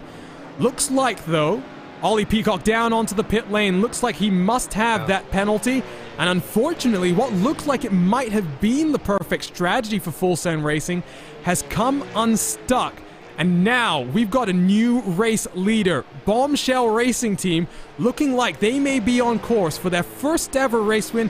In fact, just as I say that though, Team Hoistingfeld and Fiercely Forward update on my timing screen to fly on by. So Michael Schotlow retakes the race lead, Sommel. I was lied to by my timing screen there, and with 20 minutes to go, he's now got to hold off the challenge from Matthew Crisp in the Fiercely Forward 234 car right behind. The false hope. Oh, how much it pains. But on a positive note, if Bombshell Motorsport are actually able to hold on to this position, they will be gaining so many points because as it stands, they're B14 in the DCR category. with 2 races where they could not even get a single point. This result, if it happens, that is, they have got 2 really fast cars right behind them, will catapult them all the way up to around, say, inside the top 10. So this should be a huge one for them in terms of where they stand. But yet again, the bar has just been hurting well. And what could have been had the 287 not had that extra drive-through penalty? Who knows? So 20 minutes left in this race. We're just a couple of minutes away then from really understanding the championship picture heading into that final round. We've talked about the half point on a number of occasions so far. It's going to make things very, very difficult to understand, because the problem with those halfway points is that we aren't going to get that updated picture immediately from race control. We have to wait for that usually. And sometimes when things are as close as they are at the front of these championship pictures, sometimes you've got to make some guesses. Lewis Ward finally tries to get around Hell Racers through the S as they work. This time a little bit more in front is Lewis Ward. Richard Carlson still tries to hang on and defend to Lucas Lippert from behind. I think Team 11 should finally get the move done here. Hell Racers should be able to hold that inside line up the hill as Lippert on those, I think, fresher tires, net fresher tires, able to get them run up the hill here, Jonathan, and still side by side down into the Degners. Oh, now where the Hellraiser's car was a friend to Lucas Lippert, now is an enemy because he's holding him up, and that Team 11 car is slowly going off into the distance. Is 22. He needs to get by the Hellraiser's machine in order to have a shot of chasing down that 97. And still getting held up here as Carlson runs a bit wide, opens the door once again. I think Lippert got the power down nicely, but shorter distance on the inside. We've seen this on a number of occasions before. But I think the overlap is sufficient for Lippert to hold the line, try and still squeeze potentially Carlson onto the curb. They still run side by side.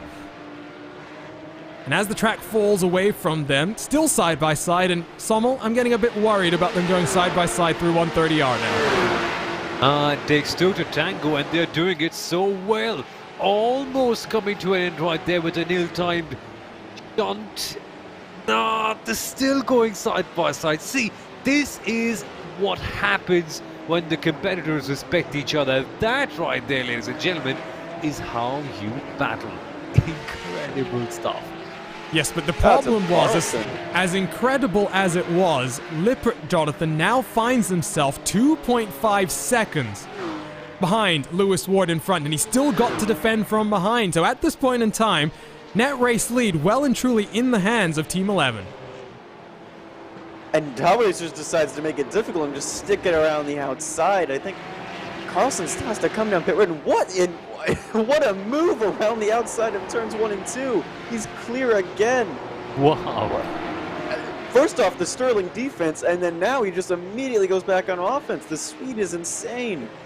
This is great stuff in the last closing stages here. Lippert, though, now finds himself 3.6 seconds behind Lewis Ward. The question now becomes, Pascal Costa and Matthias Dehaene out front. If Carlson is being this aggressive and maybe thinks he doesn't have to come back down the pit road, what do those two out front think as well, Sommel? 15 minutes left on the clock. They've been out there for 21 laps so far. By the calculations that we had done, we expected pit stops to come. I wonder if they've been able to pull off a little bit of fuel-saving magic. Maniti might have, because they've been sitting behind the draft train of Impulse for quite a long while. What about Impulse though? They've been the leaders for such a long time. Will they have been able to save enough while maintaining that huge gap that they've got at the very top there? I doubt. I don't think they might have been able to save enough and still have a 28-second gap. Not sure. We talked about huge ass in the Cup car out there trying to salvage results. Look at Danny Gisa trying to do the same thing as well. And speaking of GT4, what's happening at the front of this field? Maniti Racing down onto the pit lane, as well as SRN Motorsports Black. So we were just talking about the fuel game. Matthias Dehaene has had to blink. Now we wait for Pascal Costa for Impulse Racing to come down the lane as well. The question becomes, Sommel, where's Jan Bol? Team Hoisingveld. He's about to retake the race lead. Once again, as it has always been the case, Helsingborg at the very top in TCR and GT4, setting the standard, and they might have gone through a little bit of trouble, a little bit of tough times in terms of changing personnel in their team, but at the top, man, they're able to keep it through. So are these guys. Well, we've seen this before, haven't we? They're still doing action. Matthias Dehaney has come out right behind them as well. Lippert back in front for now, and now tries to set sail and focus on Lewis Ward, who now finds himself with a 4-second advantage. Carlson loses a bit of time getting a bit loose. That opens the door for Dehaney to now get his way up onto the podium battle as well. This is going to be a fight all the way till the line. I think we're expecting Pascal Costa to come down the pit lane the next lap around. Meanwhile, in GT4, Stephen McGarvey has come back out in second position, clear of Giovanni Romano for Huge Ass Racing by about 7 seconds at this point in time, so that will help. The 137 car, second place in the championship, try and claw back some of the advantage to My Day's Obenwurst. As now Lucas Lippert well and truly has been set free here, Sommel. He has. This is his chance to try and go on and try and gain as many positions as he possibly can right here. And that's the thing that you want towards the very end, right? A driver who is liberated. You don't have any fuel saving or tire saving, any pressure whatsoever. For the number 22, the H2 Performance SRT car, this could be a big one at P number 3. And the gap, well, it's only under 4 seconds. Very much doable, Arjuna. I think it's going to be tough, though, especially with Team 11 out front. Yeah, exactly. Lewis Ward, race winner in our season opener in the IVRA Endurance Series. It's been a bit more of a tough run for them in this competition, but they've got 12 minutes to go and they're staring down the barrel of a race win. We're still on board with Matthias Dehaney through the Casio Triangle as they apply the pressure onto Carlson. Carlson down onto the pit lane. That will release Maniti racing up into 4th spot. The question still remains, though. Sommel, how is Impulse Racing still out there on track? One more lap further they've managed to go. At what point are they coming down onto pit road? They have to come on down sometime soon. I can't seem to understand how, because Maniti were behind it, they had the draft advantage, and they still had to come in earlier. I might have missed this somewhere, and I have missed quite a few things from this race, just probably not due to be able to understand how it's going on. But Impulse Racing perhaps midway through might have stocked up higher on fuel or something, not sure, but seems highly unlikely that they'll be able to make it towards the very end. So that stop has to be there in the next lap or two, I suppose. So closing stages really picking up intensity right now. TCR, not really too many battles. You've got a semi-battle for the third and final podium position. Bombshell Racing Team trying to secure their first podium on the season, defending from Spencer McCarthy for Alpine Stars Geodesic Racing. AOD Racing BMW has managed to get a position on the World of Sim Racing car, who's now down onto the pit road, and we now wait and see if Impulse Racing will be down this time around. The gap between first and second is down to 27 seconds. Matthias Dehaney spent a total of 34 seconds in the pit road, so Pascal Costa should come out roughly behind Matthias Dehaney out on track. Down onto the pit lane he goes at the same time. What's happened to Lucas Lippert? He's fallen down the timing screen, and he's now in 4th position. Dehaney's up into 3rd. Costa, Arjuna, he pits finally. No, we saw Costa coming down on the pit lane. What's happened to Lucas Lippert, though? Very surprised, as Matthias Dehaney has now got a 4-second advantage there. So Lewis Ward is sweeping himself into the race lead right now as he comes across the start-finish line. And we wait for Pascal Costa to release himself from the box. There is your race leader, and followed behind by Matthias Dehaney. And we now wait and see, Sommel, where exactly Pascal Costa comes out. This is going to be interesting. An alternate strategy right behind Maniti, who are in the top 3 in the qualifying. So clearly this is a strategy that has paid off for Impulse. That is very well done throughout. I mean, in the broader scheme of things, Impulse Racing really have made it work here. Well, we've seen a bit of a split where Team 11, the strongest competitor that came down onto pit lane under that last caution that we had, Maniti Racing, Impulse Racing able to save a little bit more, but now the gap's starting to edge up as 2.8 seconds between first and second. Dehaney and Costa at this point can't afford to scrap it out too much, Jonathan. 148's in the pits. The 148 leading Horsingville car just came into pit road. So interestingly there, he's come back out in 6th position. He was unable then to make it on fuel. I wonder if they miscalculated that one. Not sure what the stint length was for Jan Ball there, but good spot, Jonathan, as the car that dominated most of this race now finds itself down in 6th. Short pit stop as well, Jonathan, though. Just 7 seconds, so very much a splash and dash. Yeah, I think they miscalculated by 2 or 3 laps. They pitted early the stint before, only 14 laps in, and I think he just couldn't save enough fuel. If he pitted about 3 laps later, would have made it to the end. But now, SRN Motorsport, that came down just for a splash dash just recently, has now inherited the lead. And Huge Ass, who we thought was going to be a struggle for this BMW, is on the podium in 2nd place. Yeah. And also, more importantly, the fact that Hoisingveld has dropped to 6th has promoted Hella Media up into 5th, and it's been a very, very rough day for the Team Hella Media crew. And another team that's been in contention for our championship. This now is going to be a 3-way fight between Huge Ass, Team Hella Media, and the My Days Urban Worst crew heading into that final race of the season. 8 minutes left on the clock. Where is Lewis Ward coming around? It's coming through the S's right now, so looks like we're going to have just under 4 laps to go in this one. Gap between 1st and 2nd, 2.5 seconds in your Cup class, 7 seconds in GT4, and then 4 seconds in TCR. So no real contention for the race win, but of course, this battle between Impulse and Maniti for the 2nd step on the podium, and Matthias Dehaney, the regular driver in that car, has been sharing it with a replacement because of the busy nature of a Saturday on RaceSpotTV. Joop de Ligt, the first driver for Maniti Racing.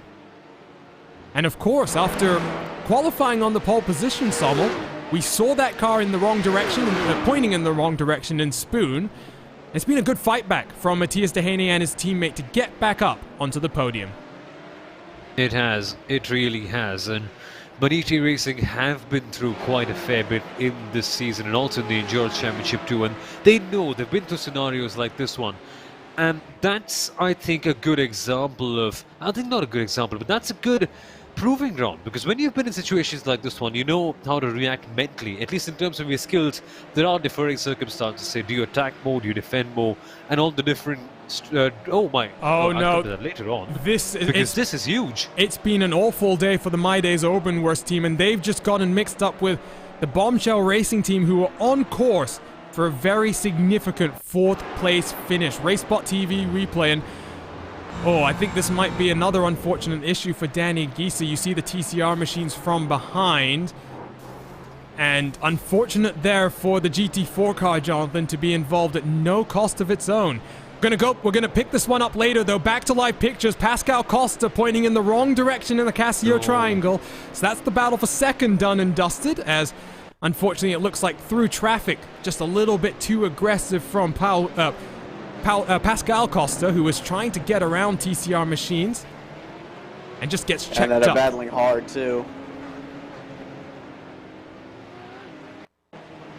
So one more look at this one, Sommel, and unfortunate because this was going to be a fun fight all the way to the flag. Yeah, exactly. Such a sad one. Pascal Costa just gets concertinaed up in this rather chaotic mess at the Casio Triangle. I mean, it could have happened. I mean, we expected this to happen at the very start, but not towards the very end with the driver who was so well engrossed in the fight for the lead. And for the top 3, at least, let's be honest. That ending. And there's now still going to be a battle on the podium. Lucas Lippert has got Bas Slob right behind him in the Virtual Motorsport Porsche 911 car. We've seen the orange and black colors on a BMW have a bit of a tougher ride through this season so far, but podium is up for grabs, and they work their way through the lap traffic. Don't count out Pascal Costa as well. He's only 1.5 seconds behind these guys, so he still might be in with a shout here, Jonathan, of getting back onto the podium. And these TCR cars are just fighting for every spot and point they can get.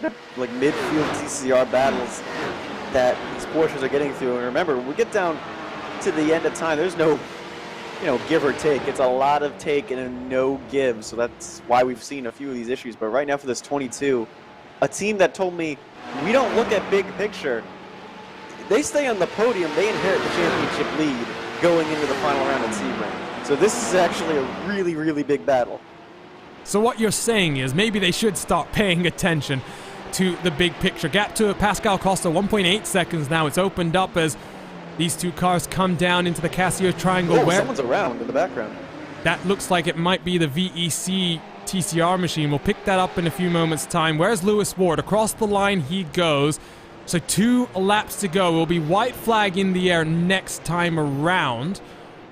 Lewis Ward has just over 10 kilometers to hold on to get a second victory this season in IVRA competition. Their first, though, in the Club Sport Series so far.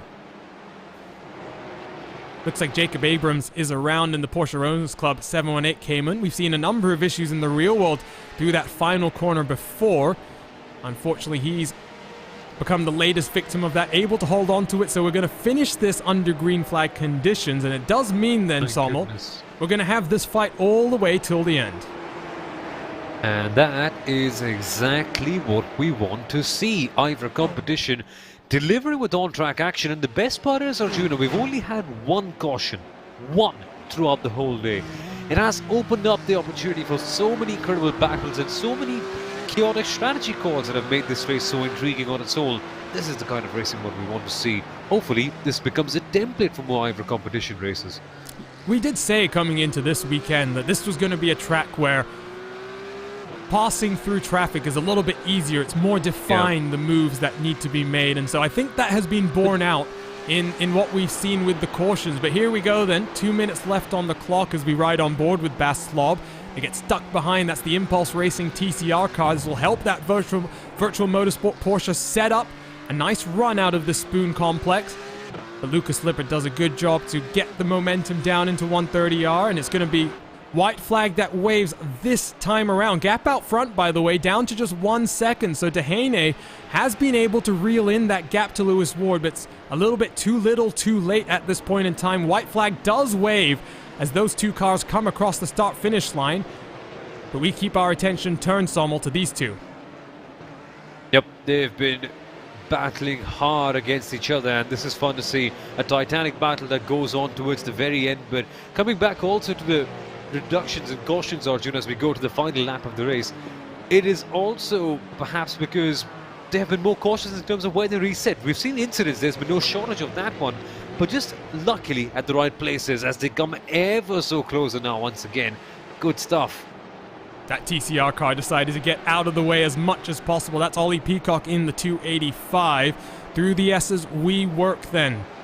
Just under half a second separates these two cars. Pascal Costa, 0.8 of a second behind them as well.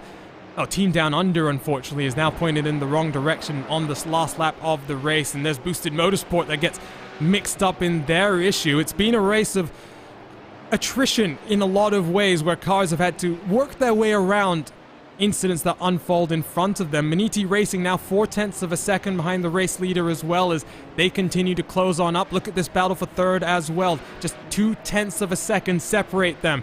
So they're going to come across some more lap traffic. We'll pick up this battle though between Maniti and Team 11 because coming down into Spoon, last lap of the race, it all comes down to this. Maniti Racing pole position. Joop de Ligt subbing into this car, not usually competing in this series. Very impressive opening stint. Recovers from his early spin to put his teammate in the prime position to try and get the race victory. Drag race then down in towards 130R in the braking zone at the Casio Triangle for the final time. We look rearward from Lewis Ward, a bit too far behind for Maniti Racing as they get on the brakes, drop down a gear in towards this final corner. Dehaney's a bit too far behind. Ward is going to cover off the inside. He might be doing a bit of fuel saving there. Dehaney overcooks the corner though. He's going to overcomplicate things just very slightly, but there we go. Checkered flag waves, and after 2 hours and 25 minutes of racing action, Lewis Ward takes home the win for Team 11. It's been a up and down season for them in the IVRA ClubSport Series. And after taking victory in the season opener of IVRA Endurance, they finally taste victory once again here in Suzuka. We'll wait for the rest of the cars to come across the line as well. SRN Motorsports Black down in towards 130R. An historic result for them as well now, Jonathan. Their first victory in this IVRA ClubSport season, and what a result. They needed it. Brings them into the championship fight a little bit, doesn't it? Doesn't just or bring... helps them out. Sorry, go ahead, Jonathan.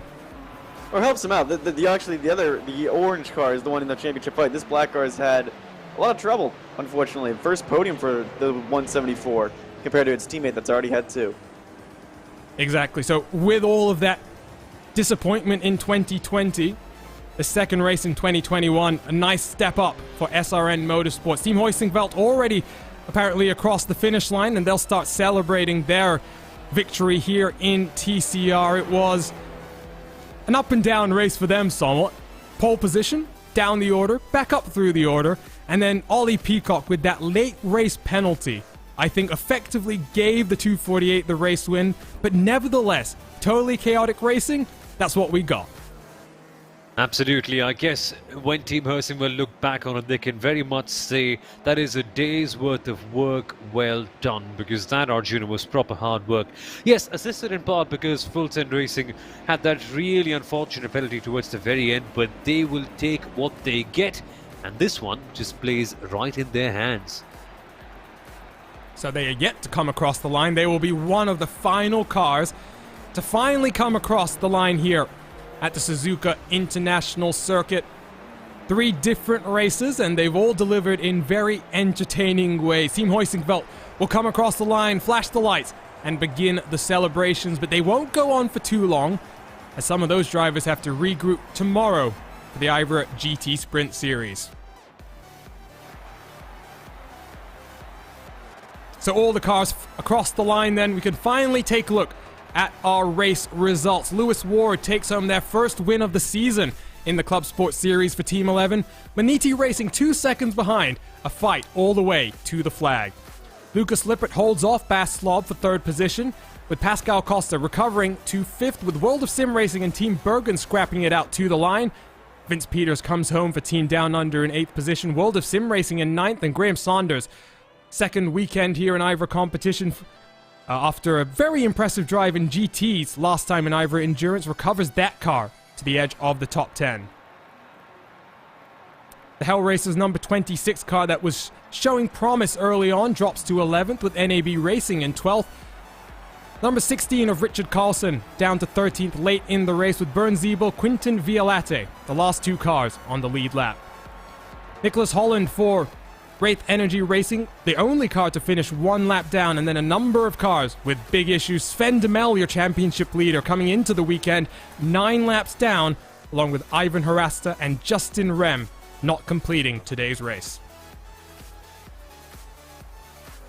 We'll take a look now at the GT4 results, and first race victory of the season for Stephen McGarvey and SRN Motorsports as they look to make up for what was a rather dismal opening half of the season.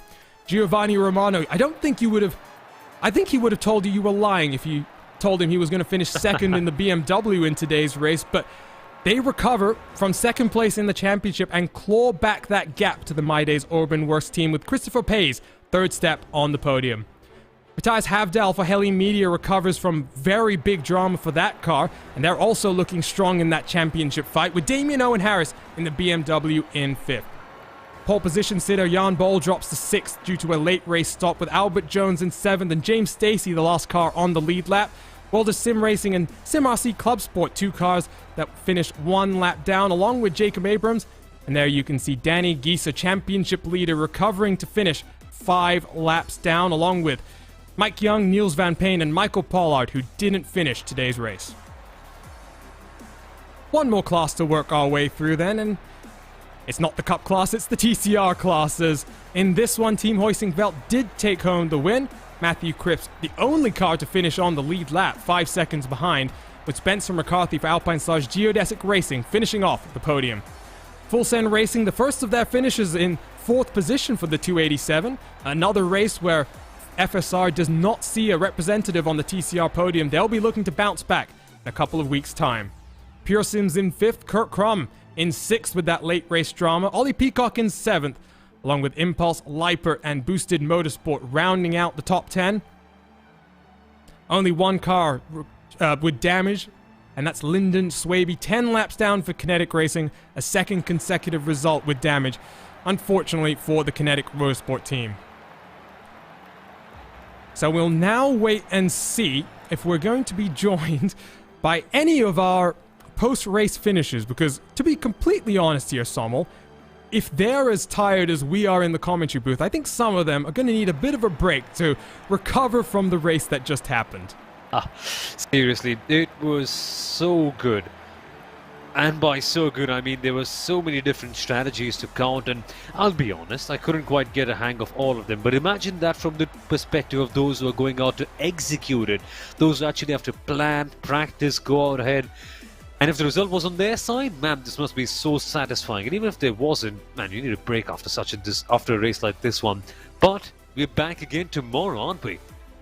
Well, you and I will be back again tomorrow. Jonathan, unfortunately, gets to miss out on all of the excitement from Road Atlanta tomorrow. But I tell you what, got some drivers standing by. Let's kick it off with our GT4 race winner. And Sommel Aurora is standing by with Jason Gerard of the 174 team.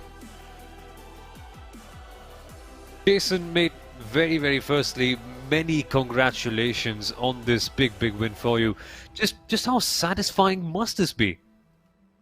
Oh, this was a long time coming. I've been with the team about 3-4 years, and I don't think we've ever really won a major race like this in either Neo, IVRA, or anything. And I'll tell you what, I didn't have a great race at the start. I gotta give 100% of the thanks to one Mr. Steve McGarvey. I mean, he pulled it through. I had a few moments. I had a horrible start, and he just pulled it out in the end. It was just awesome. Jason, that must really be calling for a big party, didn't it? I mean, I can imagine that there's going to be a big celebration. I mean, virtually, wherever you guys are. This is such a big win for you guys. Yeah, it definitely is. There's a lot of people in our Discord channel right now. They're pretty pumped about it. And, I told them at the beginning of the week, I'm a big anime fan. This is our home track right here, home track advantage. And our Japanese people felt it got us to the win today, I'll tell you that. It did work out quite well. And Jason, can you give us a bit of an idea about how things worked out for you? Because there's always this feeling that Hursinghville were going to come ahead and do their own thing and take away the win. But towards the end, them running out of fuel and you guys being at the right place at the right time, must be a crazy moment, that. It was. I honestly thought that maybe we had messed up the strategy of pitting on that yellow because we still needed to come in for a splash. I think we just got really lucky because a couple of our competitors ended up in some issues. I think somebody crashed into a couple of the guys that were chasing us. And at the end of the day, we got a lot of clean running. I think we had like about 10 or 11 laps where we had no TCRs, no Porsche Cups, and we were just cranking out time trial laps after lap because we knew we had to. And I think at the end of the day, that's really just kind of a little bit of luck at the end of the day that allowed us to win it. Well, Jason, what do you reckon is going to happen in the season finale in Sebring? Do you think you might find it just about as easy? And what do you reckon goes on for the team in terms of the championship? Because this win, of course, takes you up quite a fair bit. Well, I think we had a lot of bad luck for the championship. So at this point, we're just going to be focusing on just going for another race win, see what happens. 6 hours is a long time, and a lot of stuff can happen. So we'll see. But it should be interesting. Finally, mate, who would you like to give a shout out to?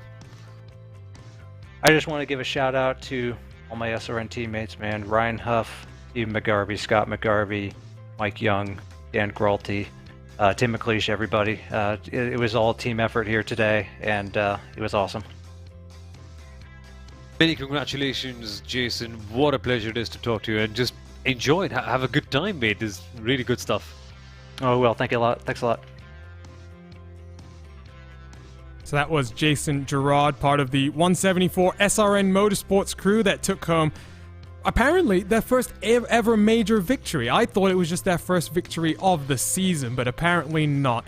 Let's move on over then to TCR and Team Heusinkveld, because we got Marcel Tai, who's now standing by with Jonathan Burke.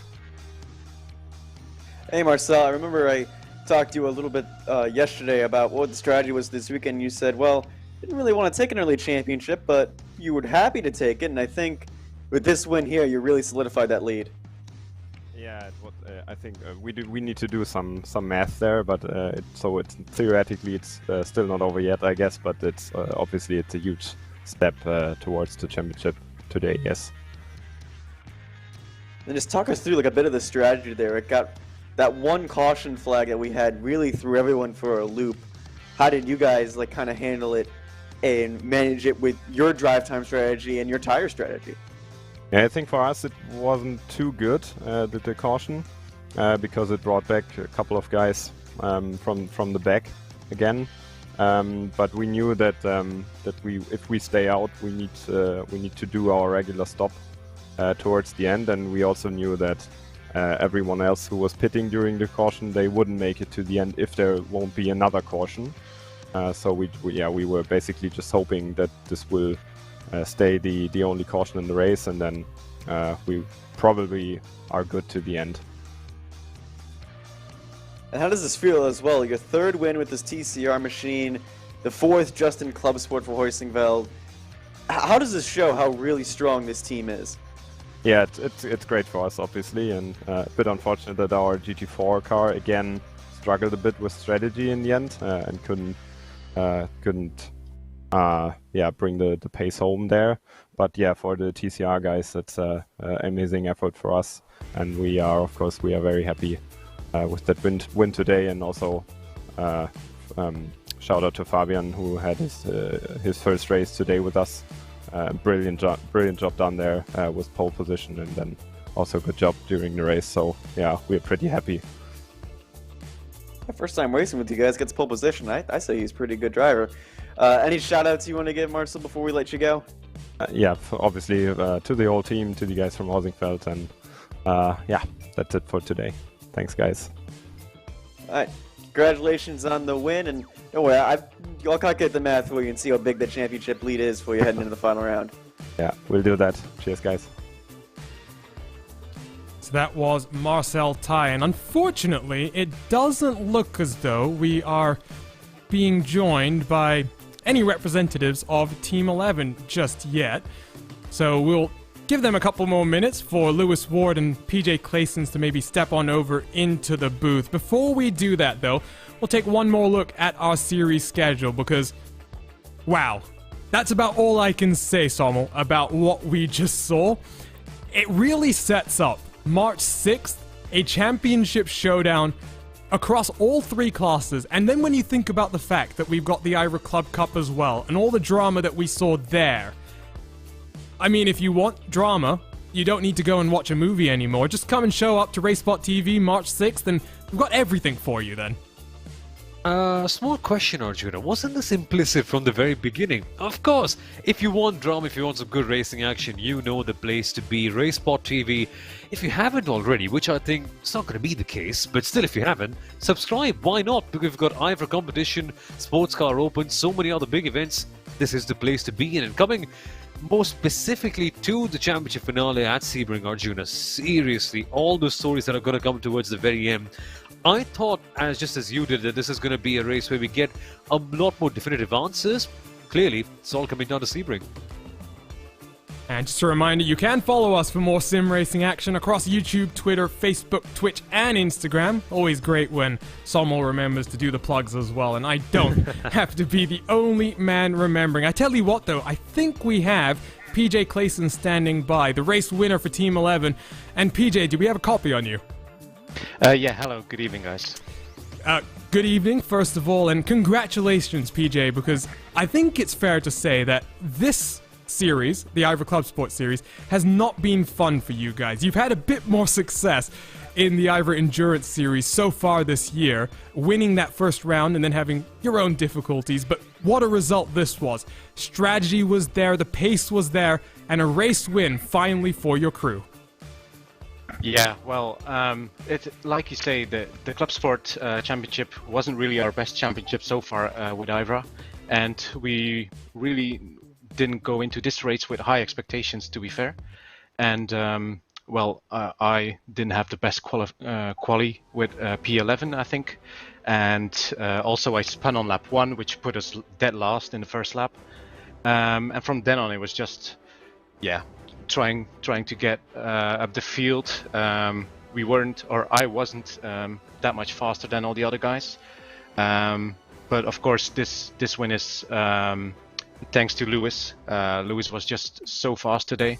No mistakes, just one tiny mistake. That's all. Yeah, it was all him today. Given what we saw today, PJ, where so many championship favorites fell by the wayside in all three categories, you guys, I think, might still be in with an outside shot at this championship.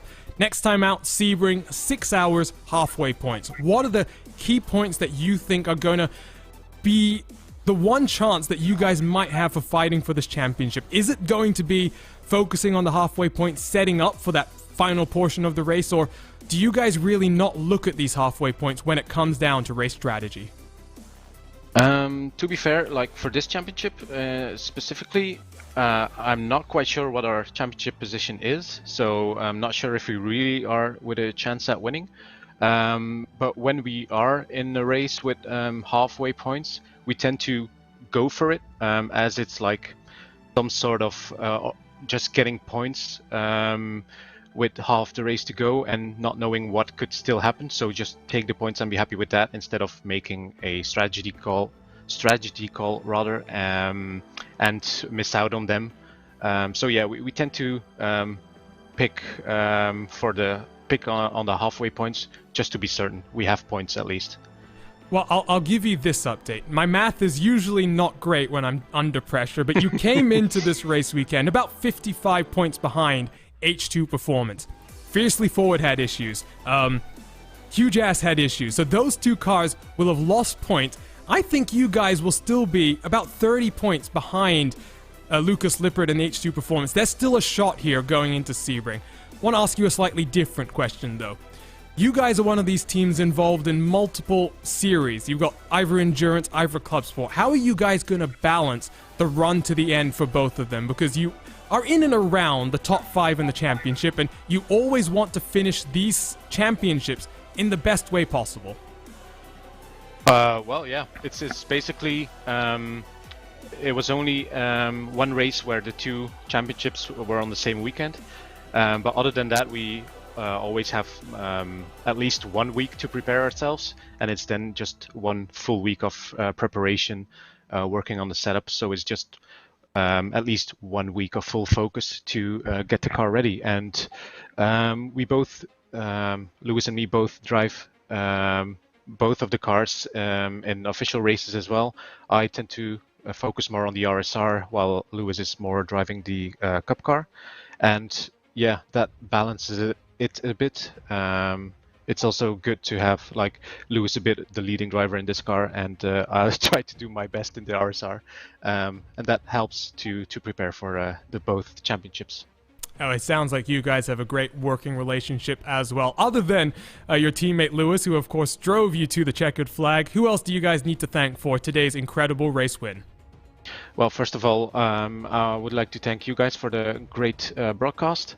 And I would also like to thank all the other guys from the team, Ewan, Tom, Alexi, for all the help behind the scenes. They also helped out in several races during the season when me or Lewis weren't able to race.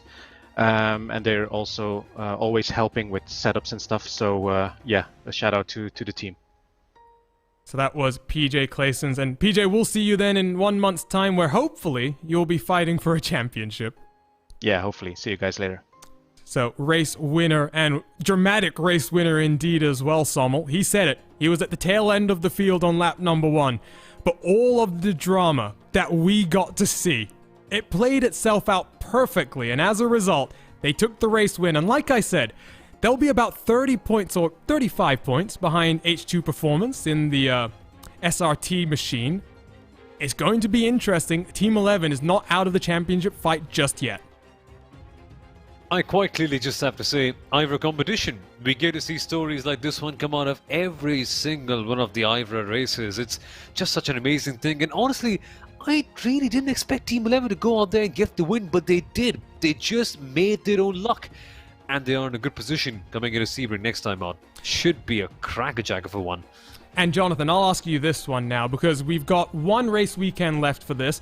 2 race weekends left for the GT Sprint Series, which starts tomorrow, and then including the next round of the IVRA Endurance Series, 3 weekends there. We've not got long left in this year's IVRA competitions, and we'll crown 4 new champions, and we talked about it earlier today. The next season of IVRA competition, it's already taking shape. It's already looking very, very exciting. We'll take a look at the schedule one more time.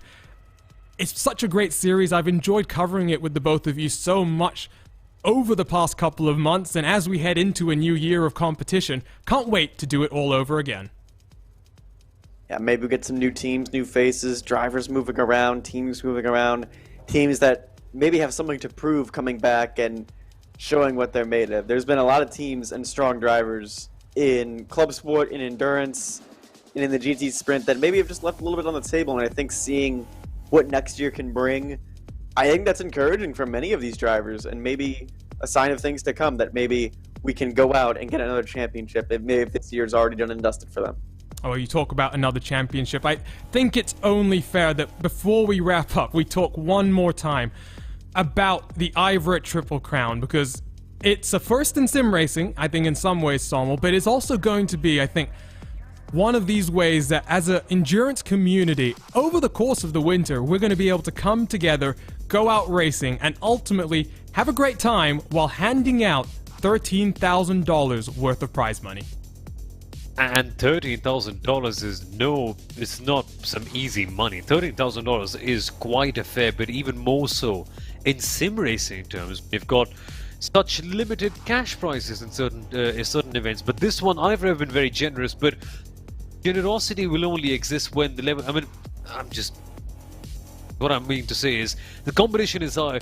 It's not just standing right up there on the bottom of a tree waiting for you to grab it up. You have to really fight for it, and the level of competition in the Triple Crown series is really going to be something to watch out for, and that is across disciplines, across classes. One race you'll be GT3s, who knows, next one you may be driving an LMP2 car, so it needs that sort of cross-disciplinary talent and certain preparation as well, and I think that just makes for a really fun series on the very whole. Something that I haven't seen before. Should be fun.